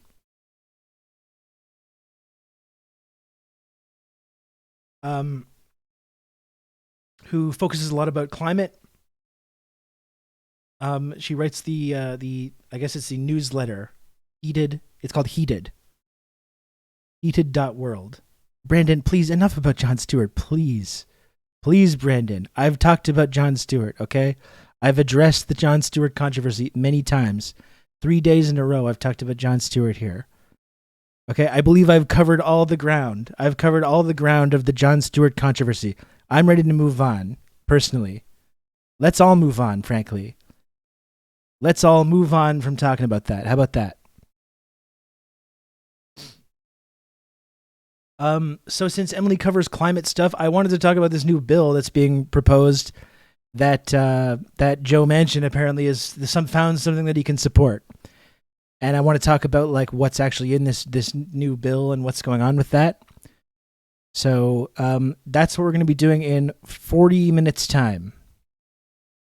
40 minutes time will be live podcasting. Now, I'll just remind everyone, I'm in here 4 hours, 15 minutes. Haven't taken much of a break. Haven't done any like shilling segments or anything like that. But I'll just remind everyone that if you do enjoy TRRS, if you enjoy the content that I put out there on this program and you want to support it, you can do so by subscribing to this channel for $4.99 per month, or you can do so completely free of charge. Completely free of charge. If you have a Prime sub, if you have an Amazon Prime account, you can convert that to a completely free Twitch subscription. You can also donate bits, aka friend coin, or buy merch, or gift subs if you're feeling generous. And that's, of course, how you move up and down throughout the patented trickle-down clout-based system known as the friendship triangle, which is obviously two-dimensional. It's two-dimensional. You can count triangular on me shaped. and have good old Rob to talk you through all this.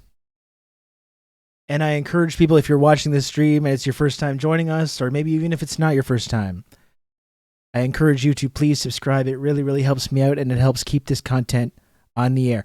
I would also say, just like I usually do this show 5 days a week. I've just done it 3 days the last couple of weeks because I've been kind of on a summer schedule, and I'm actually there's actually more hours. I'm actually doing the stream for longer than I normally do when I do it 5 days a week. I would just keep that in mind as well. And I haven't adjusted the sub goal or anything like that. But I would just remind you that even though I'm only doing 3 days, I'm literally doing more hours total than I normally do. That's because that's my commitment to you. That's my commitment when it comes to the audience of this program. You know? And I would hope people that maybe can recognize that. That's all. That's all. Sean, thank you for the gifted sub. I really appreciate you, Sean. Thank you. And Sean also is someone that everyone should follow. Sean Meat, another member of the community, started his own Twitch stream fairly recently. I know a high quality streamer that I encourage everyone who has the correct ideas, of course, and the correct analysis. And I would encourage everyone to follow Sean as well.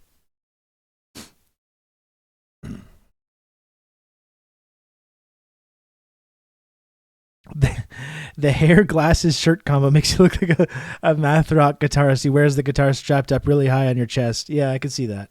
Yeah. I can see that.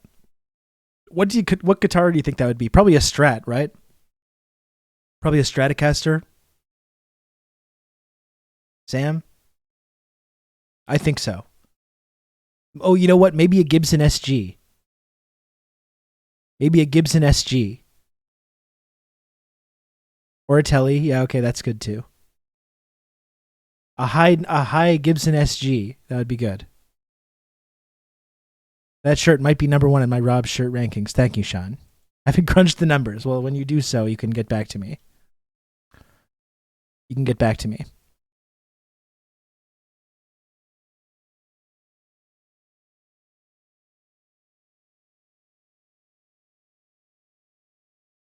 Okay, so only 1 sub in the old call to action. No problem. No problem. I didn't even notice, actually. I don't even mind at all. It's not a big deal. It's not a big deal to me. My own personal fortunately for you and for me, my own personal self-worth is in no way tied to, the viewer numbers and the subscriber numbers. You can count on to me. this You're going to have channel. good old Rob to talk you through all this. Thank you, Disturbo. Thank you, Disturbo, for the gifted sub. Very kind of you. Okay, so the podcast is going to be in 34 minutes. 34 minutes. Focusing mostly on Biden administration and their climate promises, the broken promises, and what's in this new bill. What's in this new bill that's being proposed here.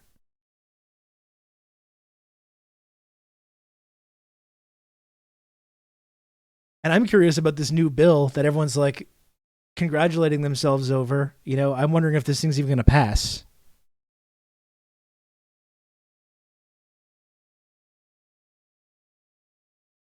There's still a possibility. Good old Rob to talk you through all this. There's still a possibility that cinema might just say no to the whole thing.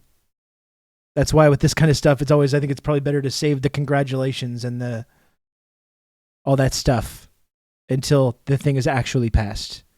Anonymous gifter, thank you for gifting a sub. Like I was saying yesterday, folks, we love our anonymous gifters. They're the best of us. Anonymous gifters. It'll be quietly abandoned and all the dumbest libs online will go on thinking it passed. I mean, I just imagine that if it does pass, that's probably going to be evidence that there's going to be a lot of bad shit in there. I think that's pretty much the way to go about it.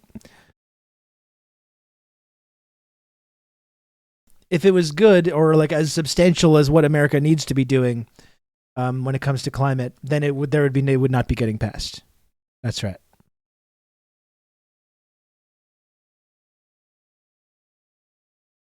I get the heated newsletter. She has a refreshing, realistic approach. Good. Well, that'll be a good conversation. I'm looking forward to that.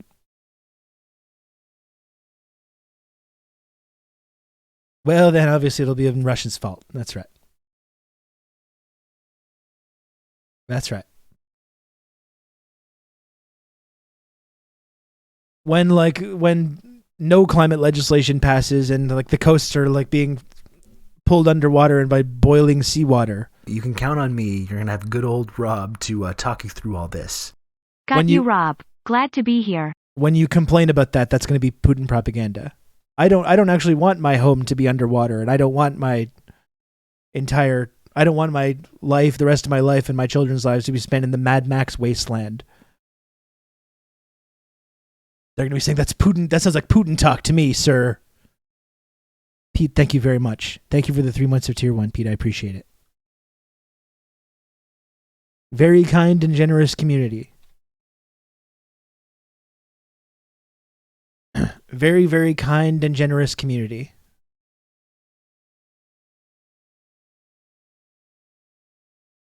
Nice try, Russian bot. You're saying you're mad at the Democratic Party for like not doing anything about fundamentally touching the economic system in any way that's responsible for climate change? Yeah, that sounds like Russian bot behavior to me. Or Chinese bot behavior. They'll probably pivot to that eventually.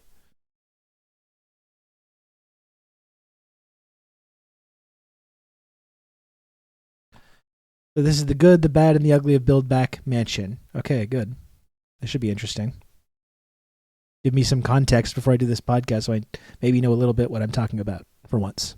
Inflation Inflation Reduction Act of 2022, aka the IRA, aka Build Back Mansion. The media is trying to paint this as a win. Moderate climate groups have offered me and influencers money in order to describe the IRA as nothing but a great bill for climate. But I am not taking that money, and I want to give it to you straight. What is in this bill, the good, the bad, and the ugly? First of all, the bill earmarks about $369 billion for climate and energy measures. $30 billion in tax credits. Is that annually?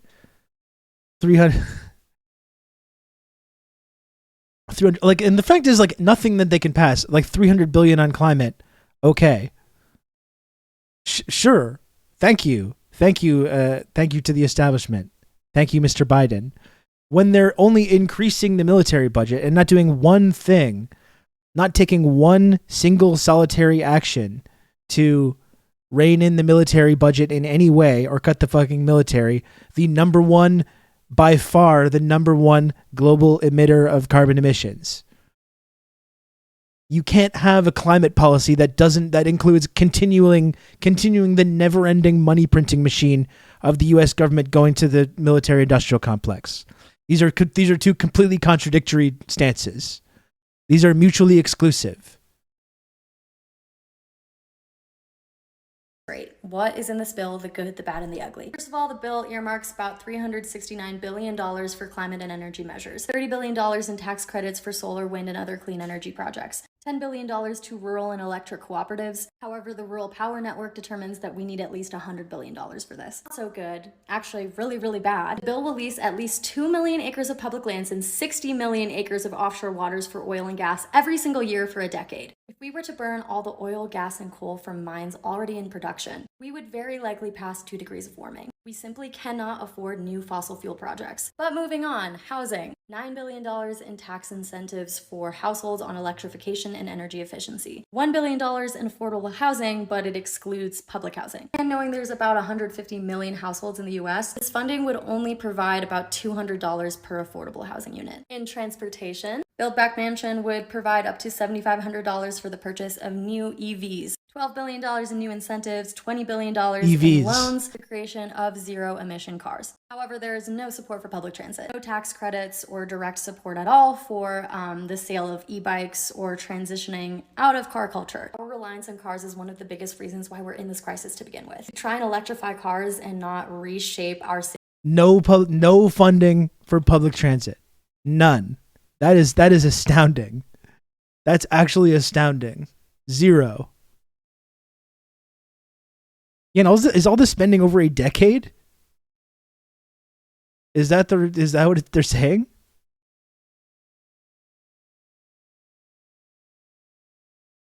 Cities so that they don't need them is to not acknowledge the root of the problem. $60 billion has been touted by the Senate Democrats for environmental justice, but Brandon, I'm sure you know, Brandon, you're a smart guy. I'm sure that you know, and you don't need me to explain to you, that the reason that China has a high level of emissions is because China is producing all the shit that we need every day. All of the plastic shit that we all need. All the buckets and the nuts and bolts. We offshored our entire manufacturing industry to China so they can sell stuff back to us for cheaper than we would have had to pay for the cheap labor. That's why their emissions are higher, Brandon. Because they're producing, if we want to start producing those stuff ourselves, China's emissions would drop drastically, and you know what? Ours would rise. I think that's part of the context that you're leaving out, Brandon, but I know you're a smart guy, and I know you understand that.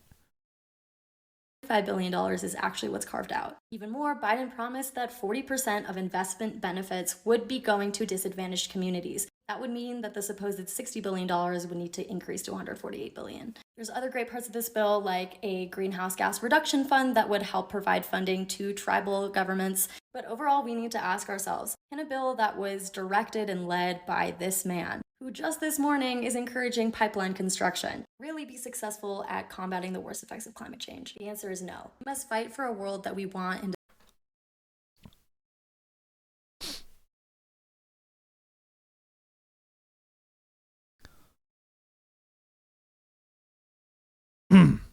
That was good. It doesn't seem like it's that great. The better point is to say that America has higher per capita emissions, as does Canada.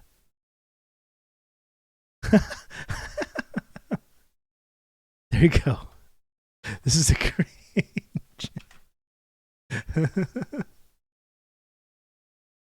Democrats want to raise families' electricity, gas, and heating bills so they can send rich people rebates for buying $880,000 electric cars. New taxes on American oil and gas. Costly virtue signaling with no meaningful emissions impact as China keeps emitting more and more. He says, Mitch, China's per capita emission is half of that of the U.S. Educate yourself or you will be spanked. And that applies to you folks as well.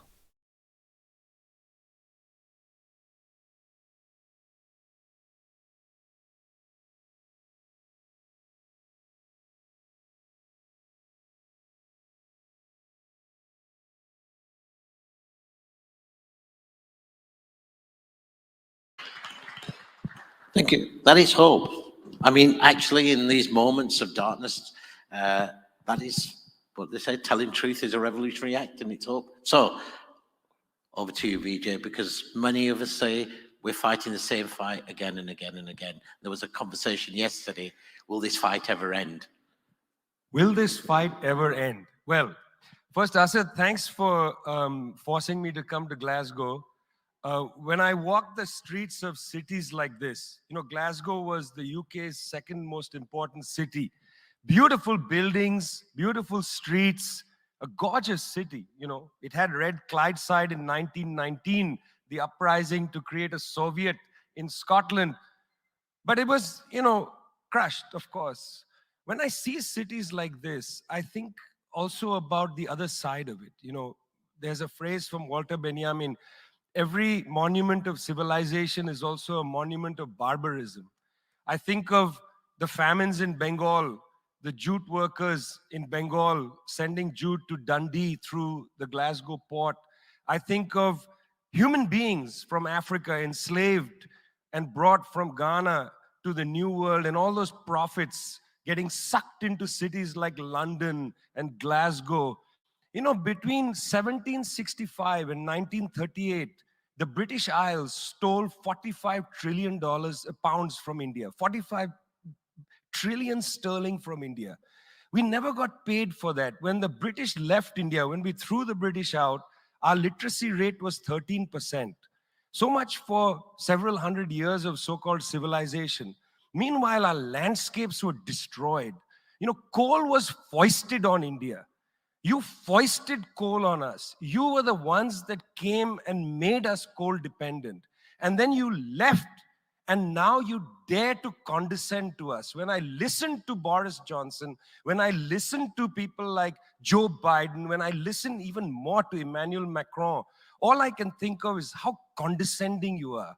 You condescended to us 400 years ago. You condescended to us 300 years ago. You condescended to us 200 years ago. You condescended to us 100 years ago. You're condescending to us today. You only know condescension because for you, colonialism isn't something that happened in the past and we defeated you. It's not that. For you, colonialism is a permanent condition. And that permanent condition happens in two ways. There's the permanent condition of the colonial mentality. You want to lecture us. You want to tell us that we are responsible for all the problems because you'll never accept that you're the one principally to blame. You signed the Rio Formula in 1992 on common and differentiated responsibilities. You like the common part. You like the common part. You like to say we're all in this together and so on. We're not in this together. The United States, 4-5% of the world's population, still uses 25% of the world's resources. You outsource production to China, and then you say China is the carbon polluter. China's producing your buckets. China's producing your nuts and bolts. China's producing your phones. Try to produce it in your own countries and see your carbon emissions rise. You love lecturing us because you have a colonial mentality. Then there are colonial structures and institutions. You lend us money, and every time you lend us money, which is our money, which is our money. Every time the International Monetary Fund comes to our societies and they tell us, here's the money we are giving you. We are giving you. No, it's our money. You give us our money back as debt, and then you lecture us about how we should live. It's extraordinary. It's not just a colonial mentality. It's the colonial structures and institutions which reproduce themselves year after year after year. And let me tell you something, the climate justice movement, not clued enough on this, not clued enough on this. The climate justice movement is a movement that says we're worried about our future. What future? What future? Children in the African continent, in Asia, in Latin America, they don't have a future. They don't have a present. They're not worried about the future. They're worried about their present. Your slogan is, we're worried about the future. What future? That's a middle-class bourgeois Western slogan. You got to be worried about now. 2.7 billion people can't eat now. And you're telling people, reduce your consumption. How does this sound to a child who hasn't eaten in days? You got to clue into this, guys. You got to clue into this. Otherwise, this movement will have no legs in the third world. No legs. Later, I'd like to tell you about the International People's Assembly, a network of 200 political organizations that we're setting up, rooted in the global south. We want to tell you what our issues are, but are you willing to listen? Good shit. Thank you, Vijay. Good shit. And that went unbelievably viral. And it was really cool to be able to talk to Vijay about how that how surreal that was for him, that those comments went so viral. It wasn't just on YouTube and social media, but it was all over India, WhatsApp groups, and it was all over the world. People were sharing that clip. That really resonated with people in the global south. There's a far larger that are tired of being lectured, by the West about they got to reduce their emissions and stuff. Like, they're fucking tired of this kind of lecture. That's why that clip resonated so much, I think. From climate change than there is ever going to be from the bearded, scary terrorists that Americans are afraid of in their homes.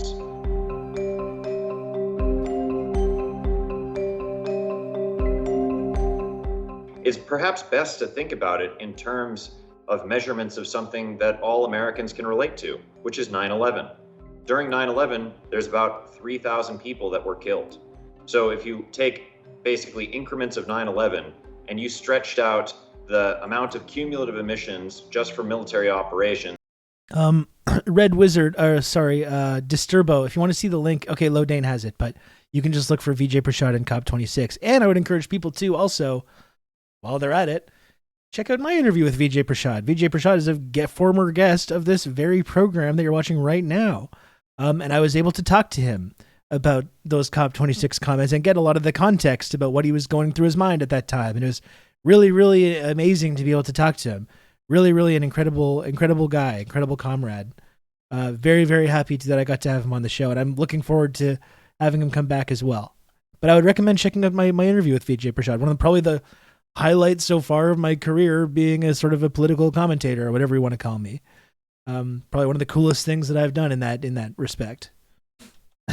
Americans love to measure things in 9/11s. It's very true. I mean, I understand why people do it, because that gets held up as being the world historic greatest tragedy ever. I understand why they do it, but there is something kind of very uniquely American about it as well. Yeah, fellow Steely Dan enjoyer. That's right, Matt. That's right. That's right. This man loves Steely Dan. Over the course of 20 years of war, you'd be approaching 100 9/11s worth of civilian death.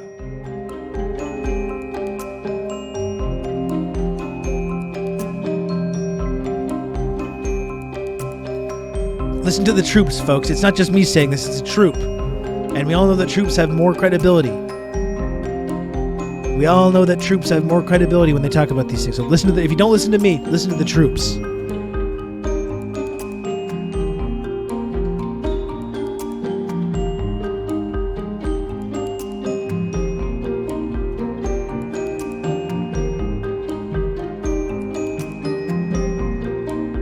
I agree. The deposing of Allende was a tragic, unforgivable event. Absolutely. The installation of Pinochet, over an 8-year horrific period crime. of time during the war on on terror was about 593 million tons of carbon.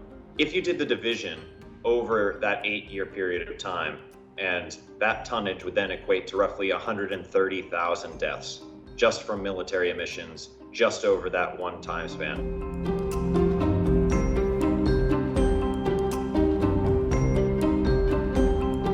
And they should have acquired nukes, and he should have armed the proletariat, as he was advised to do by Fidel.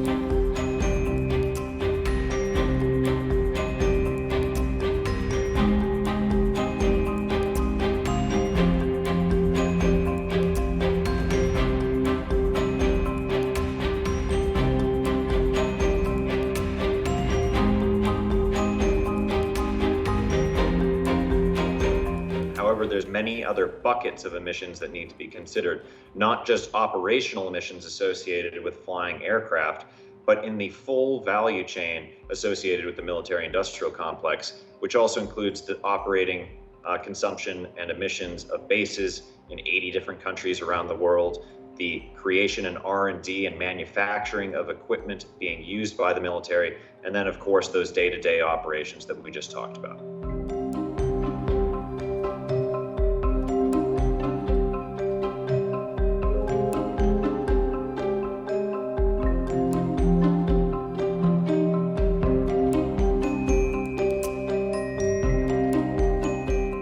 If you are a rational person allocating resources, spending it on the military is not where you would put that money.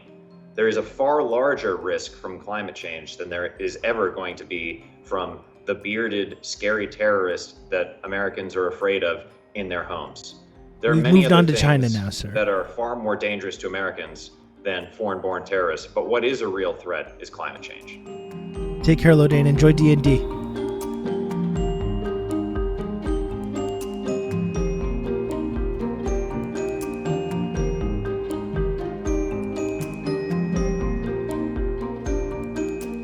It is an imperative that we as a world and global citizens reduce our climate impact. One of the largest emitters is the military, and therefore the next step is that we need transparency of military emissions, and those emissions need to be reduced. Seriously, like a climate bill, no matter what good stuff is in it, and I don't doubt that there's probably a few good things in that bill. Any climate bill that has no investment in public transit and no reduction in the United States military budget is just worthless. You know, your climate bill is going to be based around like tax subsidies for Tesla buyers, really? Like, regardless of anything that might be in there, that's all right. Like, in terms of an actually big transformative program to actually avert the crisis. That's what we're talking about. We're not just talking about a bipartisan victory. We're talking about trying to avert a massive crisis that's going to affect millions or probably billions of people. We're not talking about just getting something done in Washington. And any bill that's going to actually do that, like meaningfully contribute to a reduction in emissions and avoiding the nightmare future that we're coming towards, it can't have no funding for public transit and zero, and with an ever expanding limitless supply of funds to the United States military. It's just not, it's completely mutually exclusive. It will affect all the people, the entire species, every single person on the planet.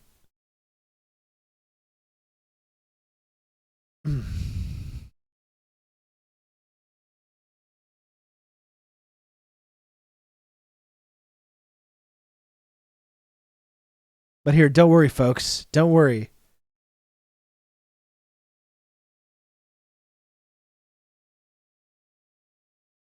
There's a Democracy Now! Segment on this that seems okay, but we don't have enough time to get to it. We got a podcast in 10 minutes. Don't worry, folks. The United States military is on it. The United States military, they see you, they hear you. Weather is what's happening now. They see you, they hear you, and they're on top of this. It's a data point. Climate is a pattern, and that pattern has gotten impossible to ignore. And if you disagree, don't argue with me. Take it up with the United States Army. The largest branch of the armed services now has an official climate strategy. Last week, the Army published its goals to reduce greenhouse gases and prepare soldiers for a changing global environment. Army Secretary Christine Wormuth says the time to act is now. She writes, quote, "Climate change threatens America's security and is altering the geostrategic landscape as we know it," unquote. It may surprise you to know that the Army views climate change this way. Even more surprising, it's already started making changes. Fort Knox in Tennessee has the first Army installation with its own electricity. Fort Knox uses solar panels. There we go. And more renewable energy projects are on the way. I'm By liking the year this. 2050, the Army plans to have a fully electric fleet of tactical vehicles. Just pathetically gesturing at the Army. Like, you dumb hogs love the military, right? You don't believe me? You think I'm some lib journalist? Well, look, the Army says the climate is changing. They're going to knife missile climate change. Like, fire it right at the sun. Or just going to block out the sun. We're already talking about that as well. Eco-imperialism. This is a big thing Liz Warren ran on as well. We got to green the U.S. military. We have begun construction of missiles capable of nuking the climate. Hell yeah. Hogs actually think the Army is pussy. Yeah, exactly. They think this is the they-them army. This is the woke they-them army that are saying these kinds of things. All-electric tanks like this one. Non-tactical vehicles are All already being electric replaced tanks. with cleaner cars that There we save go. gas and money. Now, this new plan comes at a critical point. The U.S. military as a whole is a major polluter. A report from Brown University shows that in 2017, the military emitted about as much CO2 as Morocco. It released more than Peru, Sweden, or Hungary. Joining us now is Paul Farnan, the Acting Assistant Secretary of the Army for I feel good about Installations, this. Energy, and Environment. Mr. Farnan, welcome to the program. I feel good Thank about you. this. Very I happy feel to better be here. already. First No question need to that be I think a doomer lot about of this people climate might stuff. have when they hear about something like this is how will this affect the Army's war-fighting capabilities? Are we going to lose some of that because we're focused on climate change and clean energy, Is this or like is there a way to make those two things dovetail? Oh, let's see. I'm interested to hear that answer. Is this like having an Exxon spokesman talk about climate? Well, Exxon and all these companies are all getting in on it. They're all talking about the net zero future and all this, right? Like all these Exxon, they've all got, if you search for Exxon climate change, rather than getting a bunch of information about how Exxon knew that they were causing climate change and deliberately covered it up, which is one of the most horrible crimes in the history of fucking humanity, you don't get that. You do get a whole bunch of stuff about how Exxon's going green. Right? How Exxon, this is our plan to get to our net zero future. So all the military, Exxon, all the weapons manufacturers, they're all on board with this. So I feel good. Let's just see that question again. Climate change and clean energy, or is there a way to lose some of that because we're focused on climate change and clean energy, or is there a way to make those two things dovetail? Can we increase our military while still claiming climate change? Because this is the thing I think we need to do. Do we really need to rein in the imperialism, or can we do both? Can we have our cake and eat it too? So the core mission of the Army is not changing. Our mission is to fight and win the nation's war. Nothing in this strategy will detract from that or impede us from accomplishing that mission. In fact, the steps that we're laying out in this strategy are actually going to enhance our ability to accomplish that very mission. They're famously very good at winning wars, by the way. So I hope it does increase their possibility of winning these missions, since they're famously actually haven't won very many of these things that they often talk about. These steps, they're going to increase the capabilities of the fighting force. They're also going to increase the resiliency of all of our installations and allow us to better project power overseas under any kind of adverse conditions. I want to read a quick excerpt from the report. This is on page 4 that kind of lays out the circumstances that we're looking at. Quote, "The risk will rise even more where climate effects compound social instability, reduce access to basic necessities, undermine fragile governments and economies, damage vital infrastructure, and lower agricultural production. Adversaries and other malign actors may seize dwindling resources while seeking new opportunities to threaten U.S. national interests. Taken together, climate hazards will result in less economic and social stability, fewer goods to meet basic needs, and a less secure world, unquote. Mr. Farnan, it sounds like from the way the report is written that climate change itself becomes a player on the global stage that can allow for all kinds of conflicts to happen or get It's almost like climate change is like That one is big absolutely terrorist. True. As the weather changes, the climate changes, desertification, dwindling food supplies, that just takes whatever instability is already present in a society, and that's just going to magnify it and increase the problems that we're going to be facing. It's also going to affect how and where our forces have to operate. On one end of the spectrum, there's going to be severe floods and deluges of rainstorms that our forces are going to have to deal with. On the other end, there's going to be severe droughts and desertification. So we're seeing, even already today, the environment in which our forces have to operate is rapidly changing, and it's going to affect how we operate. So again, part of the strategy, in addition to reducing the greenhouse gases to reduce climate change, is actually to help prepare our force to operate more effectively in a changing environment. Now, we got a report from NOAA this week forecasting up to a foot of sea level rise along the U.S. coastline by the year 2050. Varying amounts and varying degrees, but averaging about a foot around the U.S. coastline. What is your sense of whether or not this plan is ambitious enough to get ahead of the worst impacts of climate change? Well, as a whole, as you pointed out, the Army does emit a good deal of carbon just as its own being. But in the big scheme of things, we don't emit a lot when you look at the global emissions. The point of this is we're doing our part, but this is bigger than the U.S. Army. This is a national effort. This is an international effort, and everyone has a role to play here. But this is the Army playing our role. What would you say are some of the priority measures? This document covers a whole lot of ground. What are some of the things that the Army will be doing most immediately to try to get ahead of the impacts of climate change? Seriously, Rex, seriously. We as civilians might That notice did not address the about question how at the all. Army is operating differently, or is it mostly stuff in the background? It's going to be a little bit of both. You showed the solar panels on one of our installations. Those are going to increase, and that is by putting those solar panels on and generating our own electricity. Not only does that reduce the greenhouse gases that we end up emitting, but that makes our installations stronger, more resilient. If the grid goes down and we lose power on installations, we still have to be able to operate. We still need to be able to deploy our forces, and having these renewable energy assets on our installations will allow us to continue to power our installations regardless of what's going on the grid outside of our gates.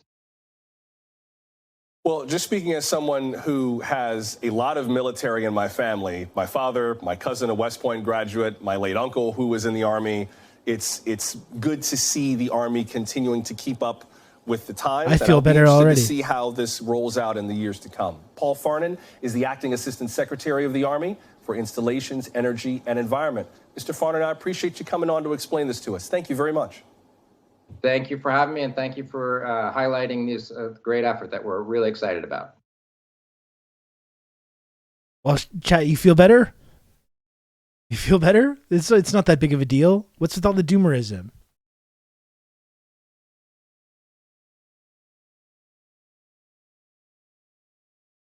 It's fine. It's all fine. That goon gives me hope. We love a proud military family, and then when you bust that out, and you get a bunch of little head pats.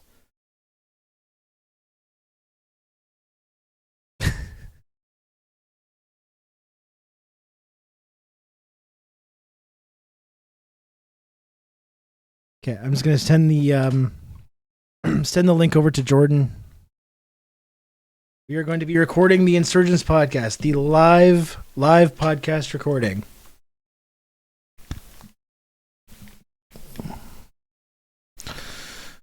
Sent it over to him.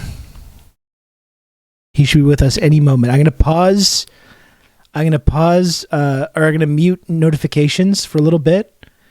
So if you do, and I'm sure many of you will be subscribing during the course of this interview, if anyone does subscribe or donate to the channel, I will make sure to thank you, but for now, the notifications will be muted.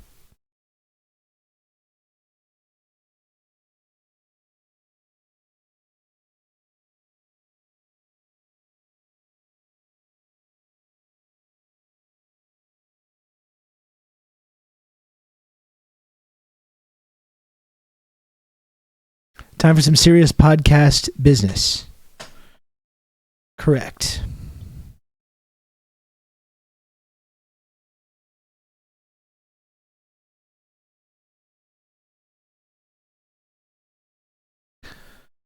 Correctamundo.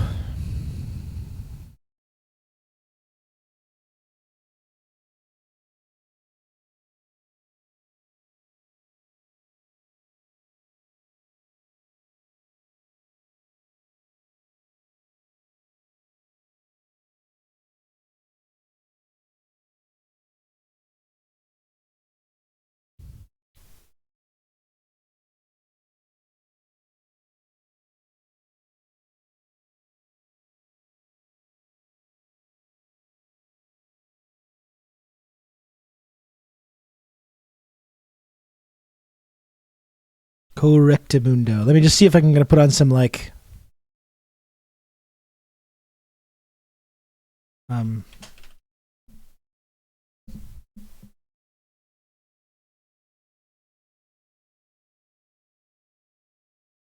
this could be kind of cool.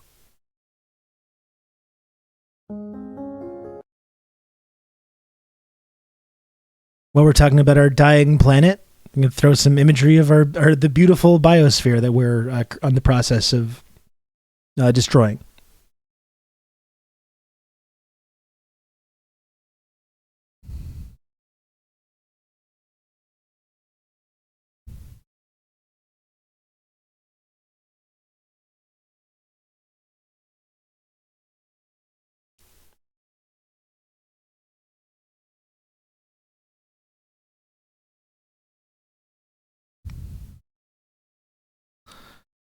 Any moment now.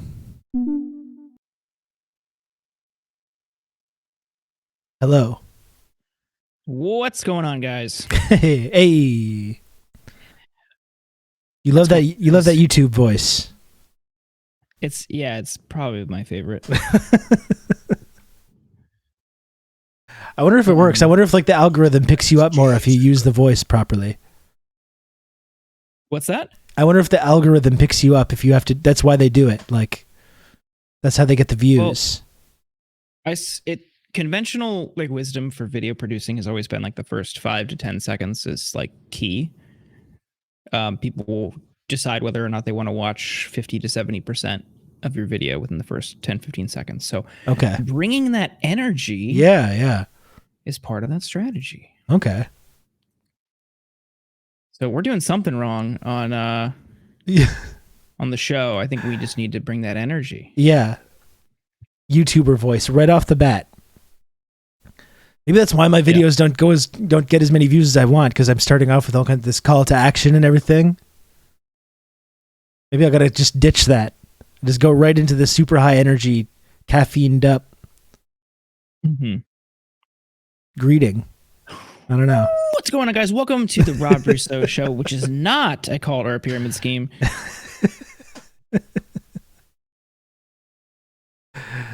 Yeah. Eventually I'll crack the code. I keep getting misinformation strikes on YouTube. I've gotten multiple misinformation strikes on YouTube now because I not only did I have a video where I covered like on the day of the January 6th, like all the footage of the coverage I did on January 6th, that just got removed because I was doing disinformatia or whatever, even though I was very clearly being like, I think this is bad while I was watching it. I was very clear about this. I was very clear, but they were like, no, you're gone. That's out. Strike one.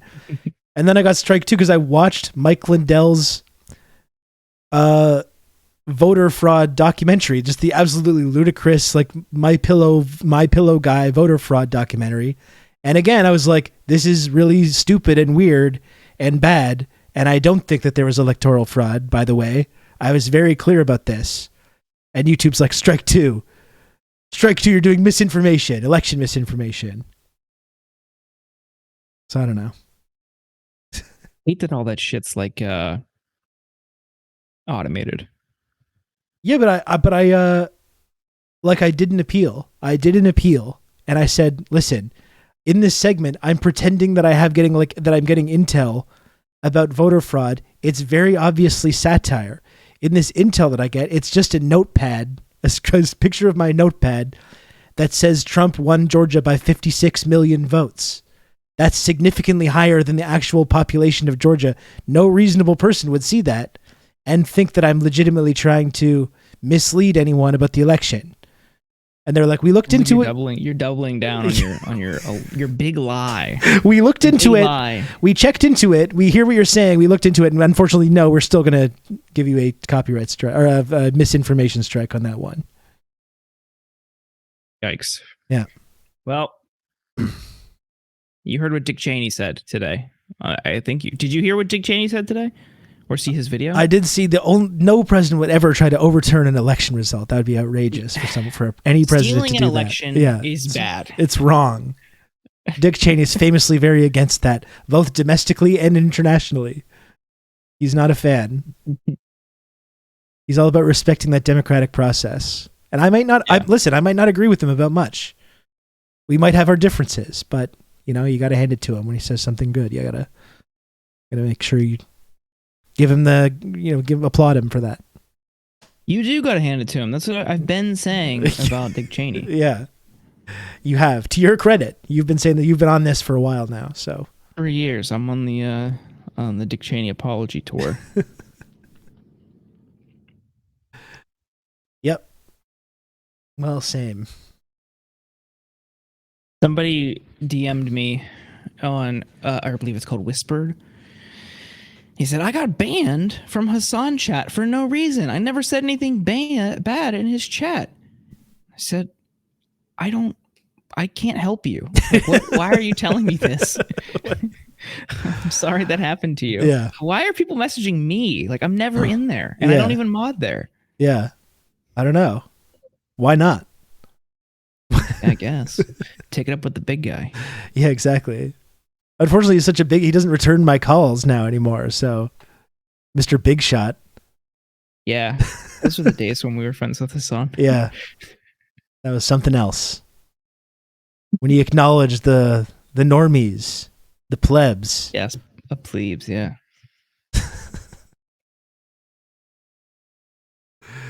Yep.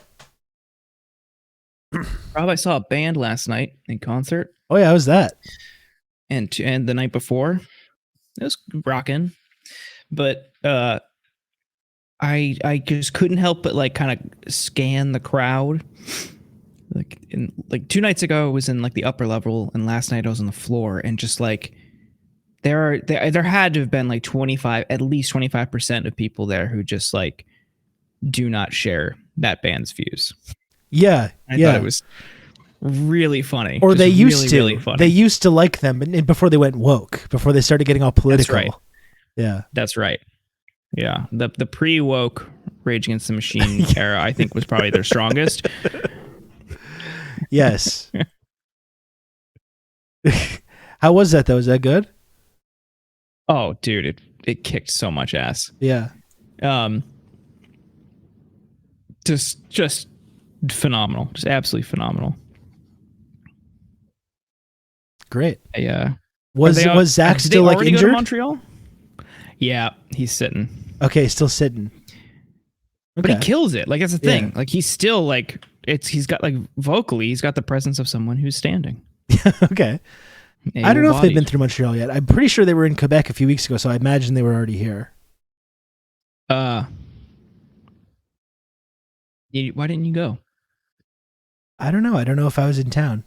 And I just like, as much as I'm sure it was great to see, I'm still kind of like probably not comfortable shelling out the amount that it would cost to get there. And being in a big crowd and stuff. I'm still a little like uneasy being in a big crowd like that. Gotcha.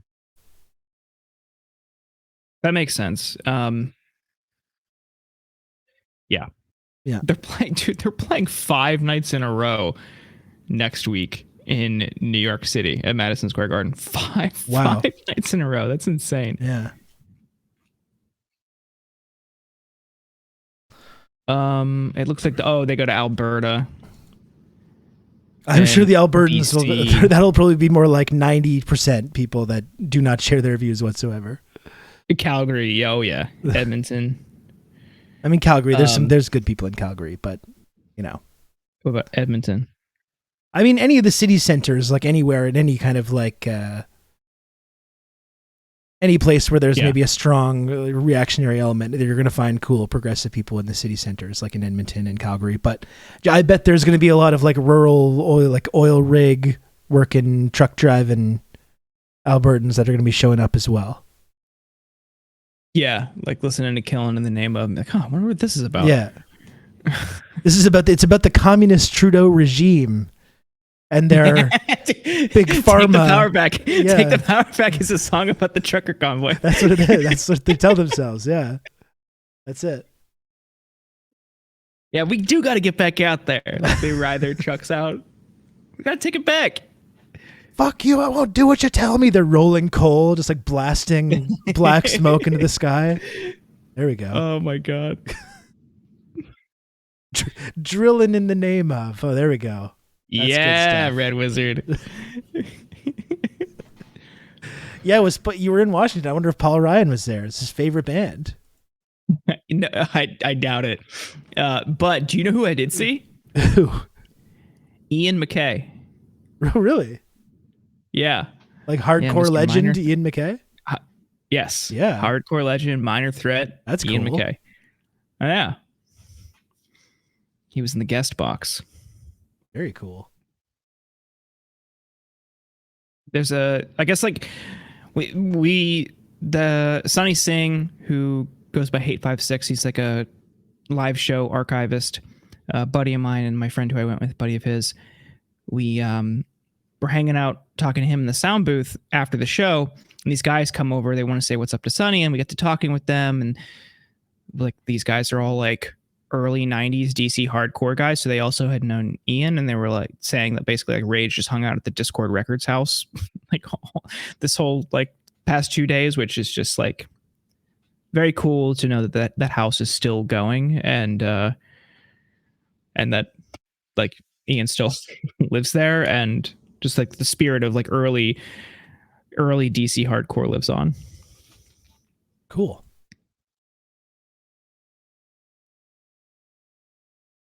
Yeah, Comrade Sonny. That's right, Johnny, dialectically. Sonny's content has just been phenomenal. I don't know if have you seen any of his videos? No, not Rob? really. No. Sounds like I should follow check it out. Hate56 on Instagram and Twitter. They gave him like a laminate for the tour, so he's been getting like really, really close access with just stunning videos of the tour. That's cool.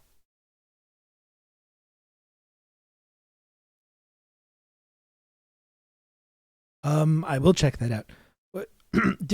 Excuse me. Does we got? We're just waiting for Emily. Does she have the link and everything? Yes. Right. Sorry, I couldn't be more entertaining, Rob. No, I'm just wondering whether she's delayed or what's going on. That's all.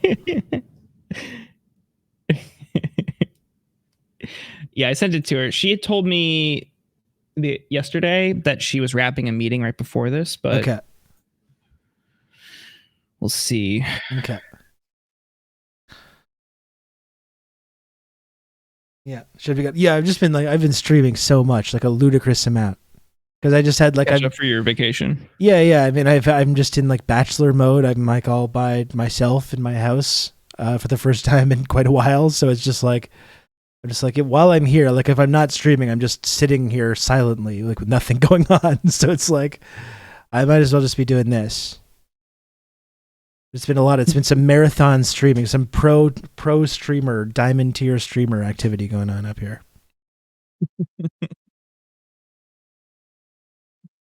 I really like that Lucid episode. That was good. Yes, that was good.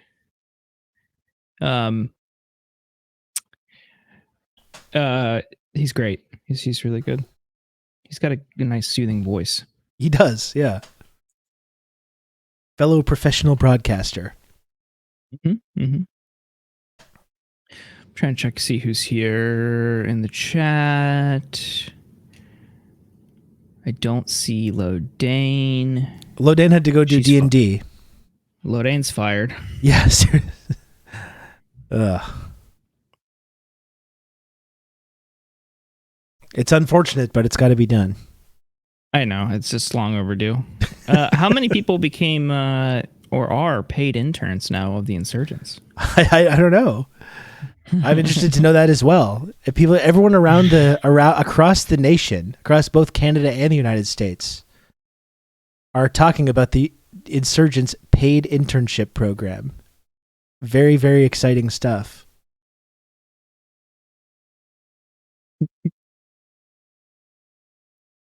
Dude, I forgot you got people. I just opened our account to see if anyone was tweeting. We had a couple funny tweets about the paid internship thing, but then I opened our account and then I was reminded of how people got mad at you over the Jon Stewart stuff. Man, people were very, very upset about Jon Stewart. I was like, what year is this? Like, is it 2009? Am I in a coma or something?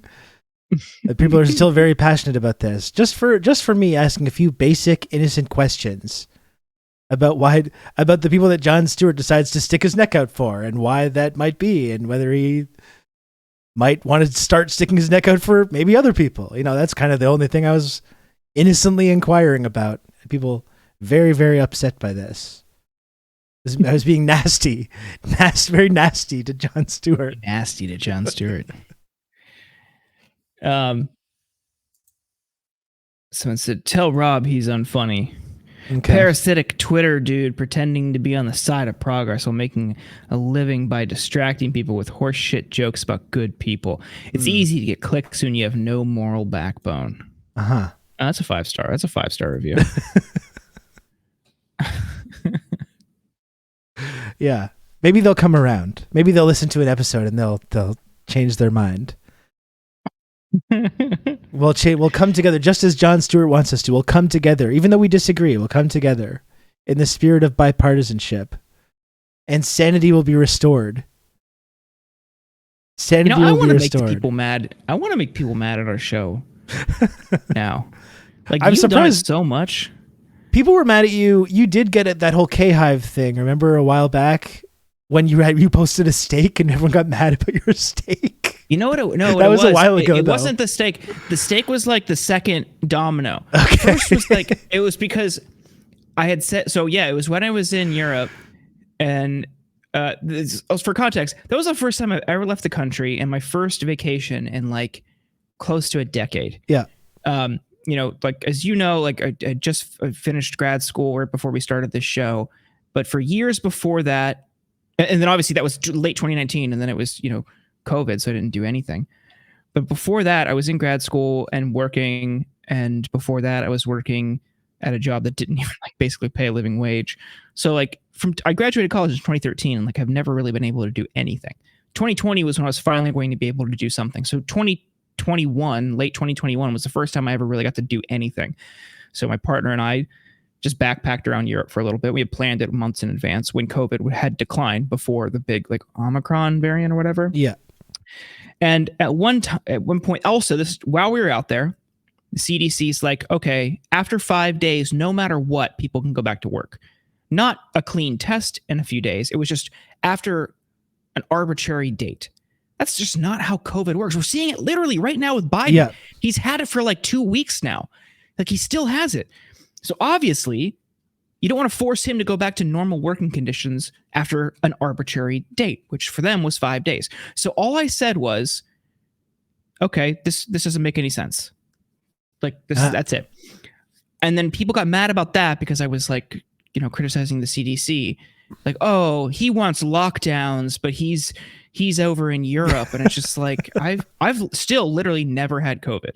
Yeah. And while we were there, we had to test before a bunch of different stuff to cross borders, to ride trains. We had to test constantly, and you had to wear your KN95 everywhere. And a lot of people wore them outside, which is really nice.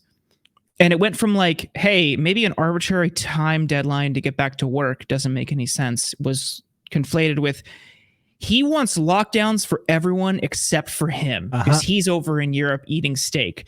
And I was just like, he's eating these luxurious meals. Like, we split a steak between two people. What are you talking about? You're eating it with the extended pinky, like daintily nibbling on it, like that.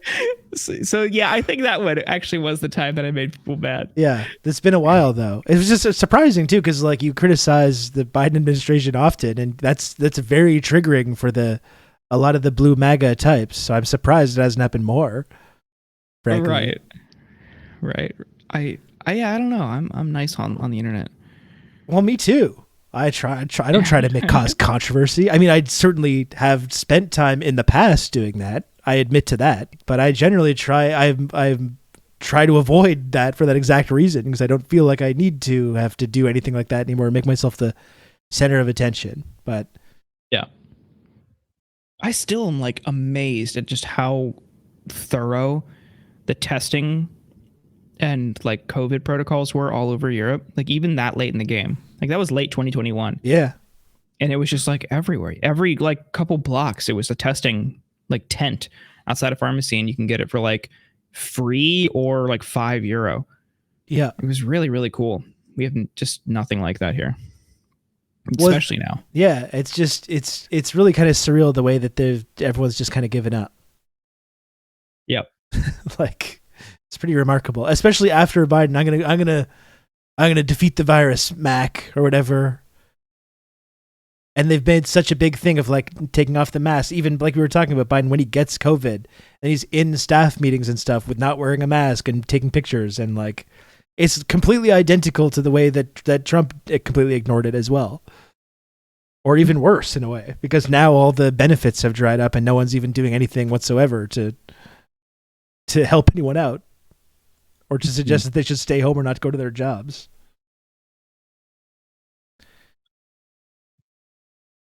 Hey, would you mind just talking with the chat for 1 minute? I'm just gonna go. My cat just came down here and she's rubbing up next to me, and I think I'm not sure if she has food or not. Is this your wife or no? The cat or your partner? Momo. Oh, okay. Yeah. Momo, what up, Momo? I also pinged Emily just to see if she's around. Okay, cool. I'm just gonna go make sure her dish is full. Then I'll be back in a moment. Gotcha. So everyone, ask Jordan the tough, hard hitting questions. He's going to answer AMA for Jordan right now. That's right. Is that the Momo emote? My wife came down and started rubbing against my leg. I think I have to feed her. Yeah, my wife's feeding time isn't for another hour, but she's acting like she hasn't been fed.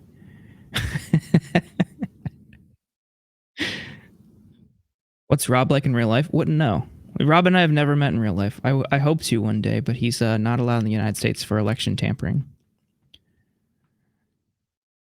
Most people don't even wear masks indoors here anymore, and now I'm starting to get the same side eyes for wearing mine that I had during the beginning months of COVID. Oh, Thembo, yes, same. I wore mine at the concert last night and the night before, and like people were like looking at me like, "What's this guy doing?" Oh, I don't know. Sorry, I don't want to be in a giant arena with 20,000 people without a mask on.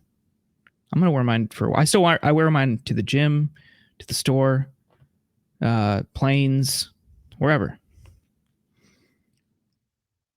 What's better, backpacking Europe or touring North America and seeing all of our parks before ravaged by climate change? Unelectable, the latter is a big bucket list thing for me. I'd love to do that eventually, but I just had never been able to afford it or do it.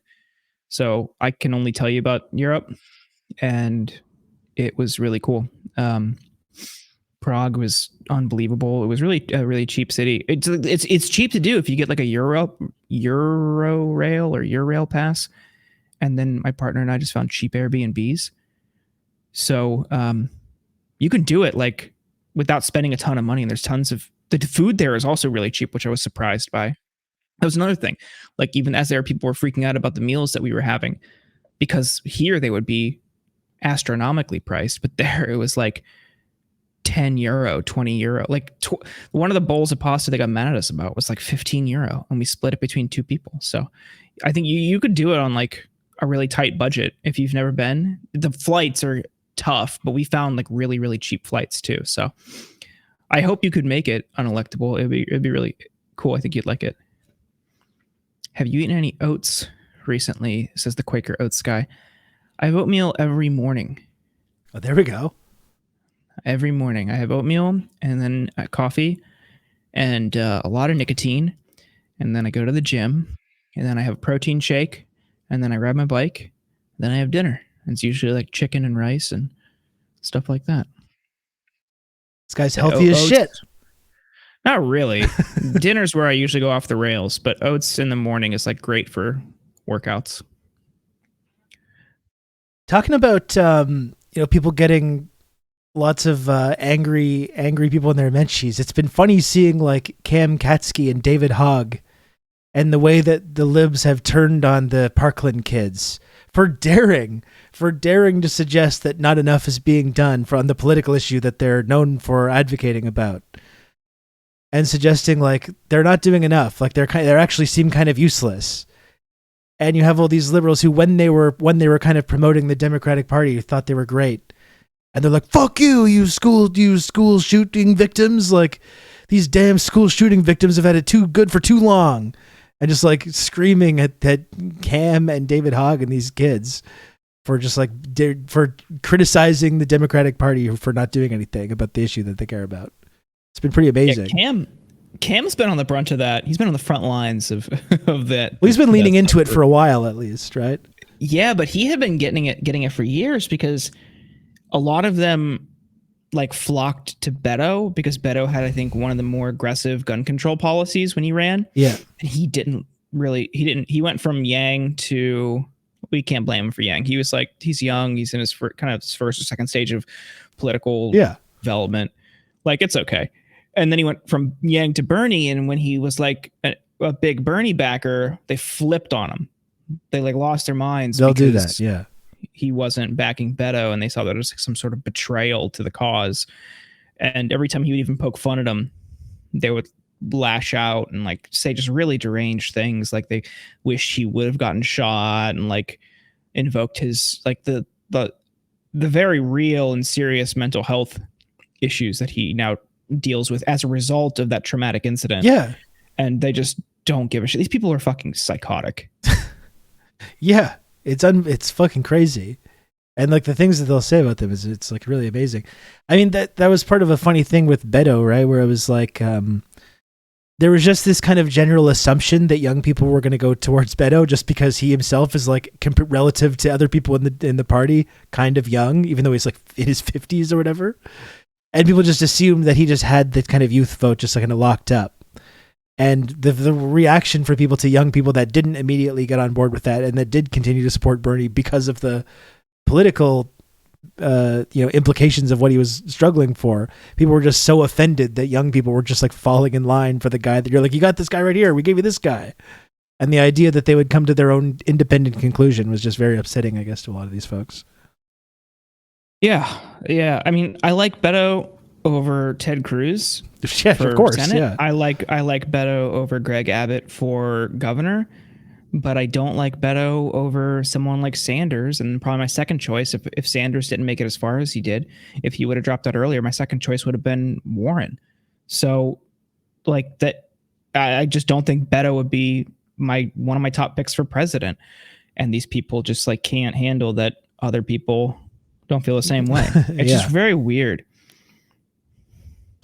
Well, there's the whole thing with him, like, it just his campaign felt so like focus grouped and like consultant driven, but like with the appearance of not being that, right? It was supposed to appear very natural, and there's the whole Vanity Fair cover and all the jumping on tables and stuff, and it was like he was the character in like a movie about a plucky underdog, and everyone just assumed that was the end result that you would see in the movie, where he inevitably ends up becoming this big political figure. Just never materialized. It was quite funny how they just kind of assumed that that was what was on the horizon.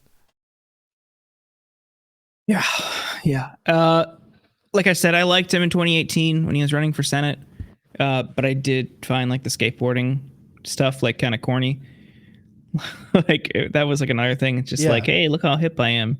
What's up, fellow kids? Like, all right, just eat your fucking Whataburger. That's good. I like that. Just do that.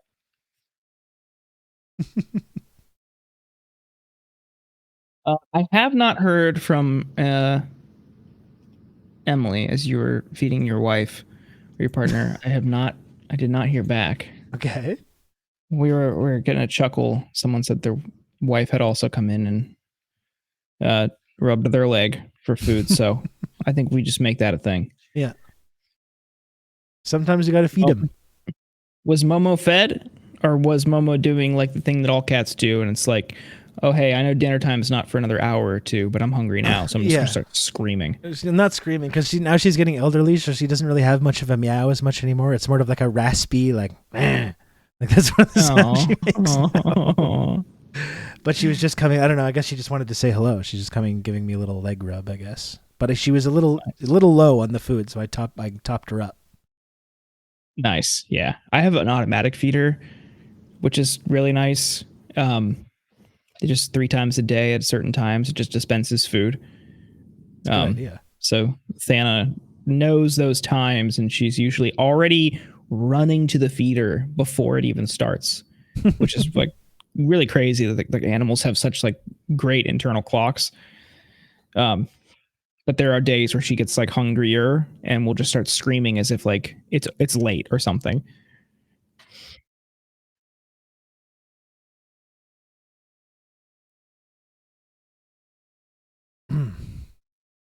Yeah. It's funny how they memorize these things, isn't it? Yeah. Have you played Stray? Yeah, I just beat it yesterday, actually. I played it on stream. Oh, sick. Yeah. I want to get to it. It's really good. I really enjoyed it. And it's short, too. It's not like a big, huge commitment. I guess it took me like 7 hours altogether. Okay. To play through the story. Really, really cool, though. I really liked it a lot. Nice. And it's a cool game to play on stream as well. Gotta get to it.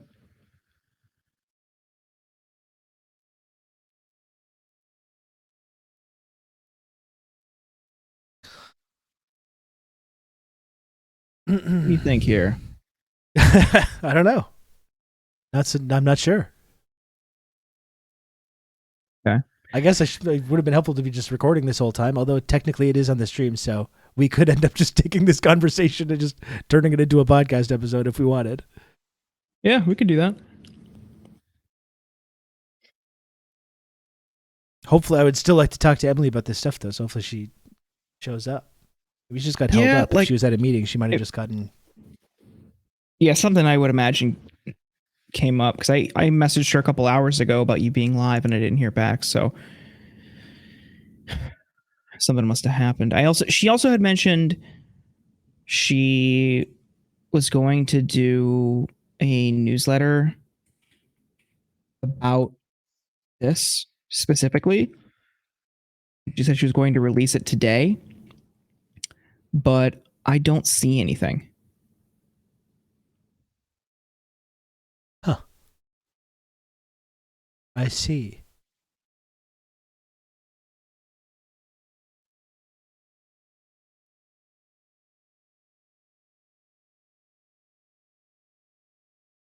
Well, not totally sure where that leaves us. I mean, I could see if we don't hear from her, I'd say in like a couple more minutes, I think we just postpone. I don't know what your schedule's like tomorrow, but I've got some time after work before Game Busters. Yeah, tomorrow's no good actually, because I'm going to be leaving and back with my family tomorrow, and we'll be out. So I wouldn't be back until even the weekend is a little tricky because I got stuff going on. I got to go see my mom at some point. What about Monday? Monday could be a possibility. Okay, so I was supposed to have surgery on Monday, but I'm not going to now because it got postponed. So I'm now good Monday and Tuesday. But actually, no, I can't do Tuesday because I got Straight from the Path is on tour here. Okay. So I got to go hang out with Tom. What are you getting surgery for? Leave. I was going to get a vasectomy. Oh. Okay. Yeah. but it got postponed. So I think I got to go one too. I've been I think slacking on this. I've been talking about it for a while and haven't followed through. Yeah. I think I gotta take the plunge as well. Especially felt the urgency after the Dobbs decision here. Yeah, so. Of course. And I never want kids, so like literally what's the point of me not having one? Like there's no justification for me not to have one. It just makes everyone that I interact with in that regard, which I mean, at this point hopefully is only one person for the rest of my life, but like it's just not fair to her for me not to do that. Yeah. I think that's a good way of looking at it. I got to do it too. Everyone should get one. If you don't want kids and you can have one, get one, because it's just better for the people around you. They shouldn't have to deal with this fucking insane system we have now. And listen, some people, not naming names, some people know from experience that you can take precautions, and sometimes it doesn't always work out. And sometimes so you or me? I wasn't subtweeting you. I was talking about myself. Oh. But yeah, sometimes you can take precautions, and then you got an issue on your hands. And if you don't want that, I mean, there's a way to get around that. Is that your son? Yeah, I don't want to get too into the details. He's not listening. No, he's not listening. He's probably watching Dan Simpson's stream instead. Just plotting Dan's demise. Yeah. Or he's watching one of these like gaming guys on YouTube or whatever. Yeah, that was me too, though. My partner just recently talked about it publicly, so I could talk about it now. But yeah, she had to terminate a pregnancy in February. And she lives in Texas, so it's like, it's a very, very bad system. Very, very bad system we have here. Yeah, just never want to put her in that boat again. Yeah. It's like with me, it was a little bit different because it was something we had kind of talked about, and I think we were kind of getting to the point where we were going to start really thinking about that. We were kind of like, not now, but maybe soon, kind of thing. So when it happened, it's like, okay, well, I guess we're just doing this now more and more, but not everyone is in that position. If I was in my early 20s or not financially stable, or like it becomes a lot more, or you don't want kids, which is a totally valid opinion to have too. It's a completely like different situation then. I was fortunate enough that we were able to just go, okay, like, well, that's, we can just go ahead with this and we can just do it. But not everyone is in that situation when that happens.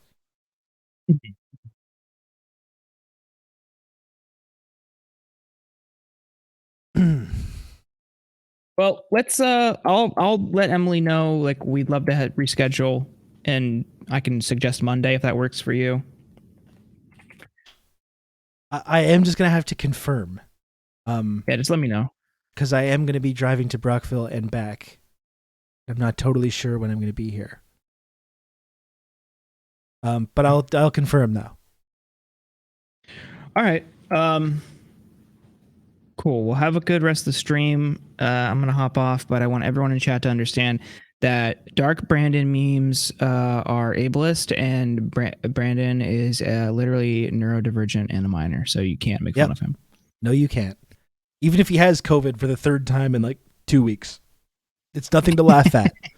It's nothing to snicker at. All right, bye, guys. Take care, man. Okay. Well then. Stop your sneering. I guess we will not be doing a recording an Insurgents podcast. I guess we will not be doing that. What will we do? I don't know.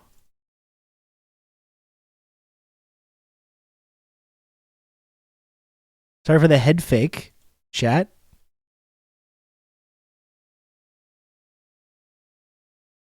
Sorry to disappoint you. Let's sit back and look at these vistas. Give Brandon some respect and stop laughing. Thank you. I love Beto. I don't know about you guys. His table standing was so memeable. The table thing was just so funny. It was just so contrived. It was so contrived. And it was supposed, it's Climbing like, onto it's the exact thing that a Democratic Party consultant would come up with, where it's like, this is going to look spontaneous and it's going to go viral, these viral, memeable moments. But it's like there was probably like a fucking 5 separate different conference calls with Democratic Party consultants outlining their decks and their PowerPoint presentations about the Beto O'Rourke campaign and the table standing. There was a whole table standing section. It's all designed to look memeable and viral and spontaneous. And he's like a man of the people. Candidate known for climbing onto counters due to kick it up a notch? That's Beto O'Rourke climbing on top of a minivan, his campaigns, to address a crowd that couldn't fit into the coffee shop he was headed for. And after he slid down, he went inside the shop and climbed on that counter. Though even up there, he was sometimes blocked from view. I promise to personally clean your counter before I leave, okay? He gave it a quick wipe afterwards. And he By the way, I just opened my fortune cookie. So got a live fortune cookie reading as well. That's a fun bit of content. Live fortune cookie reading. A pleasant surprise is in store for you. Okay.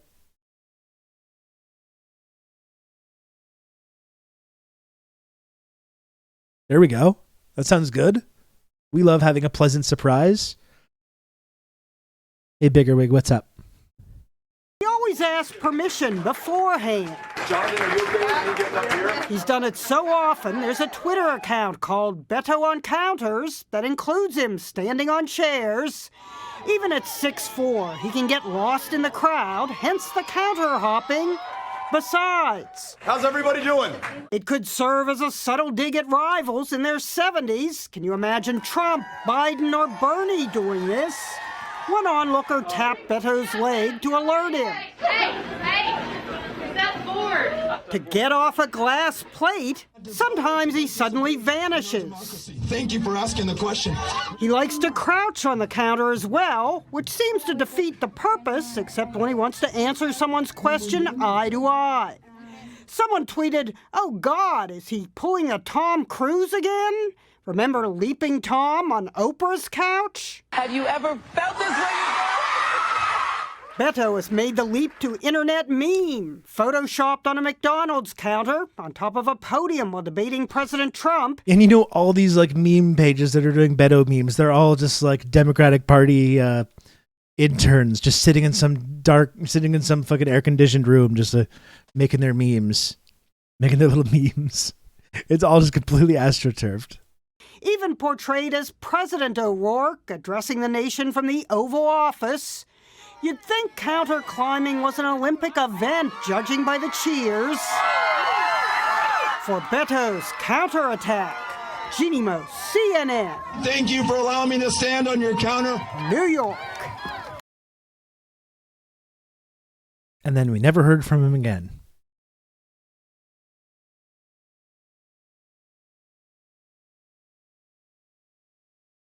Did he drop out before?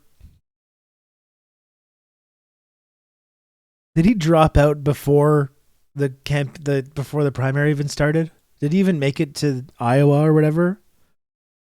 I don't think he did, right? He dropped out. And I remember the Pod Johns, Crooked Media, they were making a whole documentary about him at the same time. Like they thought they had something. They thought they were going to do this big like HBO documentary documenting his rise to stardom. His name is Robert, not Beto. That's a good point. Yeah, it is. It was cool when he yelled at the Uvalde officials. I agree. Yeah. He lasted less time than Kamala. That was the funny thing about it, the way that the Democrats were trying to like audition young people to take over the mantle and how everything just failed. Everyone loves those Beto O'Rourke memes, of course. They all loved them. They just loved them. Some people claim liberals like how a T-Rex only reacts to movement. They'll only react to inconsequential, useless aesthetics.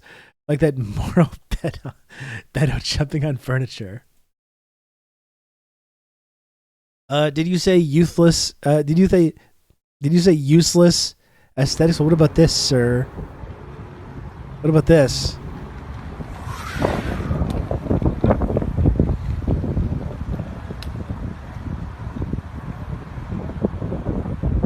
Everybody share this. Beto O'Rourke is on a skateboard in a Whataburger parking lot. I don't know if it gets more Beto. You gotta share this.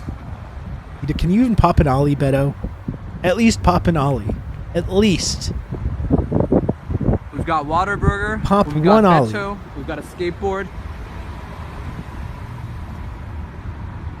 Just pop an ollie. It's the easy. It's the most basic skateboarding move.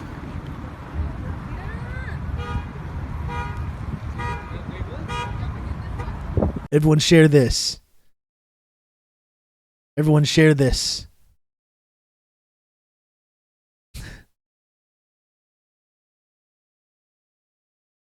Totally radical, dude. Y'all think he used to smoke crack without the drive-in? That would be cool. That would be cool and hip. Absolutely.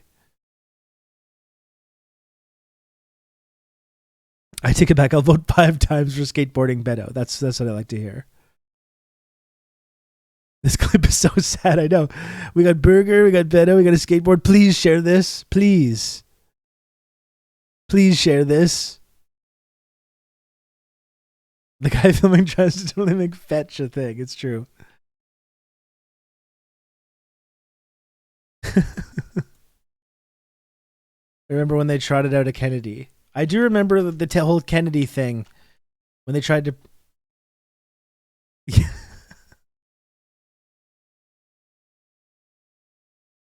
Not a single patient should be forced to fight off medical bankruptcy in the midst of a global health pandemic without a lawyer by their side. Thank you, Joe.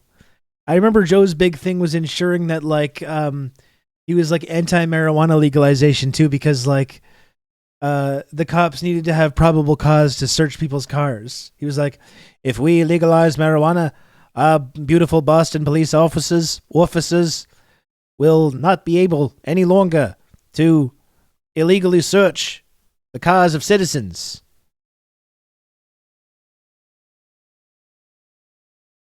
Remember when Jugme was on TikTok during the skateboard cranberry juice Fleetwood Mac meme? That's true.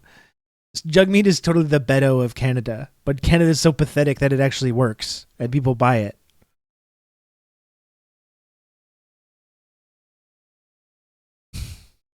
Accent hour, baby. I can impersonate anybody.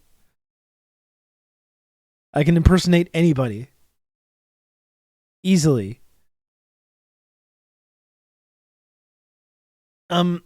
Okay, so gang, so we're not doing the podcast, I guess. We're not doing the podcast. I think Osama bin Laden would end up getting me canceled. I think that would be problematic. Park the car in Harvard Yard.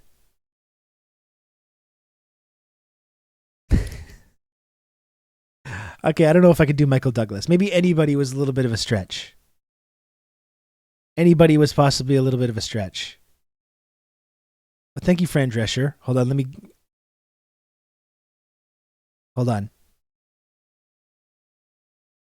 We simply use the computer to mark up the size of the account. Congratulations on quote-unquote beating Stray. I had more challenge using the grocery store self-checkout, you filthy casual. Well, thank you. We simply use the computer to mark up the size of the account. Okay. Now no more. We don't need to do it again. Thank you, Frank, for the 200 friend coin. And I know it's a casual. I know I'm a casual. Why is it doing it again? I pressed the button a couple times. I should not have done that.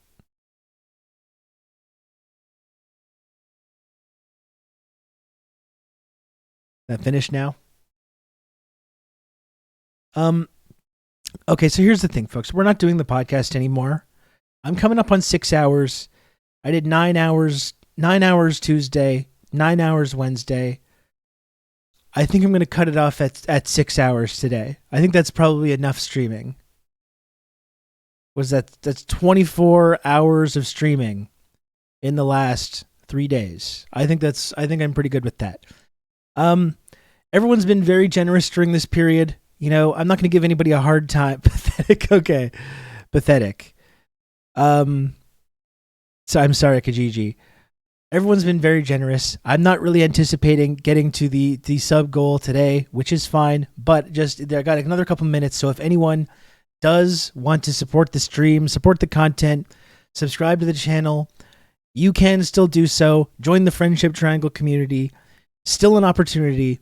Again, I'm not going to give people a hard time about getting us all the way to the sub goal today.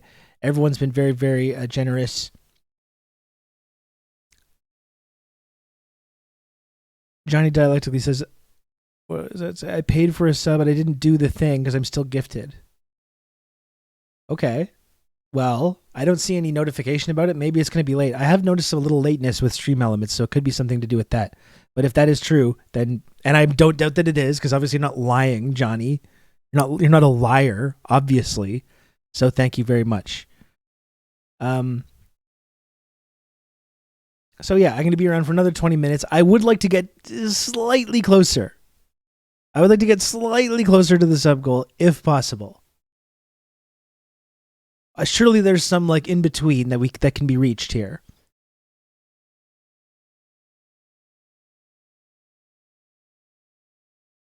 The pay it forward sub doesn't trigger an alert, but usually I do get something pops up. Usually something does pop up when someone is doing that, even if it doesn't trigger the alert. What was the beautiful landscape video from earlier? It was, let me see. Let me see what it was.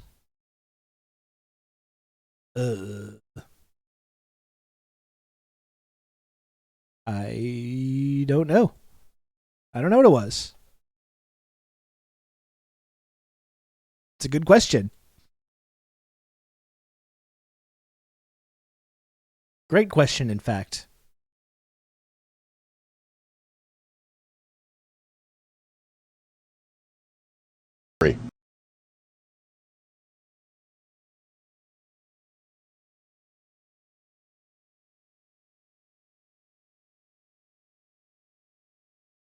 I think I must have closed the window.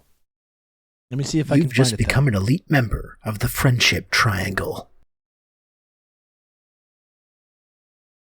Oh my goodness, Garden Variety Cat Lady. You've just become an elite member of the Friendship Triangle. Oh my gosh. Garden Variety Cat Lady, thank you so much for gifting 5 subs. I really, really appreciate that. Garden Variety Cat Lady, and thanks also to Gen X Bushy for the 5 gifted subs. That's really, really kind of both of you. Thank you. That's really, really kind. I really appreciate that. Thanks so much. What an incredibly generous and supportive community this is. I really can't stress this enough. I can't stress this enough how humbling it is. And sometimes I talk and as I'm saying it, I feel like I sound insincere, but I'm literally trying to be sincere, which it is incredibly humbling. The generosity that this community shows me, and the fact that people appreciate this stream, it really means so much to me. There's the video. There's the landscape video I had put on there. I can't get you all the way there. Happy to get you closer. I thank you so much, Garden Variety Cat Lady. Really, really kind of you.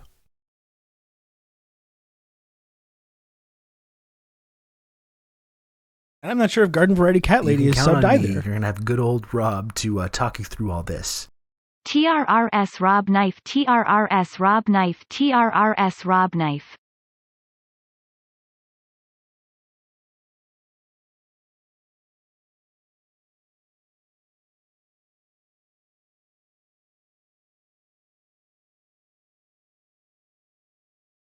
Thank you, Lalate.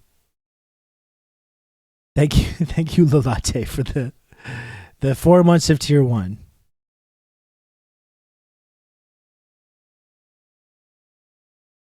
Is that your vote pose? Yes, it is. Yes, it is. I really appreciate that, Lalate. Thank you. You can count on me. You're going to have good old Rob to talk you through all this. Comrade, and thank you, Comrade Social Distancing, for the gifted sub. My goodness, everyone is so generous. Everyone is so generous and supportive of this channel. It's really unbelievable. I don't even have to go, I can stick around longer, too. Keeps his shank by his side, that's right. At all times. Get a makeshift knife or shiv.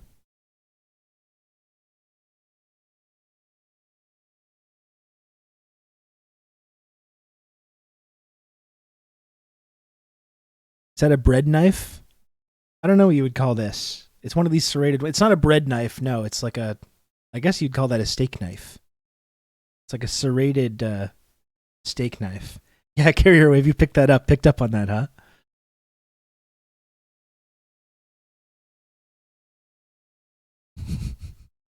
Hardman is so fucking funny in that scene.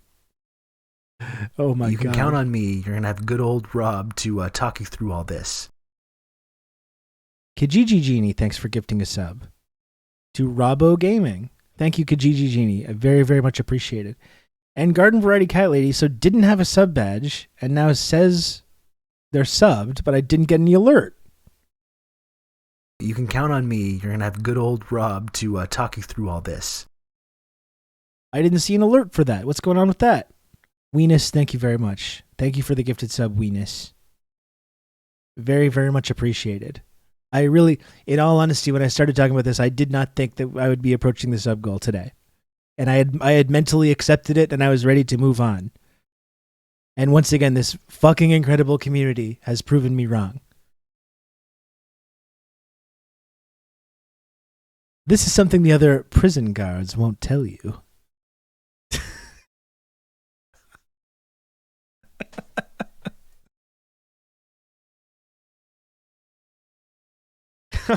I don't even want to repeat what he says because it's so like vile, but it's just so funny. The horrible things that he says. You can count on me. You're gonna have good old Rob to talk you through all this. The horrible things that he says mixed with the completely deadpan delivery. It's just so fucking funny.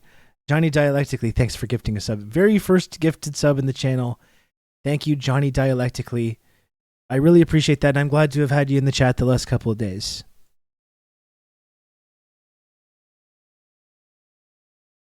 So I don't know. Garden Variety Cat Lady says that she subbed. I see that there was no badge, and now there's a sub badge, but I didn't get an alert. So what's going on with that? I hope to be a community regular now that I've invested money. Well, we're happy to have you, Johnny. You're part of the Friendship Triangle now. Johnny, have you not seen like the whole Friendship Triangle thing? I've been like I've not really been like busting it out, but like just in case, this is now the glorious community that you're now a part of, that you now are indeed a regular of. Huh? This is what it's all about. This is what brings us all together. It links us all together. You can count on me. You're gonna have good old Rob to talk you through all this. There we go. Maybe this will kick an alert through. Oh my gosh. Garden Variety Cat Lady, thank you so much for the 2 months of tier 1 and getting the stream to the sub. You literally said you wouldn't get us to the sub goal, and here you are. You did it.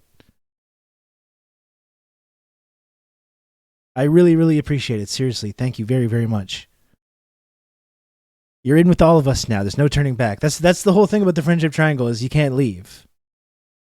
You can't. That's going to be a problem. If you try and leave, that's going to be an issue for us. You can check out anytime you like, but you can never leave. Remember the lyric?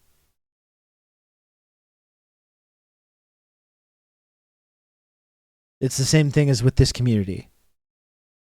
Blood in, blood out.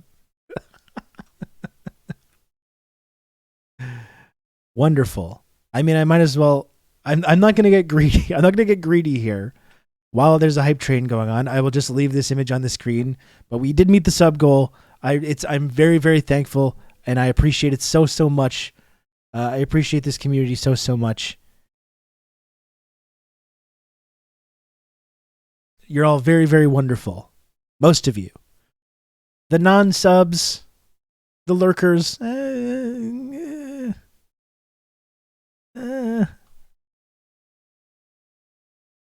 maybe not as much. Maybe not quite as much.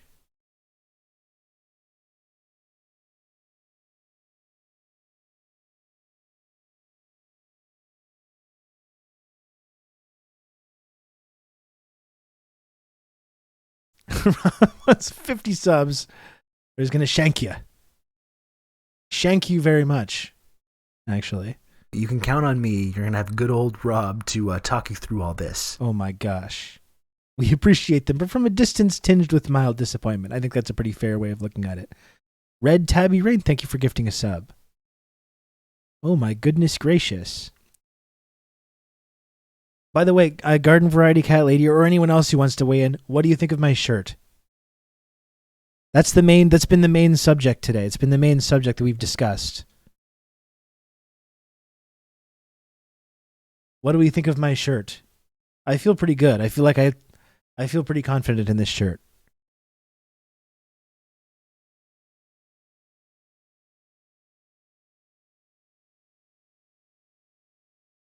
I feel like you'll tell me a jaunty tale wearing that shirt. I can't tell if it's green or blue. It's like that dress. It reminds me of some of the cooler minerals. Good.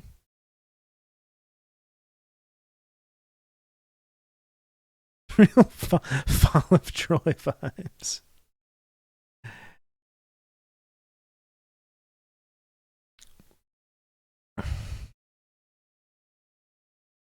Very cool. I'm going to put on some tunes since we're getting to the end here.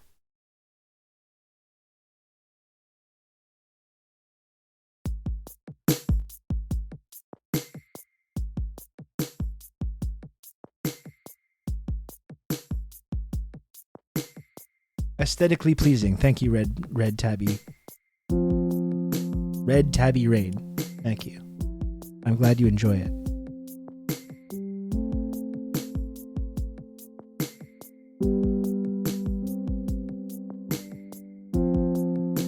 See who else is streaming here?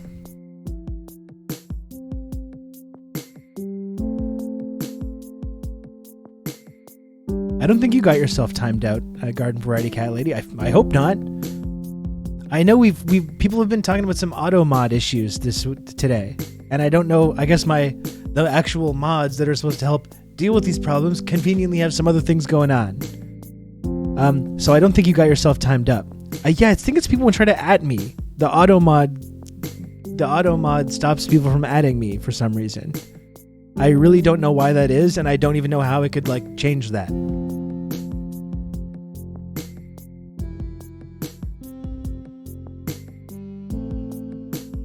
I don't even know how to fix it.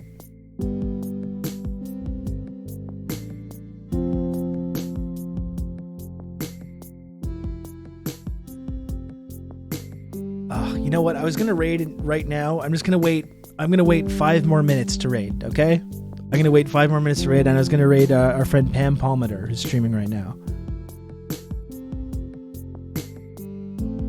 Your message wasn't posted due to conflicts with the chat's moderation settings. I will take a look into that.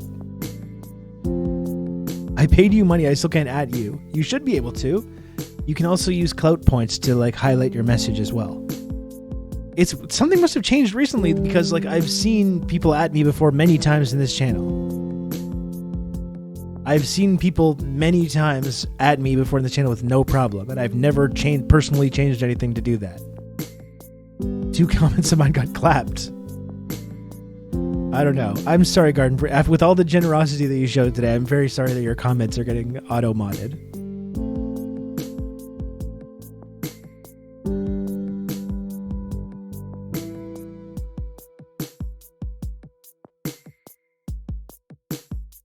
I just want to let you all know that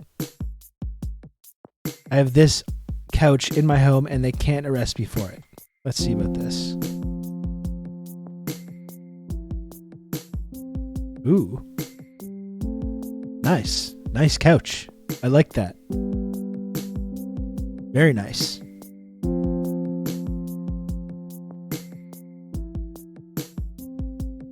It's very nice indeed.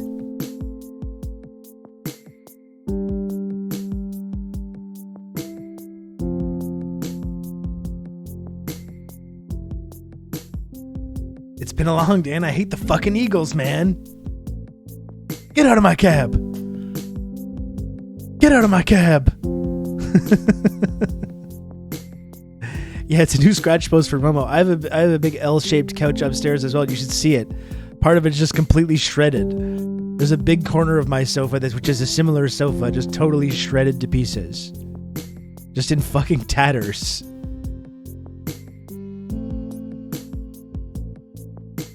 This aggression will not stand, man.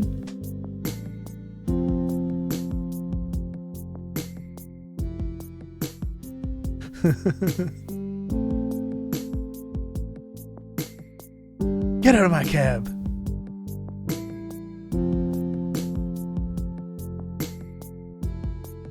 Also, you're pulling off the shirt, but it's serving bohemian vibes. I guess that makes sense. I mean, I used to be all about that lifestyle.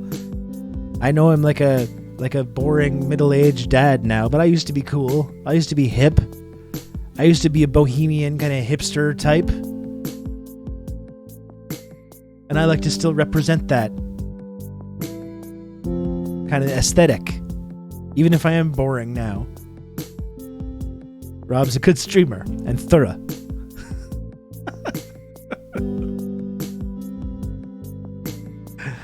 How's the smut business, Jackie?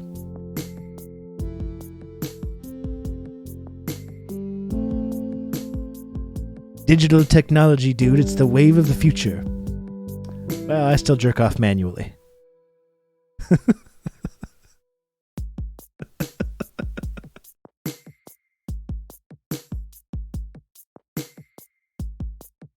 That's good.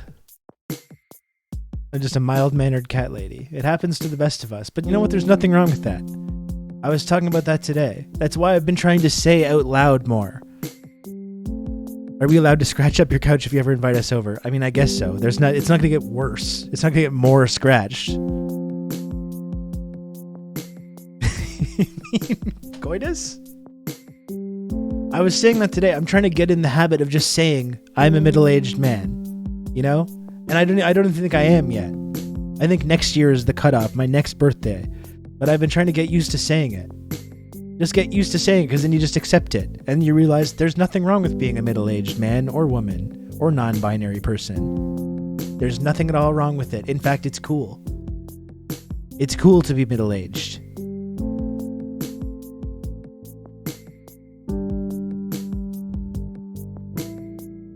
It's got to be like 41. I think 41 is kind of cope. Johnny, I'm sorry to say. You know, I'm turning 40 next year. I just have to accept it. Middle-aged man. It's fine.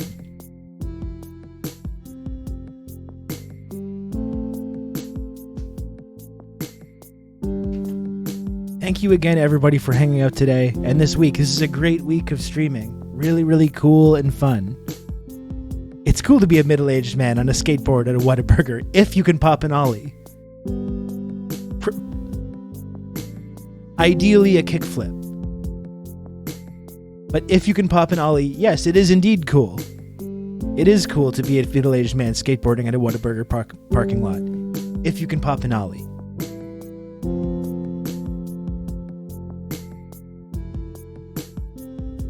It just happens. You become way more relaxed about a lot of shit. I'm 45, I just mellowed over time. Like a moderately priced wine. We all need to learn. We all need to learn from Garden Variety Cat Lady's example, I think. And age gracefully. My wife thinks you look like a dude that used to be on The Daily Show. I should get hired by The Daily Show. They should hire me. I'm more culturally relevant than The Daily Show is currently. I would bring a new energy to The Daily Show. I would make The Daily Show credible and interesting for the first time since fucking 2008. Anyway, I'm gonna raid Pam Palmater now. Thanks again, everyone, for watching this week. Really awesome week of streaming. I'll be back Monday or Tuesday. I'll let you know. Join the Discord server, and I will talk to you next week. Goodbye.